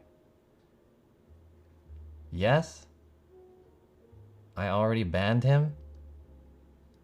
Please ban me? Okay, I mean, you know, if you put it that way, hey, we'll ban him. Alright, later. We banned him. I don't know what's going on, but you guys want to ban him. The way I see it is like why would you need to service? Okay, here's the thing about service. That is, people need to understand why they need you as a service. You don't fucking okay. H&R Block doesn't go to your house, or not. Okay, maybe H&R Block is a good idea. AT&T doesn't go to your house and say, "Hey, do you need internet?" And then the person says, "No, I don't need internet." And then they don't go, "Hey, you're so fucking dumb for not having the internet. Do you understand how good the internet is? The internet is the best shit. You're fucking stupid. Don't use, if you're not using internet. And we sell internet. If you don't buy an internet, you're fucking stupid." And then you're just like, "Oh shit, well maybe I should just fucking buy some internet." You know, you're just like, "Hey, you know what? Fuck you. I'll buy internet, and if I do buy internet, it's not gonna be from you. So get the fuck out of here." You know what I mean? So anyways. That's not how you get business. And I don't want people soliciting in my channel anyways. So, yeah. If someone wanted to be a manager for someone, surely one needs to check their actual abilities. Yeah, that's what I'm saying. That's how AT&T sells their internet. They don't say shit like that. They go to your house and then they'll say, "Hey, check out my internet. This internet is good because it has 10 gigabytes download speed, fiber, also access to Netflix and stuff like that. Shit's pretty good." You don't be like, "All right, you know what? If you don't want to buy internet, you're fucking dumb." You know, what kind of what? Yeah. Did you take half an hour to write down a couple YouTube video ideas like a quick draft? I did do this thing where it wasn't like writing down ideas. It was like a whole ass schedule of stuff. And I have a secret, oh, I can't bring it up right now. I have like a secret channel in my Discord that I just jot down ideas. So yeah, I have stuff like that. That's what I did. Not necessarily with YouTube, but more so with Twitch streaming. But yeah, I did that. I did that for a while.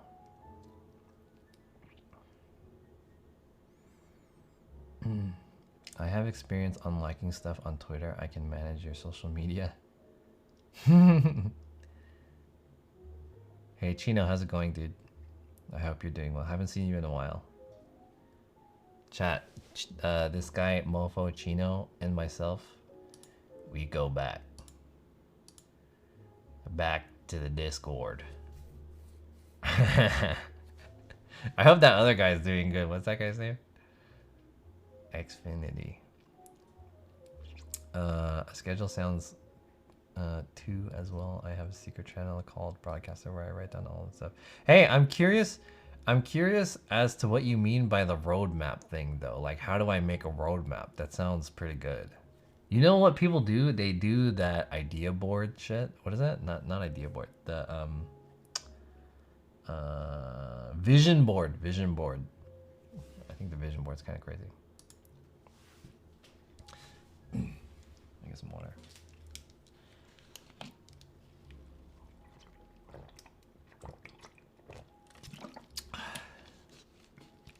Vision board. They make a vision board and then they have like a piece of paper and then they put like pictures of stuff that influence them. And then this is gonna be me at the end of this year or whatever. What time is it? 10:17 on a Saturday night. How long have I been streaming for? I only intended on this being a short stream, but I ended up talking a lot. And I kind of had to take a piss.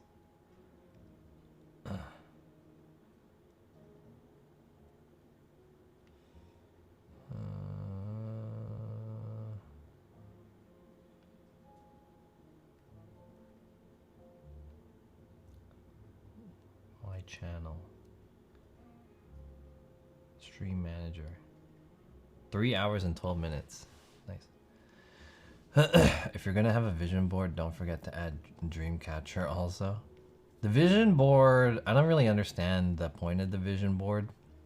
I don't know how effective that's gonna be, but I know Joey does it. And I know a lot of successful people do it, like actors and CEOs and stuff like that.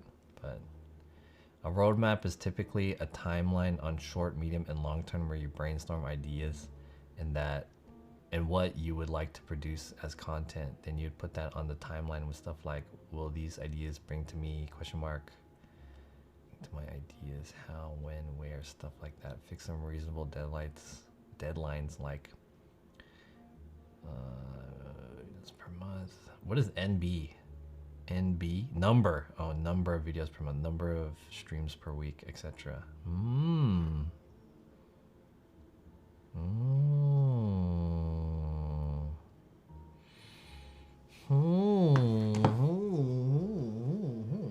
See, if that guy that we banned came in here and told me, John, you know what you need to be doing? You need to be making stuff like this.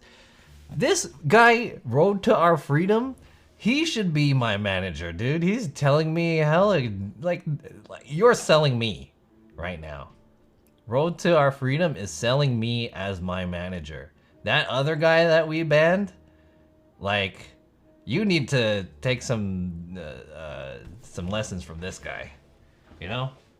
This guy could be a manager. Hold on, give me a second.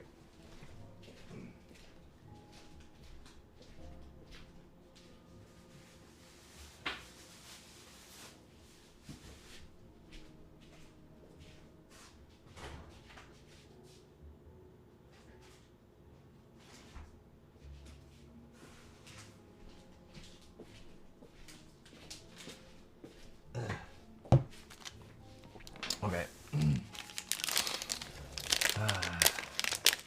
I have Milka.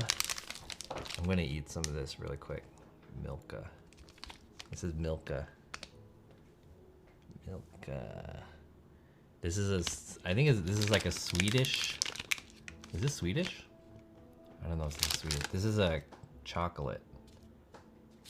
Is this Swedish?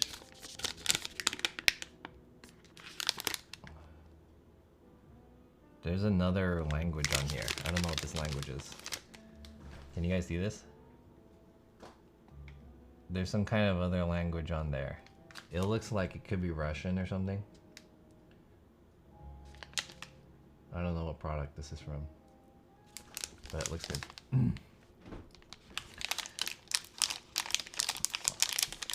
Yeah, Milka. So this is the Milka with hazelnut, actually. Milka with hazelnuts. The one I don't really like. I've had 3 different Milkas in the past month or so. The best one is the Oreo one, but there's 2 different Oreo ones. There's one with like crushed Oreos and there's one with like a full Oreo. Well, maybe not like a full Oreo, but That one was the best one. And this one just has nuts in it. It's not that good, but it's alright. Milka's German? Oh. I'm gonna break my tooth. It looks like IKEA candy.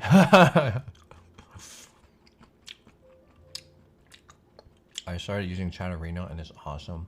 Click their name and see all their chat history and channel. You can see their permanent record.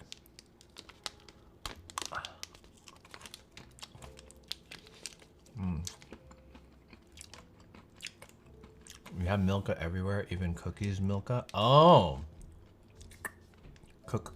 Milka is European Hershey's.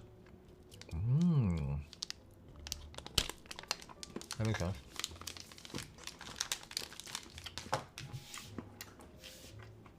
Speaking of IKEA,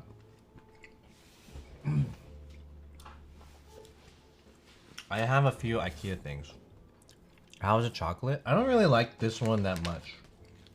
Because this chocolate is kind of bland and the nuts are like not satisfying. Not a satisfying nut. I mean, the chocolate is okay. It's okay.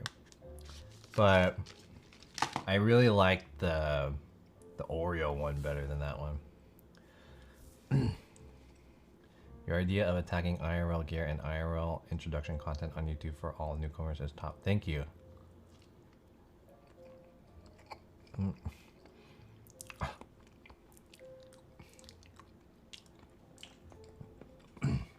I appreciate it. I want to see where I can go with this. I haven't really tried, like, I haven't built out the idea all that much and I don't know really where to start. But basically the branding of my channel is going to be figuring out IRL solutions, IRL streaming solutions that hasn't been like made before. So it's like what tech can we use as IRL streaming? And I want to get into a part of streaming that's not about tech and more so about like correct mindset for streaming for success, getting over troubles like burnout like I just did, and how to create like a successful streaming workflow. So I think these are all things that kind of interest me, but on the base level it's going to be about like building IRL streaming content. That makes sense. Hey, this guy came back. Hey chat, we just banned this guy's other account, but he came in with another account. Should I ban this guy's account too? John, you ever consider this isn't for you? Legit question. Yes, all the time. All the time. By the way, hey, second account is bannable, is like a reportable offense. I just want to let you know that you're evading your ban. And I banned you before on this account. Maybe it was a timeout. But I think that's a good question though. I mean, as much as I should ban this guy again, I will say that I 100% think to myself every so often that I will think to myself every so often that streaming is not for me. I always think about that. And I think it's like I mentioned before that I didn't like my chat's culture. But I feel like that's kind of just how the chat and the internet works. So it's one of those things is if you can't take the heat, you got to get out of the kitchen. I couldn't take the heat. So that's why I took a break. So I always think about that streaming is not for me. But anyways, yeah, welcome back. And I'll see you next time. Oh, fuck. I missed the last thing that I said.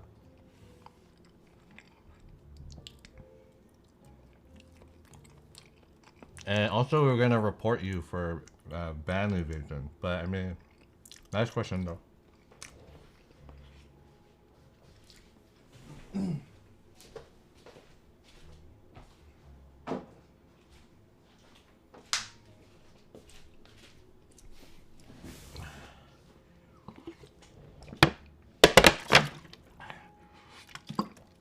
Did you just ban our timeout? I banned him because that was like the third time we banned that guy, right? Because I gave him 1,000,000 seconds timeout and he came in again, and then we wanted to ban him again, so I banned him. I banned his second account.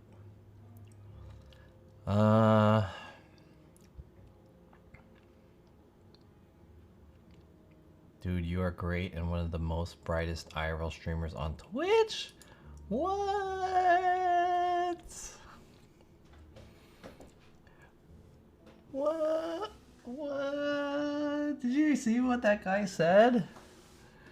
Did you see what this guy said, dude? Hold up. This deserves... Will this work? I don't know if this will work. Hold on. Will this work? Excuse me.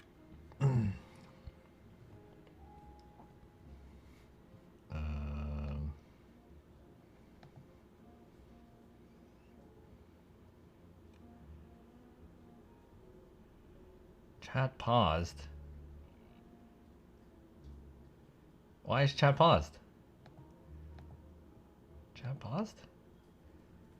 Let me refresh this. Oh, here it is. Where did that guy say that? Chuck Yeah said that. Where is that? Chuck Yeah.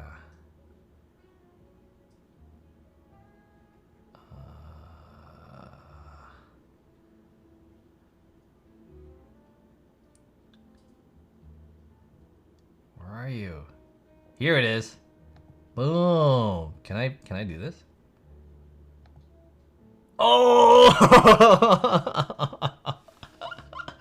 That's so tight. Did you guys see this, dude? Ooh.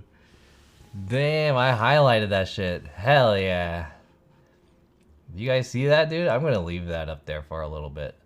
I'm gonna revel in this, you know, positive message that I got.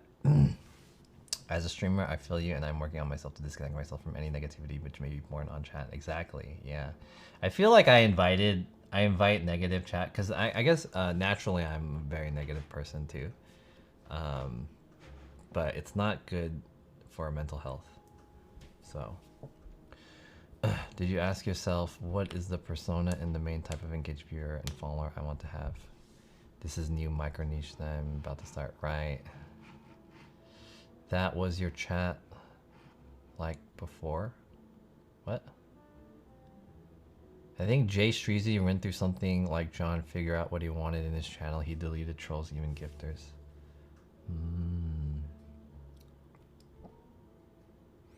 He deserves a name on your body.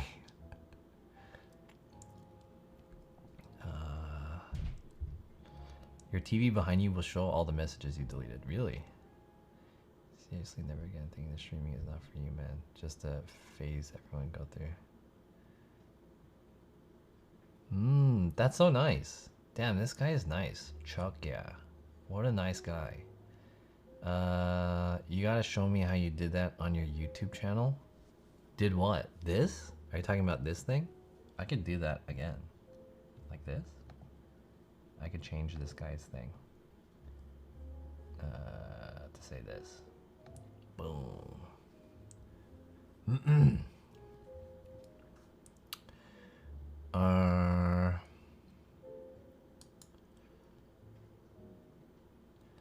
How about you display all nice, cute, encouraging message so we get the same energy? Yeah.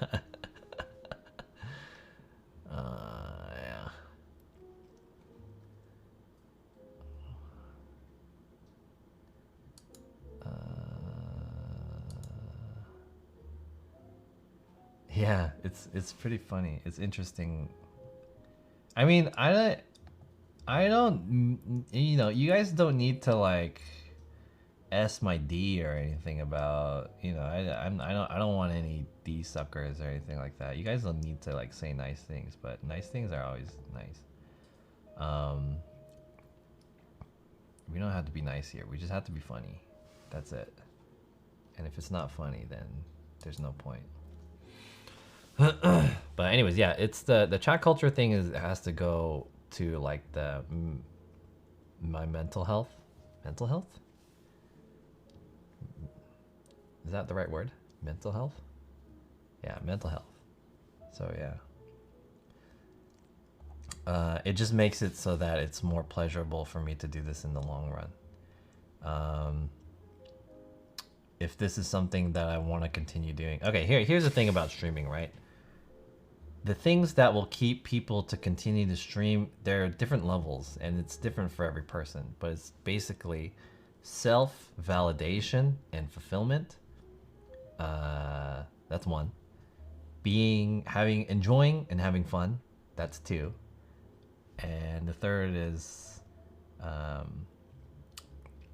like monetary sustainability, like making money through streaming. That's three. And there's probably some more, but these are like probably the main big three, right? You need money in order to do anything, but money is probably something that you can't really count on getting. So it's not something that should be probably like the biggest factor if you're streaming. And if you're streaming for money, you're definitely in the wrong business. You should totally do something else for money. It's one thing. Second is self-fulfillment and having fun. Self-fulfillment is probably the second biggest thing because that is like your self-validation and making sure that whatever you're doing in your stream, not even in the stream, just like in your daily life or whatever you do, is you're happy with doing it. And the last part is like enjoying and having fun. You can have a lot of fun and enjoy what you're doing, but you can also not make a lot of money. So you can suffer from that, but at least you're having fun, you know, you're enjoying it. And the other thing is you can have fun and not have any self-fulfillment. But if that lacks, then you kind of get unhappy about it. And the whole fun part is like, if my chat is like shitting on me every day, I'm not having fun. So if any of these three categories, it's kind of like, you know, your health categories, social health, mental health, physical health. If any of these categories are like lacking in a way, your stream's not that healthy, right? So you want to have all of them thing. And in my case, I wasn't making a lot of money and I wasn't being self-fulfilled. So the only thing that was keeping me in there was having fun. And eventually I stopped having fun. So that was kind of like the three things. But yeah, so I hope that if there's any other streamers out there in the chat, I kind of just vocalized something that can be pretty important to you as a streamer and stuff that you should think about for your own career. Don't forget about delivering and providing high value to the biggest crowd out there.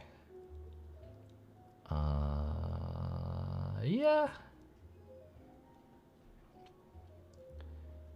Yeah, that's one thing. That's probably like outside of these three categories though. I think I'm looking at it from the perspective of like from the broadcaster's perspective. What keeps you continue to do something, anything, including streaming.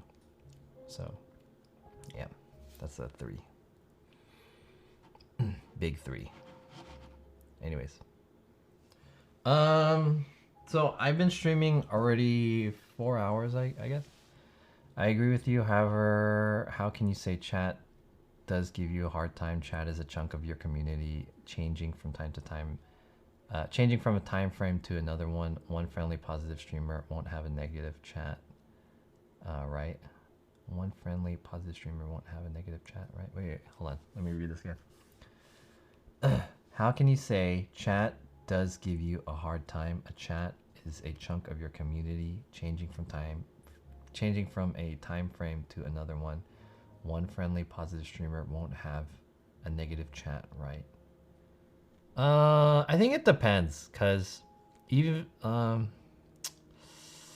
depends. The thing is that one thing that's constant about the internet is that no matter what you do, no matter who you are and how you do it, there is going to be people that come in and they will shit on you for any reason and no reason. You will get shit on 100% by some amount, right? So for me, it was getting to a level of threshold that I couldn't handle anymore before I had to take a break. So I mean, you should expect having people shit on you no matter what, which is why the saying goes is like, no matter what you do, people are going to shit on you, so you might as well do something that you enjoy. So at least someone is enjoying it, right? So I think that, as I mentioned also earlier, it's if you can't take the heat, get out of the kitchen. So the temperature was going up. But yeah, I think that's just kind of the nature of what it is. I understand having a troll or two, but not full chat. Yeah, I mean, I'm not saying that my full chat was like all trolling me. I'm not saying that. It was just how much I could handle. It was more than how much I could handle.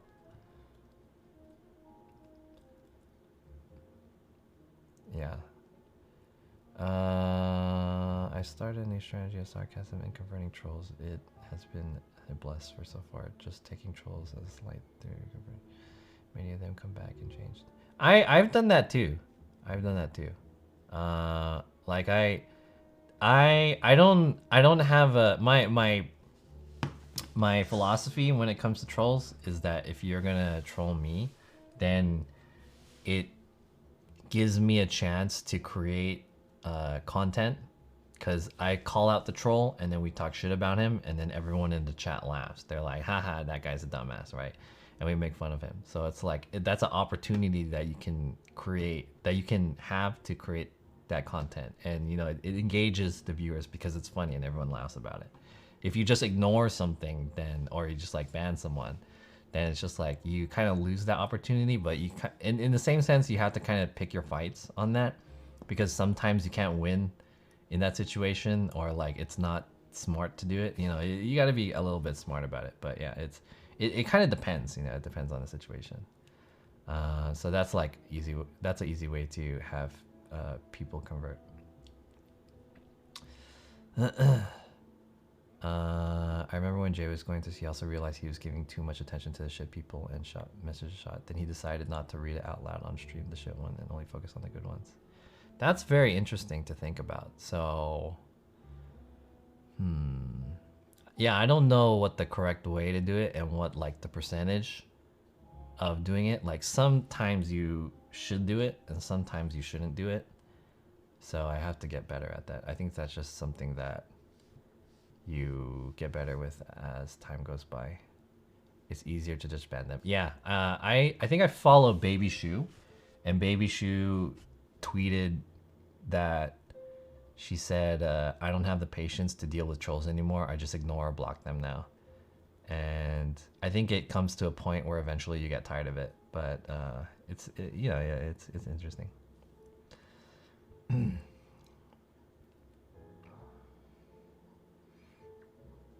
Yeah, Sunless Apprentice has a good point. There's a narrow threshold because you want chat to be able to express themselves and have fun. Yeah, it's tricky. Where's the Ross guy?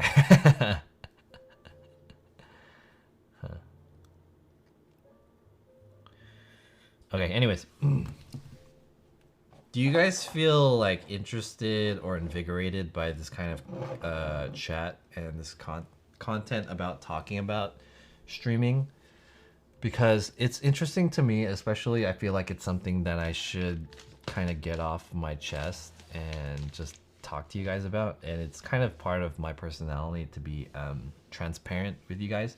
Another thing that I'm trying to work on is kind of building the separation between what I put on stream and what I do in my personal life. Because if any of you guys are streamers or anything like that, I think this is an important kind of wall of separation that you should build between having your own personal life and being a streamer. Because yeah, being a streamer, like you give up a lot of your own personality and the things that you do all the time, especially for IRL streaming. I'm basically showing you guys my life. But what happens is, and I realized this in my week of absence, is that once I stopped streaming, I was a little scared because I didn't know where to go after that, right?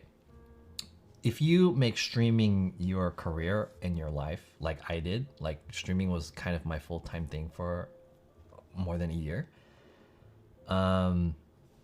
I didn't realize that once you stop streaming, where's your life at, right? Like what do you have left? So I realized on the day that I decided that I should take a break and I should stop streaming, I was super fortunate that I have friends outside of streaming and they wanted to hang out. So I met them and I met my friends and we had dinner and we had drinks. So I thought that like that was like super clutch that that happened in the same day, because if I didn't have these friends like that in my like separate life outside of streaming, I would be so fucking depressed, right? I would just be like thinking about streaming and like how am I gonna fix this and like this whole thing. So yeah, this whole like separating your private life and your stream personality is, I think, really important. So it's pretty interesting. Cozy jazz / content creating streams are cool. Yeah, I like it. Yo, love my toe. What's up? Yeah. So yeah. Anyways, I hope you guys kind of enjoyed the talk that we had today. I didn't expect myself to sit down here and talk about streaming for 4 hours. I thought this was gonna be like a 2-hour thing. But I hope I kind of, you know, cleared up some things, and I hope you guys enjoyed the talk. It wasn't really to like have you guys enjoy the talk, but it was more so to fill you guys in on how I am mentally as a creator and a person, and what I've been thinking of in the past week. Let me turn on a few lights in here.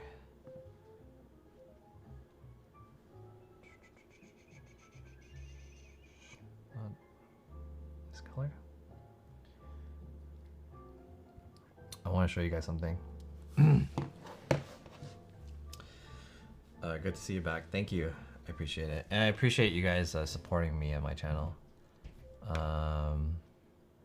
Thanks, dude, for opening up and for all the tips and ideas you discussed. Yeah, my channel has always been about being kind of transparent about the whole process. I feel like, if anything, I can share what I've learned. That's like basically the whole thing about this channel, is that I want to share what I've learned for you guys who are also going through this. And I hope that if you guys have some feedback about, you know, some stuff that you've learned, I can learn off of you guys. So it's like we're always students of life here.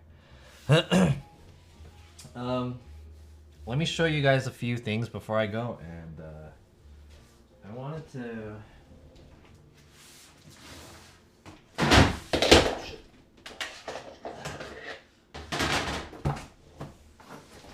I wanted to do this on stream, but it's pretty late now.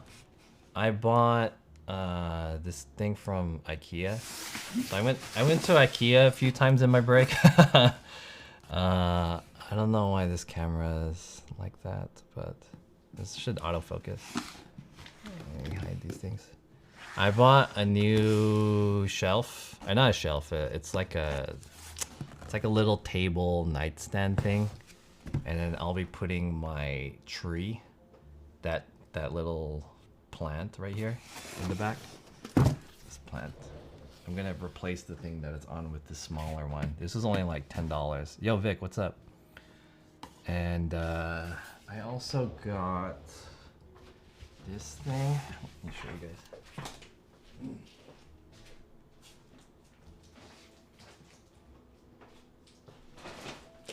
I got new furniture. So I've been getting rid of some of my old furniture and replacing it with newer furniture, just so I can have kind of like a more fresher mind and space.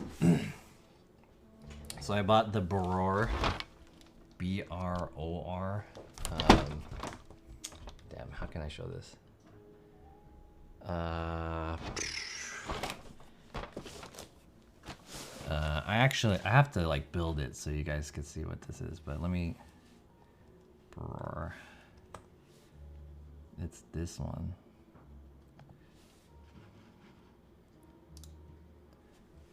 Yo, Vic, thanks for the resub. I appreciate it. Did you get good rest, Sean?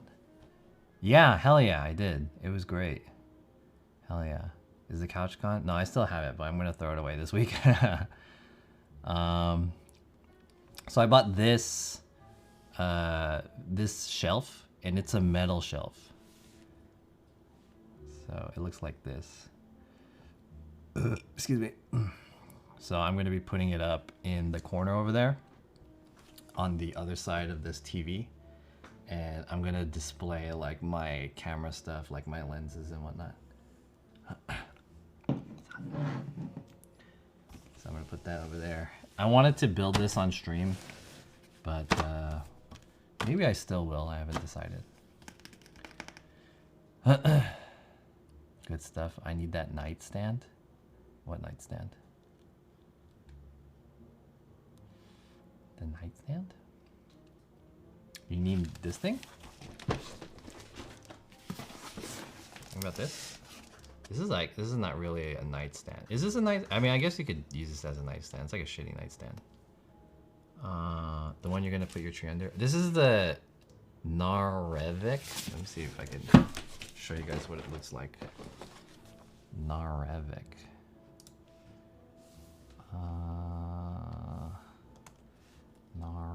Narevik. This one. Pop-up blocked? Pop-up. Oh, here. Yeah, this guy. So it's like pretty small. What I have right now is like it's like a little too big. And I also bought a new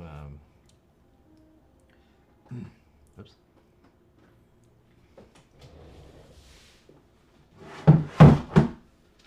I bought this pot last time, but the pot that I bought was too small, so I bought a bigger pot. And now we can replace that ugly pot with this pot. Because you guys remember, I'm just using the planner that tree had prior, and it's ugly. It doesn't match any of my shit, so I bought this one. This one was like 14 bucks. I bought it last time on stream, but I bought the $9 one, and it was too small, so I exchanged it for the bigger one. Alfredo's. I want to see the sneaker collection. I'll show you guys next time. I can show you guys another time.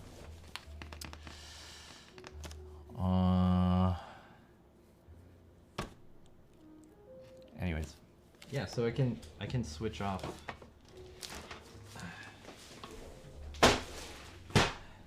I don't know when. I want to build these like right now, but like it's getting late. So let me show you guys.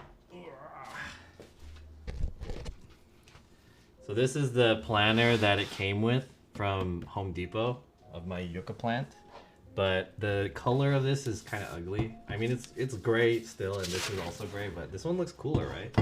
It's like a ceramic. So here we go. Let's inaugurate this. Yeah. Is that the right word, inaugurate? Maybe that's not the right word. There we go, fits perfectly. And it looks way nicer. And this one I could use as like a trash can or something like that. I mean, it's still pretty good. I just didn't like the design on it. It has like a weird design, and the color was too light. I wanted a black one to match with my furniture. But do you guys see the pattern on it? It looks kind of weird. It's a weird pattern. Yeah, it fits. Perfect fit. Anyways, you gotta upgrade.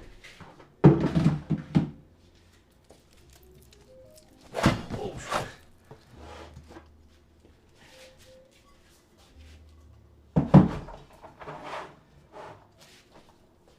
And then I'm going to use that other nightstand thing to put that one on top of. That way we get a little bit more space, and then I have that metal shelf that I'm going to put up there, and I'm going to display like my camera gear and whatnot. And maybe I'll put some lights in there. I haven't decided, but we'll see. Any plans to transplant that to a larger pot? I don't have any plans because I don't really know anything about plants. Am I supposed to do that? I reckon if it gets too big, I have to replace it, right? But it hasn't grown or anything. At least I don't think it's grown. I've had it for at least a month right now. I don't think it's grown. I don't really do anything though, and I feel like it doesn't have a lot of light. So shouldn't you put your camera gear away instead of in the open due to dust? I didn't think about that. You might be right. You might be right. That's a good point. Well, I'm gonna do it anyways. Whatever. That's a good point. Good point.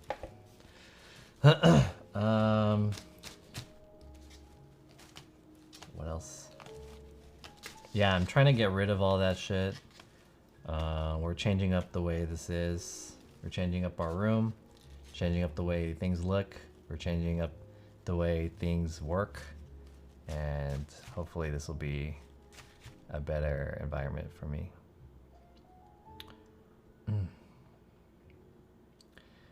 Anyways, I appreciate you guys hanging out for today, and I want to thank you guys all. One last thing that I wanted to show you guys, and I have it here.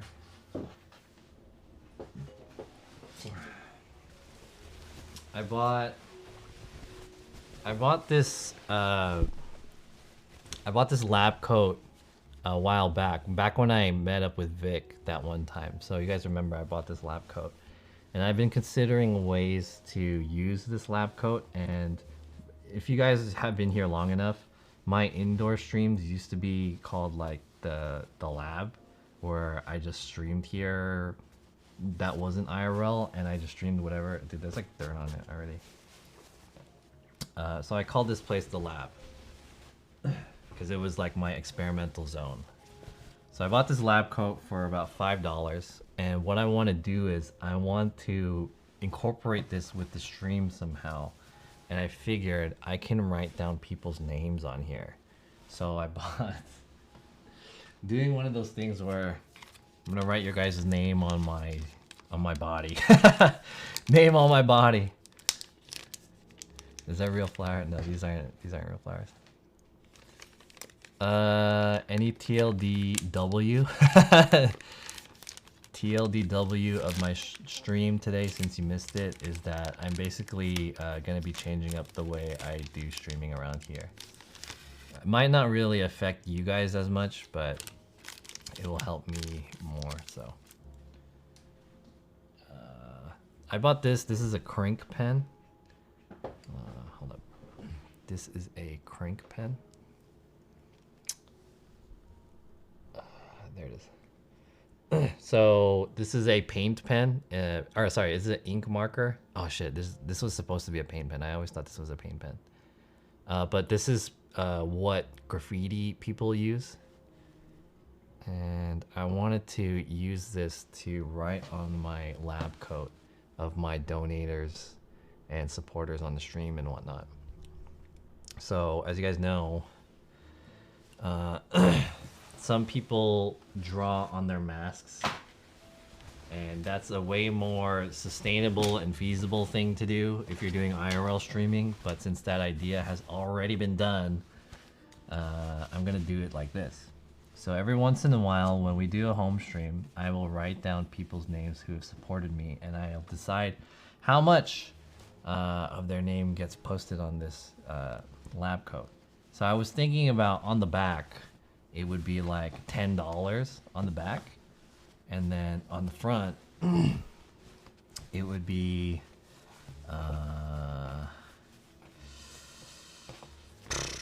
I forgot how much I said, but it was X amount on the back, it was X amount on the sleeve, and X amount on the front, and X amount on like the super front here. So I got a donation from Jimmy Opa that was $100. So I think I want to write his name first.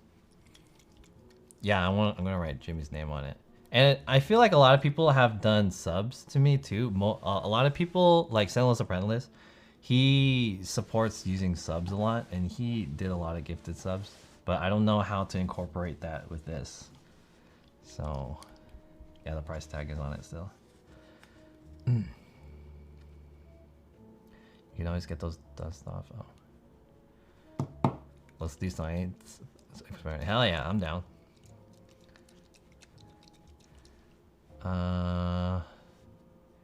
Make sure you put something inside the jacket when you ride on it so it doesn't go through.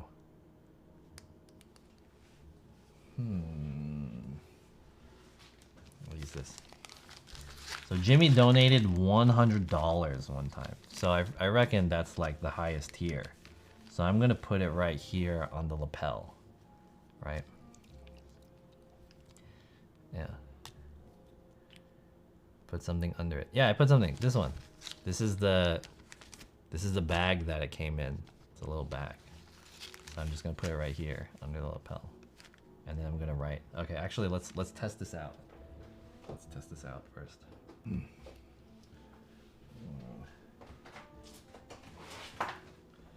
Let's put on here. So this is ink. Actually, I can do it right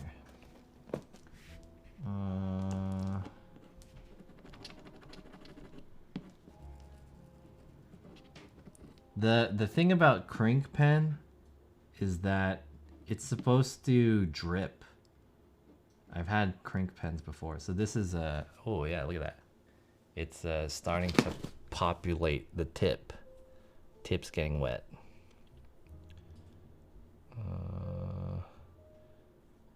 Why can't this focus?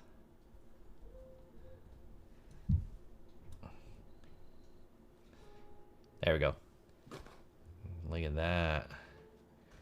So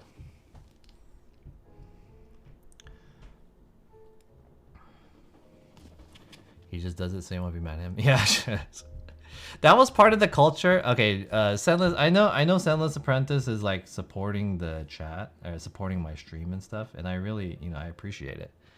And he doesn't have like malicious idea behind it, but I would prefer someone to support the channel because they support what they like what I'm doing as a creator, as opposed to like I'm sorry kind of thing. That's also one of the things I didn't like. Anyways, let's see if this works. JONSF. Yay, this looks ugly. Twitch. It's just like a Sharpie.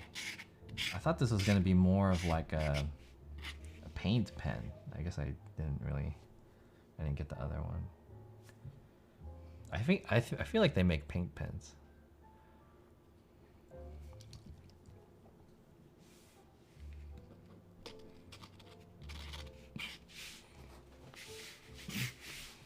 Anyways, okay. So let me go through my donations and let me see in the past. I have a log. Events, connect with Twitch.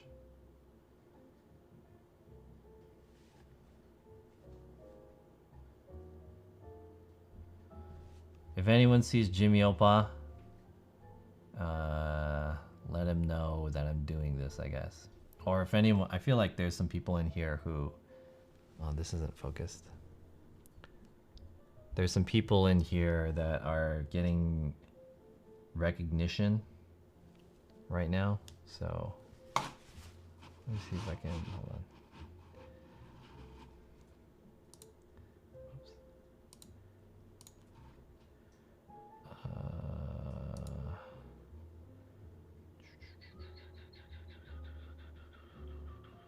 This one. Copy and top. Oh, I have it. There we go.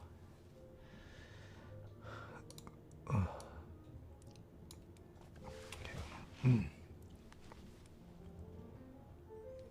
Here we go. I'll do tips for now.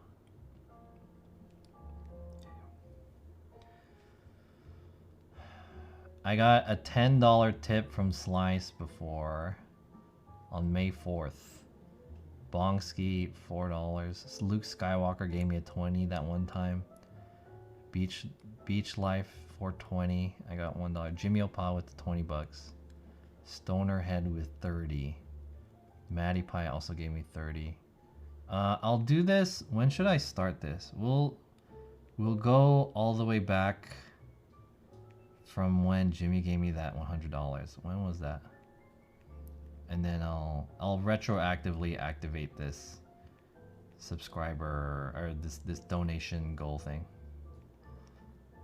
You know, I've always been really shitty about stuff like this because people give me hella money and I don't have anything. Like when they give me hella money, it's just like, oh damn, thanks. But like, you know, I don't have a dance or like I don't have anything. So I always feel kind of guilty about that. When did he give me that $100? I'm all the way back in November.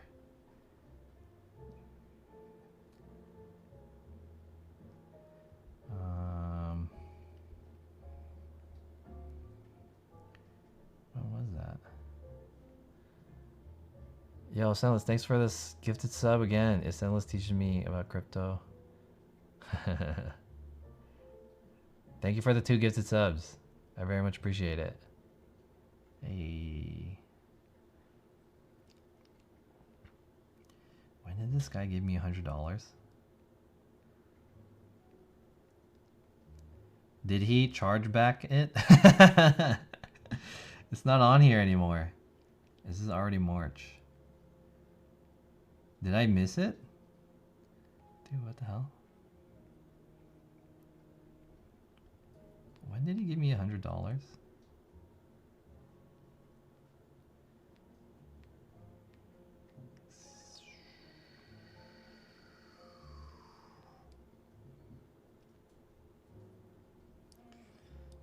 Clutchy Dutchy gave me 20. Mike Mass Murder. Brian C 20. He gave me a lot. 50. 31. This is November already. It wasn't that long ago. Maybe the log... It goes from November, December, January. Yeah, what the hell? I didn't see it. It's not on here.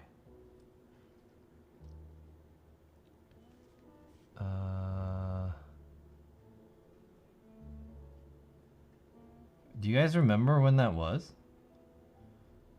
I don't remember when that was. That was like a month or 2 ago. So it wasn't that long ago. I don't see it in my log.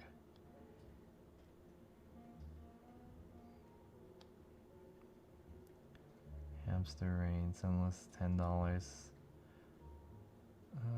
Oh, here it is. April 3rd. I found it. April 3rd. When Jimmy Opa donated $100.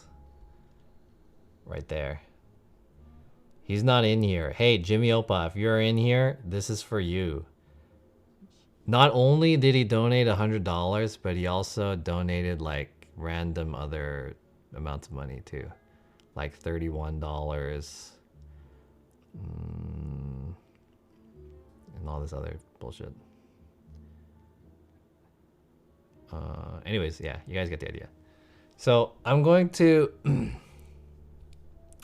write his name down on my lapel because this guy is like #1 shareholder of twitch.tv/JohnSF. And what's the best way to write this guy's name? I'm always kind of nervous about doing this shit. This is gonna be on my lapel. So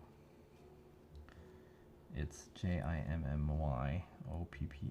JIMMYOPPA. Okay. Ooh.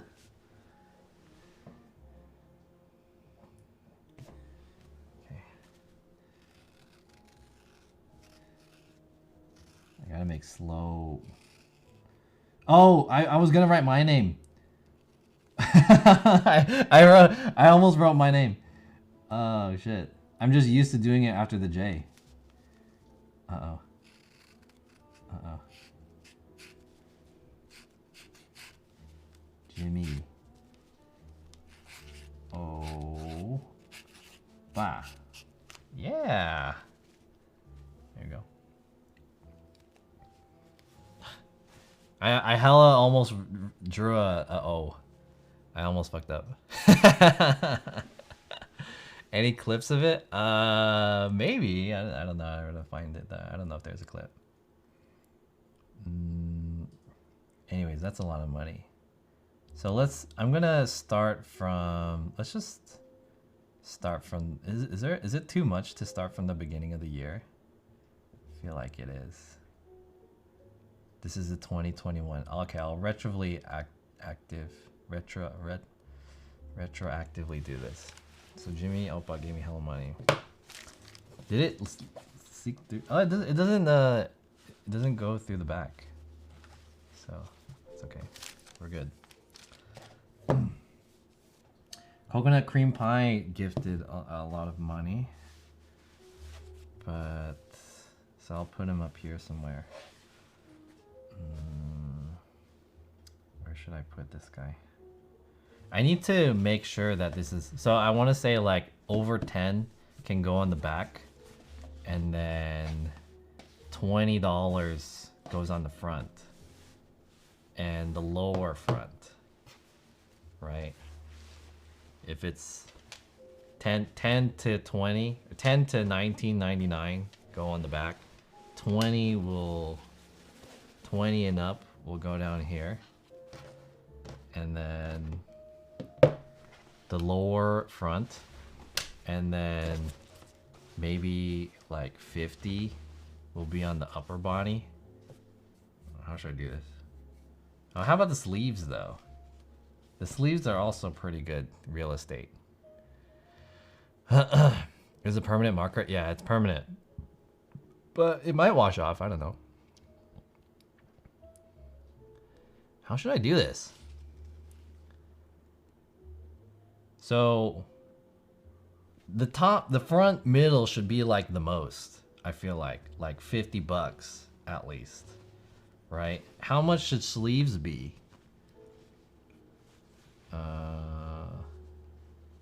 Maybe like, these should be kind of expensive real estate too, right? I don't know how to, $69. Okay, if you do $69, I'll put you like in the crotch area. I don't know. Is that a good? There's also, yeah, okay, I should save some space. Like this pocket is a good spot. There's a pocket here on this side. This is a good area for having someone's name on there. How about name size per dollar as well? That's too much to consider, because I feel like what happens if someone donates more money? Do I like write their name bigger over their previous name? And like some spots don't have that much space. You know, I thought about that, but I don't know a good way to do it. Name size equals bigger money. Yeah, I thought about that. I don't know what the best way to do it though. Anyways, Coconut Cream Pie donated a lot of money. Luke Skywalker donated a lot of money. I feel like these guys should be within this area too. This top zone. So there's like dirt here. I think I stepped on it at one point.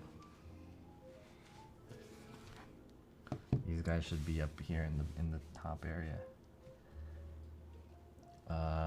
Maybe I should just start like at the top and then work my way down.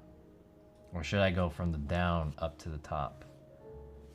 I don't know how to do this.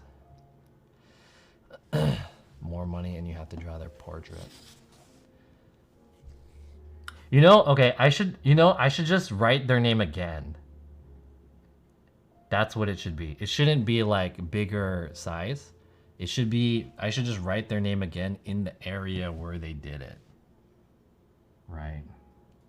Damn, this is gonna be a lot. So, yeah, because like Jimmy Oppa donated like 25 here. That means his name is gonna show up like hella times. Right? Fuck. Alright, we'll just combine everyone's for now as like a retroactive donation. This is a little too complicated already. But I'm gonna put Coconut Cream Pie up here.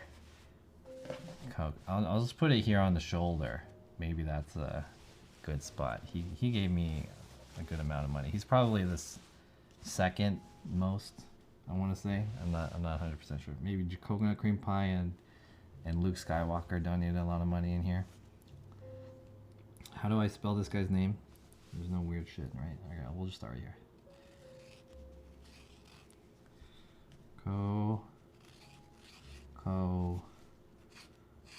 Nut. Oh crap! I'm out of space. I'm afraid of spelling it wrong.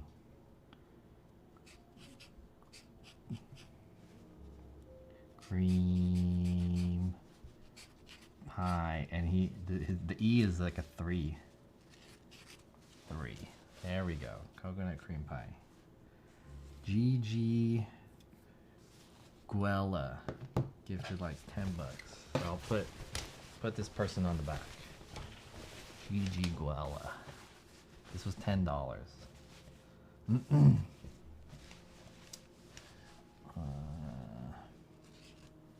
Gigi Ula.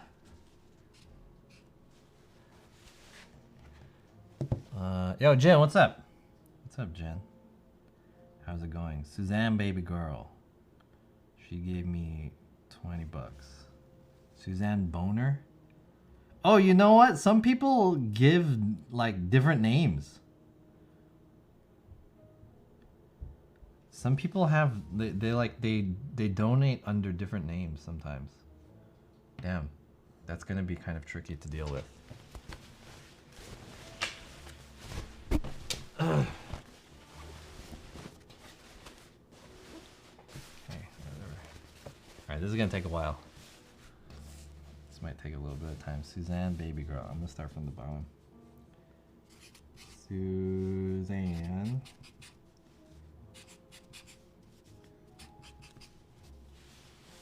Oh, you guys can't see. Baby girl. And Doggy Dale.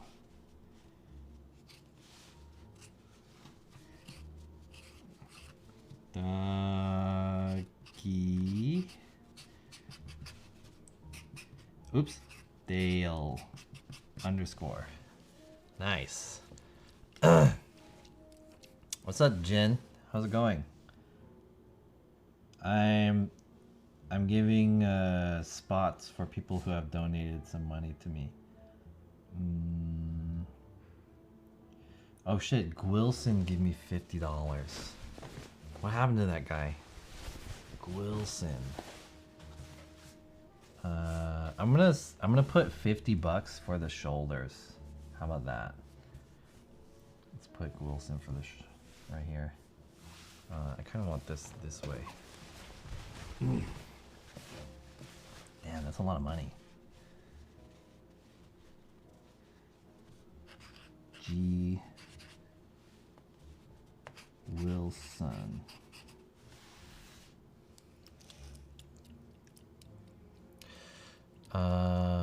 Suzanne's back. I don't know. You've gotten a lot of big donos over time, John. Not sure how you're gonna look everything up. I'm using my log, so I'm going back from here, and I'm just kind of like freestyling it for now.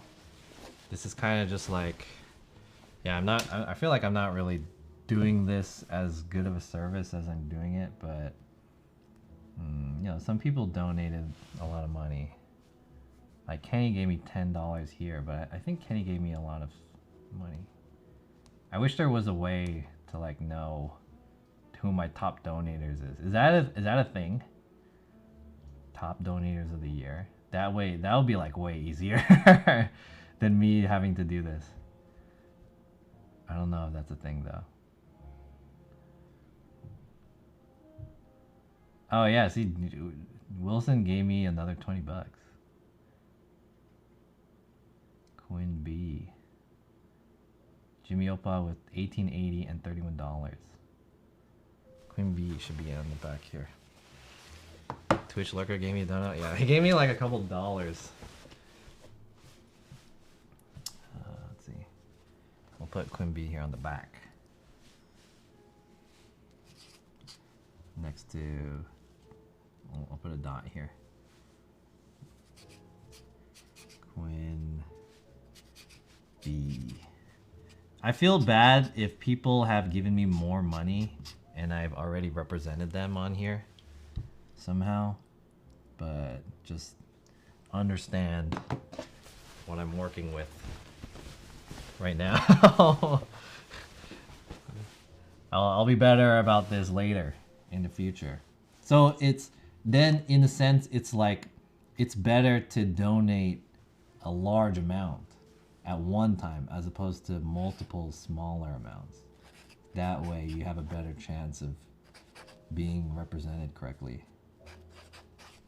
Rules. SSS. Cupid. Oh, see, yeah, Quimby gave me another $10, dude. She should be on the top or on the front. Shit. See? Whatever. Quimby gave me more money. Cupid.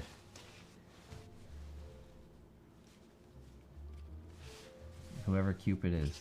Cupid.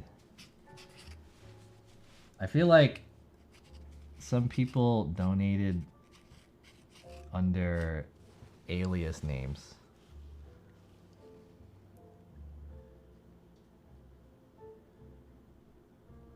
Robot nah.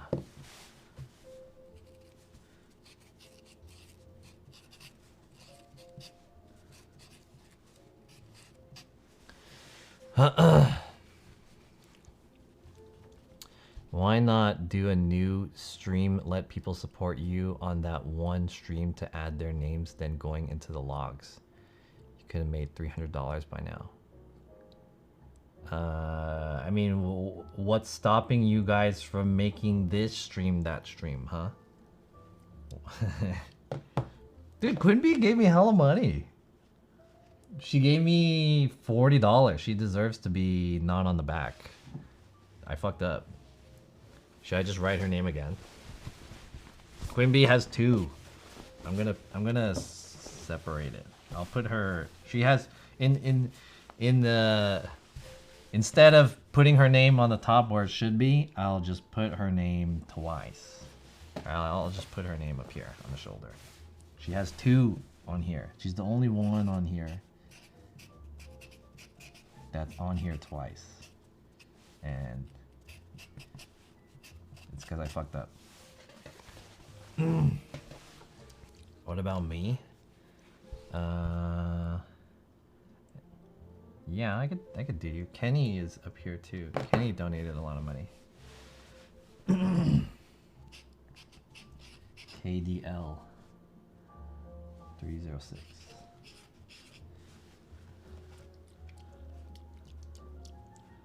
Nikita. Is Nikita on the back? I think Nikita donated a lot of money in here too. How much money did you donate, Nikita? How much? I want to put Nikita's name somewhere. I feel like she gave me like random, like different intervals of dollars, and I'm not sure. Cool Turtle gave me some money. All right, let me put some Cool Turtle on here. Cool Turtle. Cool Turtle. Turtle. I like turtles. Quimby? Isn't Quimby a girl? No? Is Quimby a guy? Sorry, it's easier for me to assume genders than it is to ask, because from what I understand, asking is against TOS, but assuming is not TOS, which is kind of funny. Vic gave me 25 bucks. Hey, Vic, how much money did you give me, dude? What is the male name? Alright, my bad. I always thought Quimby was a girl. Alright. Vic, I'm gonna put your name down here in the front. Cause he gave me a lot of money too. But wait. Oh, Maddie Pie is up on here too. Stonerhead? put you guys over here.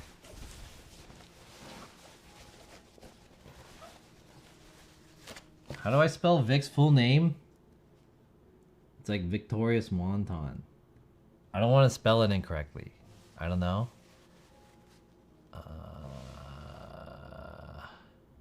OKWAR TV, why did you take a break from streaming? I explained it in the whole stream, but the main reason why I took a break is because streaming is fucking hard.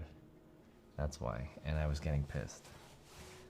So, yeah, I'll put Vic over here on the shoulder, I guess. I don't know exactly how much you gave, but I know you gave a lot. We're just gonna freestyle. Yes. Victorious Wonton. Aizu.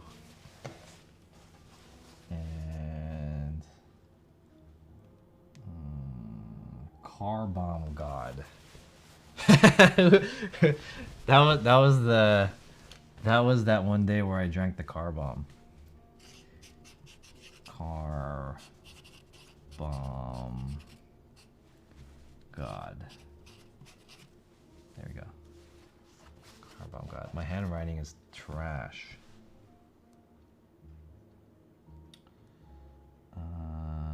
Okay, I'm gonna put Nikita over here. I feel like Nikita gave me a lot of money. I don't know how much money she gave me, but I'm gonna put her like over here, I guess, in the shoulder. Nikita. Nikita. Fuck! I fucked it up. Alright, well, whatever, good enough. Replacement paid for your food. Oh yeah, when was that? And how much was that?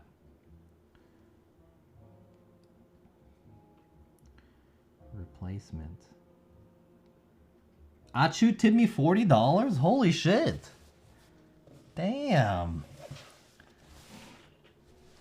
Achu.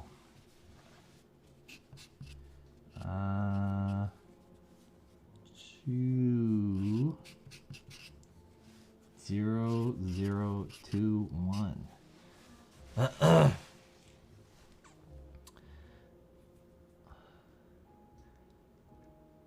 Yo, replacement, what's up? Oh, what did you say? Somebody said, Mr. John said, I've donated over 40 subs and at least $50 in bits. Please consider me among these wonderful chat donators. Yeah, I will. Hell yeah, because I think you've gifted the most subs out of anyone. But your name is kind of long. Maybe I'll put it like down here where there's a little bit more space. I'm gonna fill this area up with a little bit more people. Yeah, this is my final stream. This is my final stream. Did I tell you I got a 3090? Did you really? What? Damn. 3090? Sheesh. Maddie Pie. I'm gonna put Maddie Pie over here. How did you get it? That sounds difficult. And how much? Matt. What's Matt's name? Maddie Pie. Maddie Pie. Stonerhead.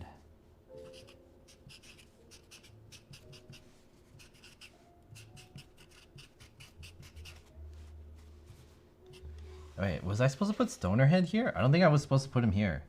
He was supposed to be down there. Alright, I fucked up. I fucked up. Oh well, it's cool. No big deal. Yeah, Luke Skywalker donated hella. Luke underscore. Fuck, this guy's name's hella long. Sky.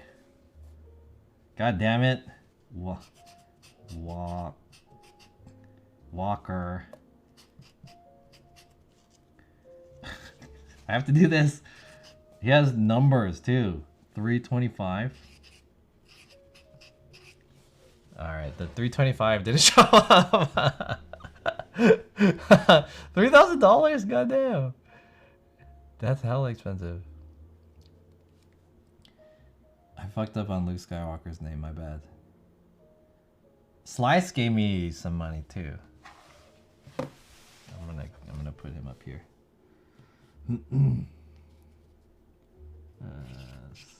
Oh, it's like 2 eyes. Slice.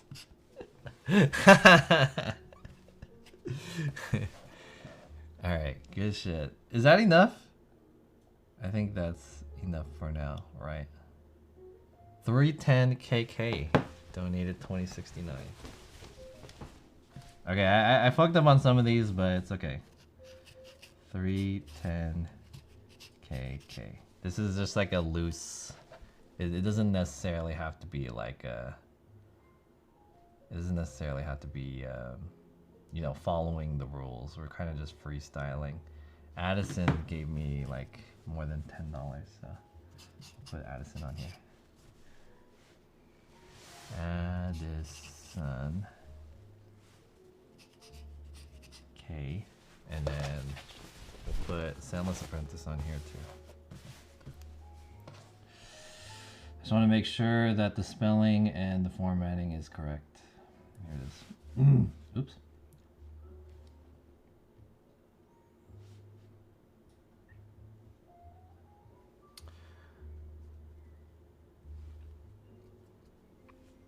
They're gonna sell this on eBay? I don't know what I'm gonna do.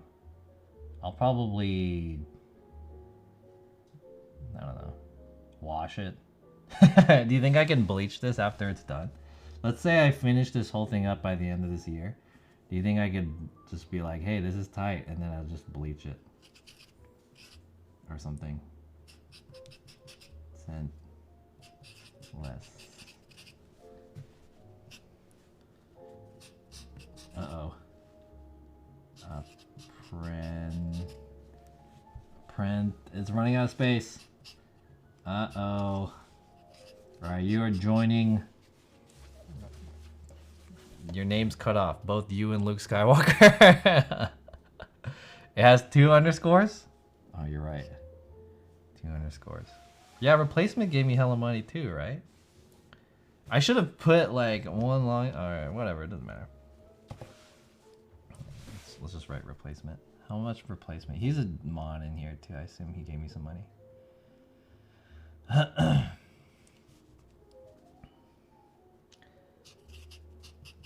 Replacement. I should have put replacement here, and then that would have been more space there, but whatever. Why do you keep the price tag on there? I don't know. I'm just lazy. And the fact that you keep mentioning it makes me want to keep it there. He skipped me over on purpose? Did you give me money, Warcraft? I know Warcraft gave me some money, but how much money is the question. Hey, Warcraft, how much money have you given to me this year? Should I just put you, should I just like fuck it and I'll just give it 40 times 2 and treat stream? That was last year. Alright, fuck it, whatever. I'll just put it anyways. Oh shit.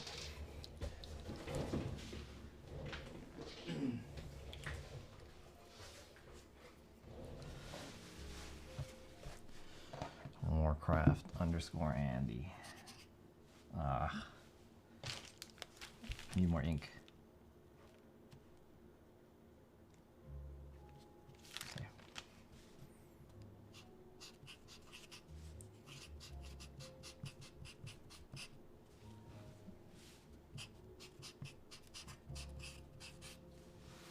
That would kind of suck if someone changes their name. 20 in the back, 50 in the front. Under 20 is the back, and then yeah, I think over 50 is the top part, and then between 20 and 50 is like this shoulder area, maybe 40 is here. I don't know. I'm kind of just freestyling, and then over 20 is like at this bottom part. It's kind of loose, but you know, you get the idea. It looks cool, like a 80s Keith Haring.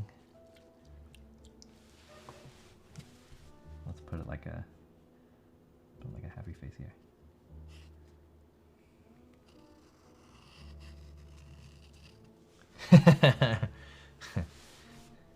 There you go. That's kind of cute, right?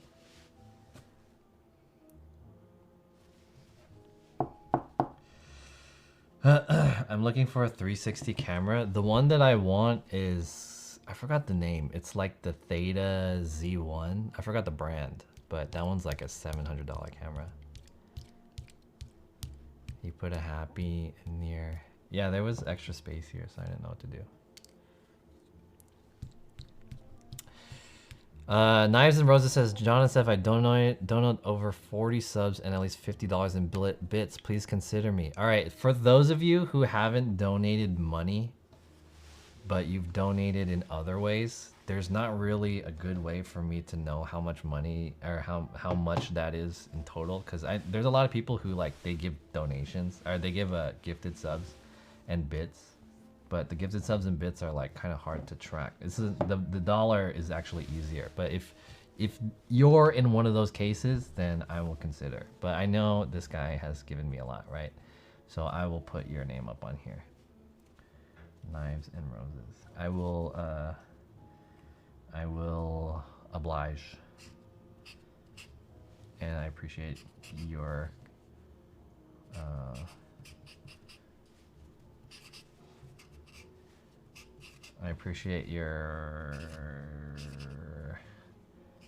patronage. Knives and Roses. Yeah, Brian Z. Would you prefer bits instead of gifted subs? I would prefer money. Don't give money to Twitch.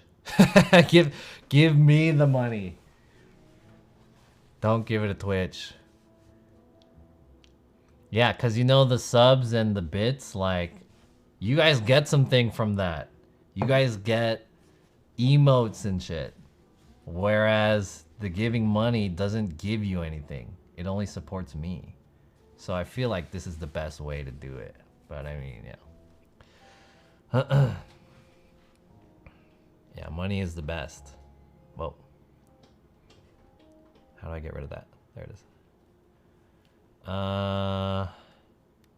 If I donated on Venmo, can I get my name on there? Yeah, sure. Wait, why Venmo?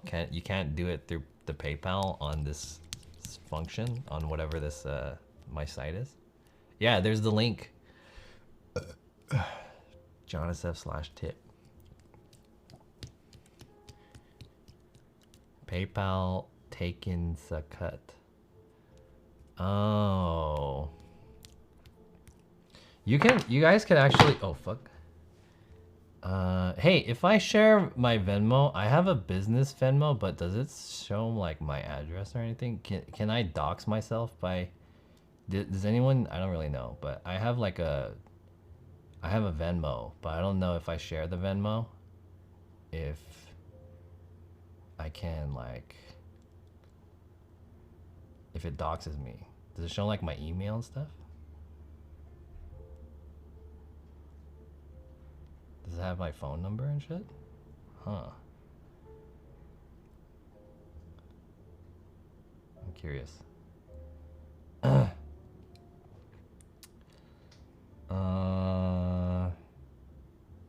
You won't get docs.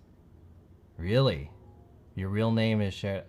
My real name is on, I have two Venmos. I have JohnSF Venmo and I have my personal Venmo. But I don't know if my number and email and stuff is on my JohnSF one. Let me see if this is a...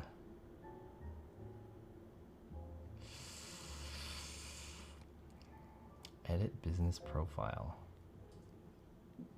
Oh yeah, see it is. John, let me change it really quick.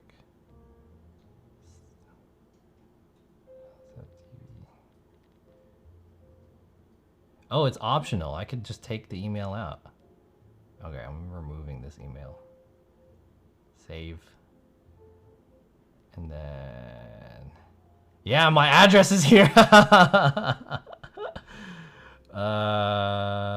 There we go. And let me remove my fucking phone number. Damn! Yeah. Okay, I think that's better. I removed... Can I remove this? We'll need your address for use for your business. Address is your office. We keep this info private. Okay, cool. Alright, cool. Nice. Alright, I removed all the info, I think. I think I removed all the info. Here it is.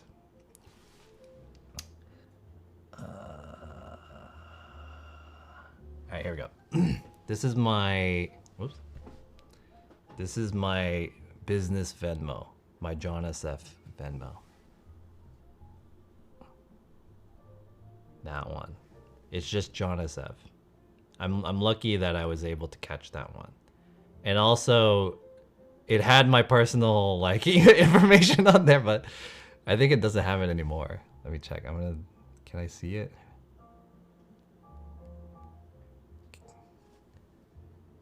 I'm pretty sure it's not in there.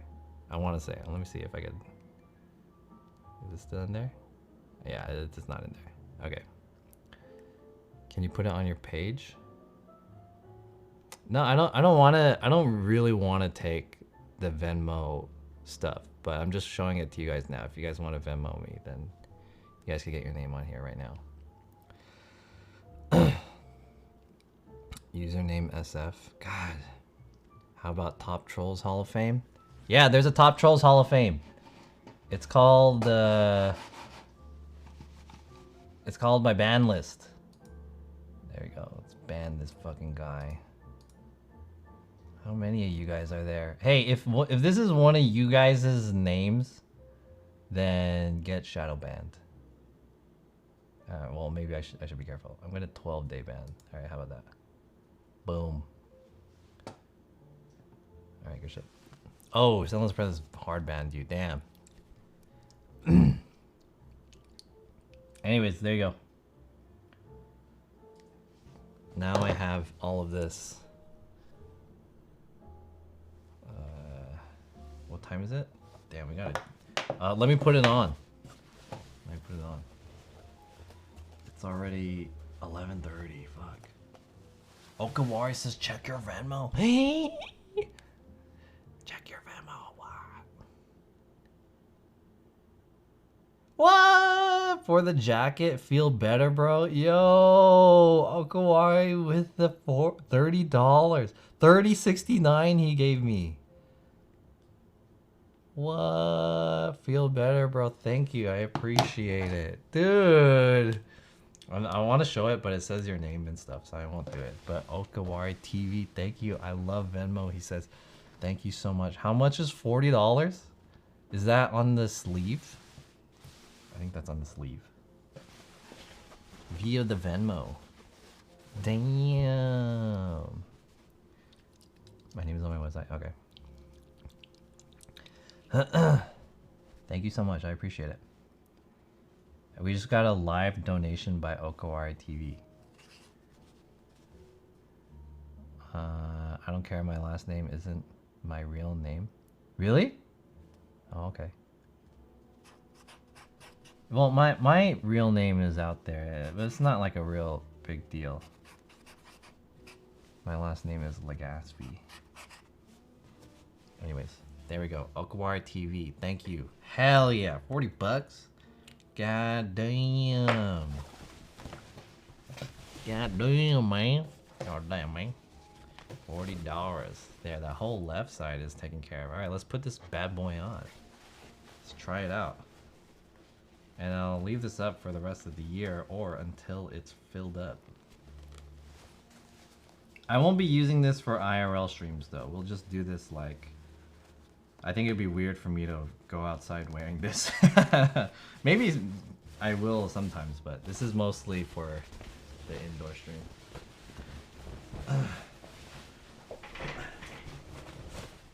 The price tag is triggering you? Good.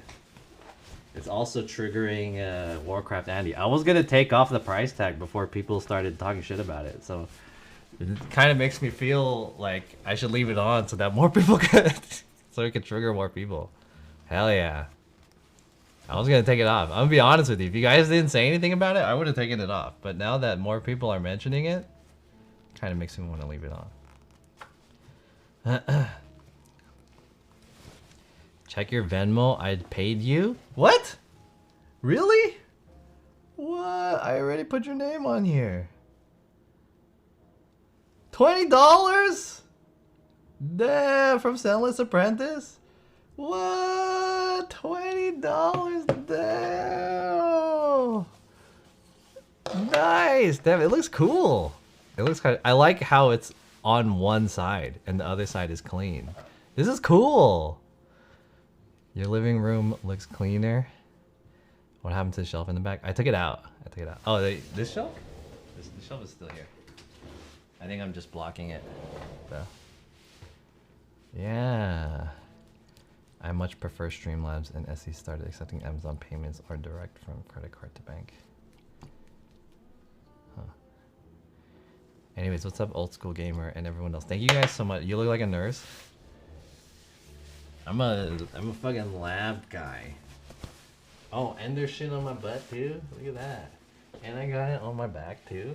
Damn, this is cool. Badass. I like it. All right. Anyways. Oh, and then I can just put that in the pocket. Hell yeah, dude.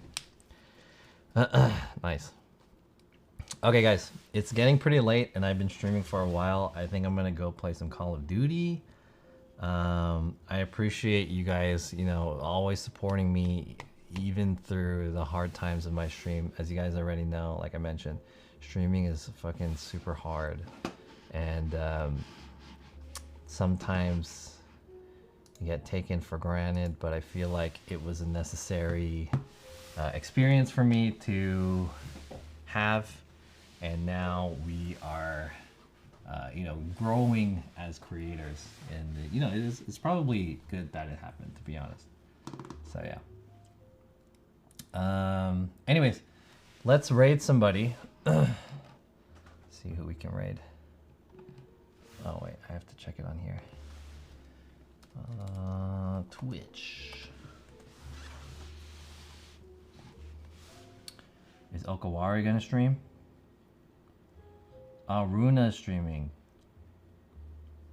And Anime. Damn, Runa has 123 viewers. She's on she's at the beach. The beach.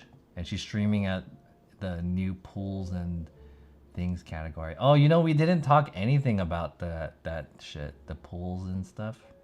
The hot tub stream categories and all that other shit. I didn't mention anything about that. But all of that shit is like super important to talk about, I feel like.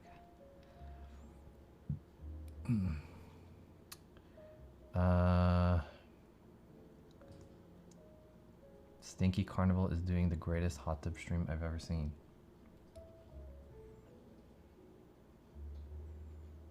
Stinky Carnival. I'm gonna burst. All right, let's rate Stinky Carnival, since replacement recommended him. I'm going to also recommend you guys. Hold up. I'm gonna also recommend you guys. Where is this? Oh yeah, right. I don't have a hotkey set up for that. Shimon, man. Oh, let me just turn this on. There it is. I want to recommend you guys over to... So Runa is streaming. We're not going to rate her, but check out Runa. She's cool. Right here on the top left.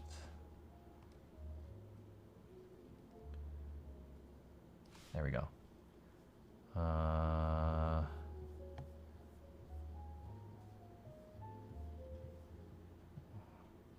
Negi Neko Tokyo. Damn.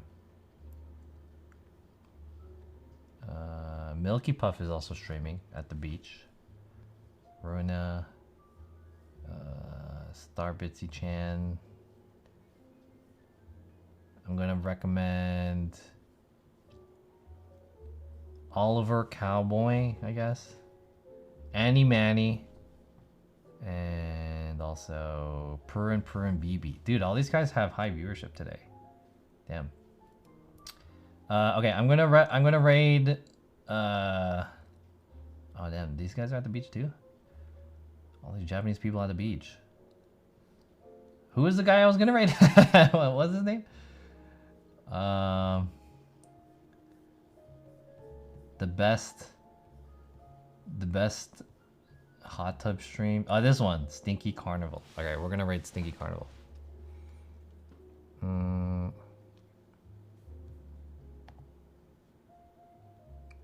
do I go? Create a dashboard.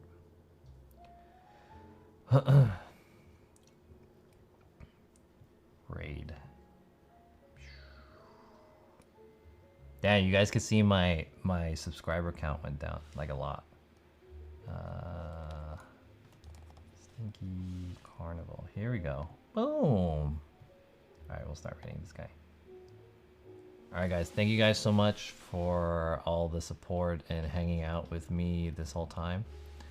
I very much appreciate it. How do I do this? I very much appreciate you guys sticking with me. All the support, and I know it's kind of been kind of hard, but I think things are gonna be better looking forward. Anyways, have a good one. He just dropped his phone in the water. All right, this is gonna be a sick raid then if he dropped his phone in the water. I'll see you guys tomorrow. Oh, I'm gonna do an IRL stream tomorrow. By the way, I have a treat for you guys. I'm not gonna say it, but just tune in tomorrow, and I'll see you guys tomorrow. Bye, everyone. Good night.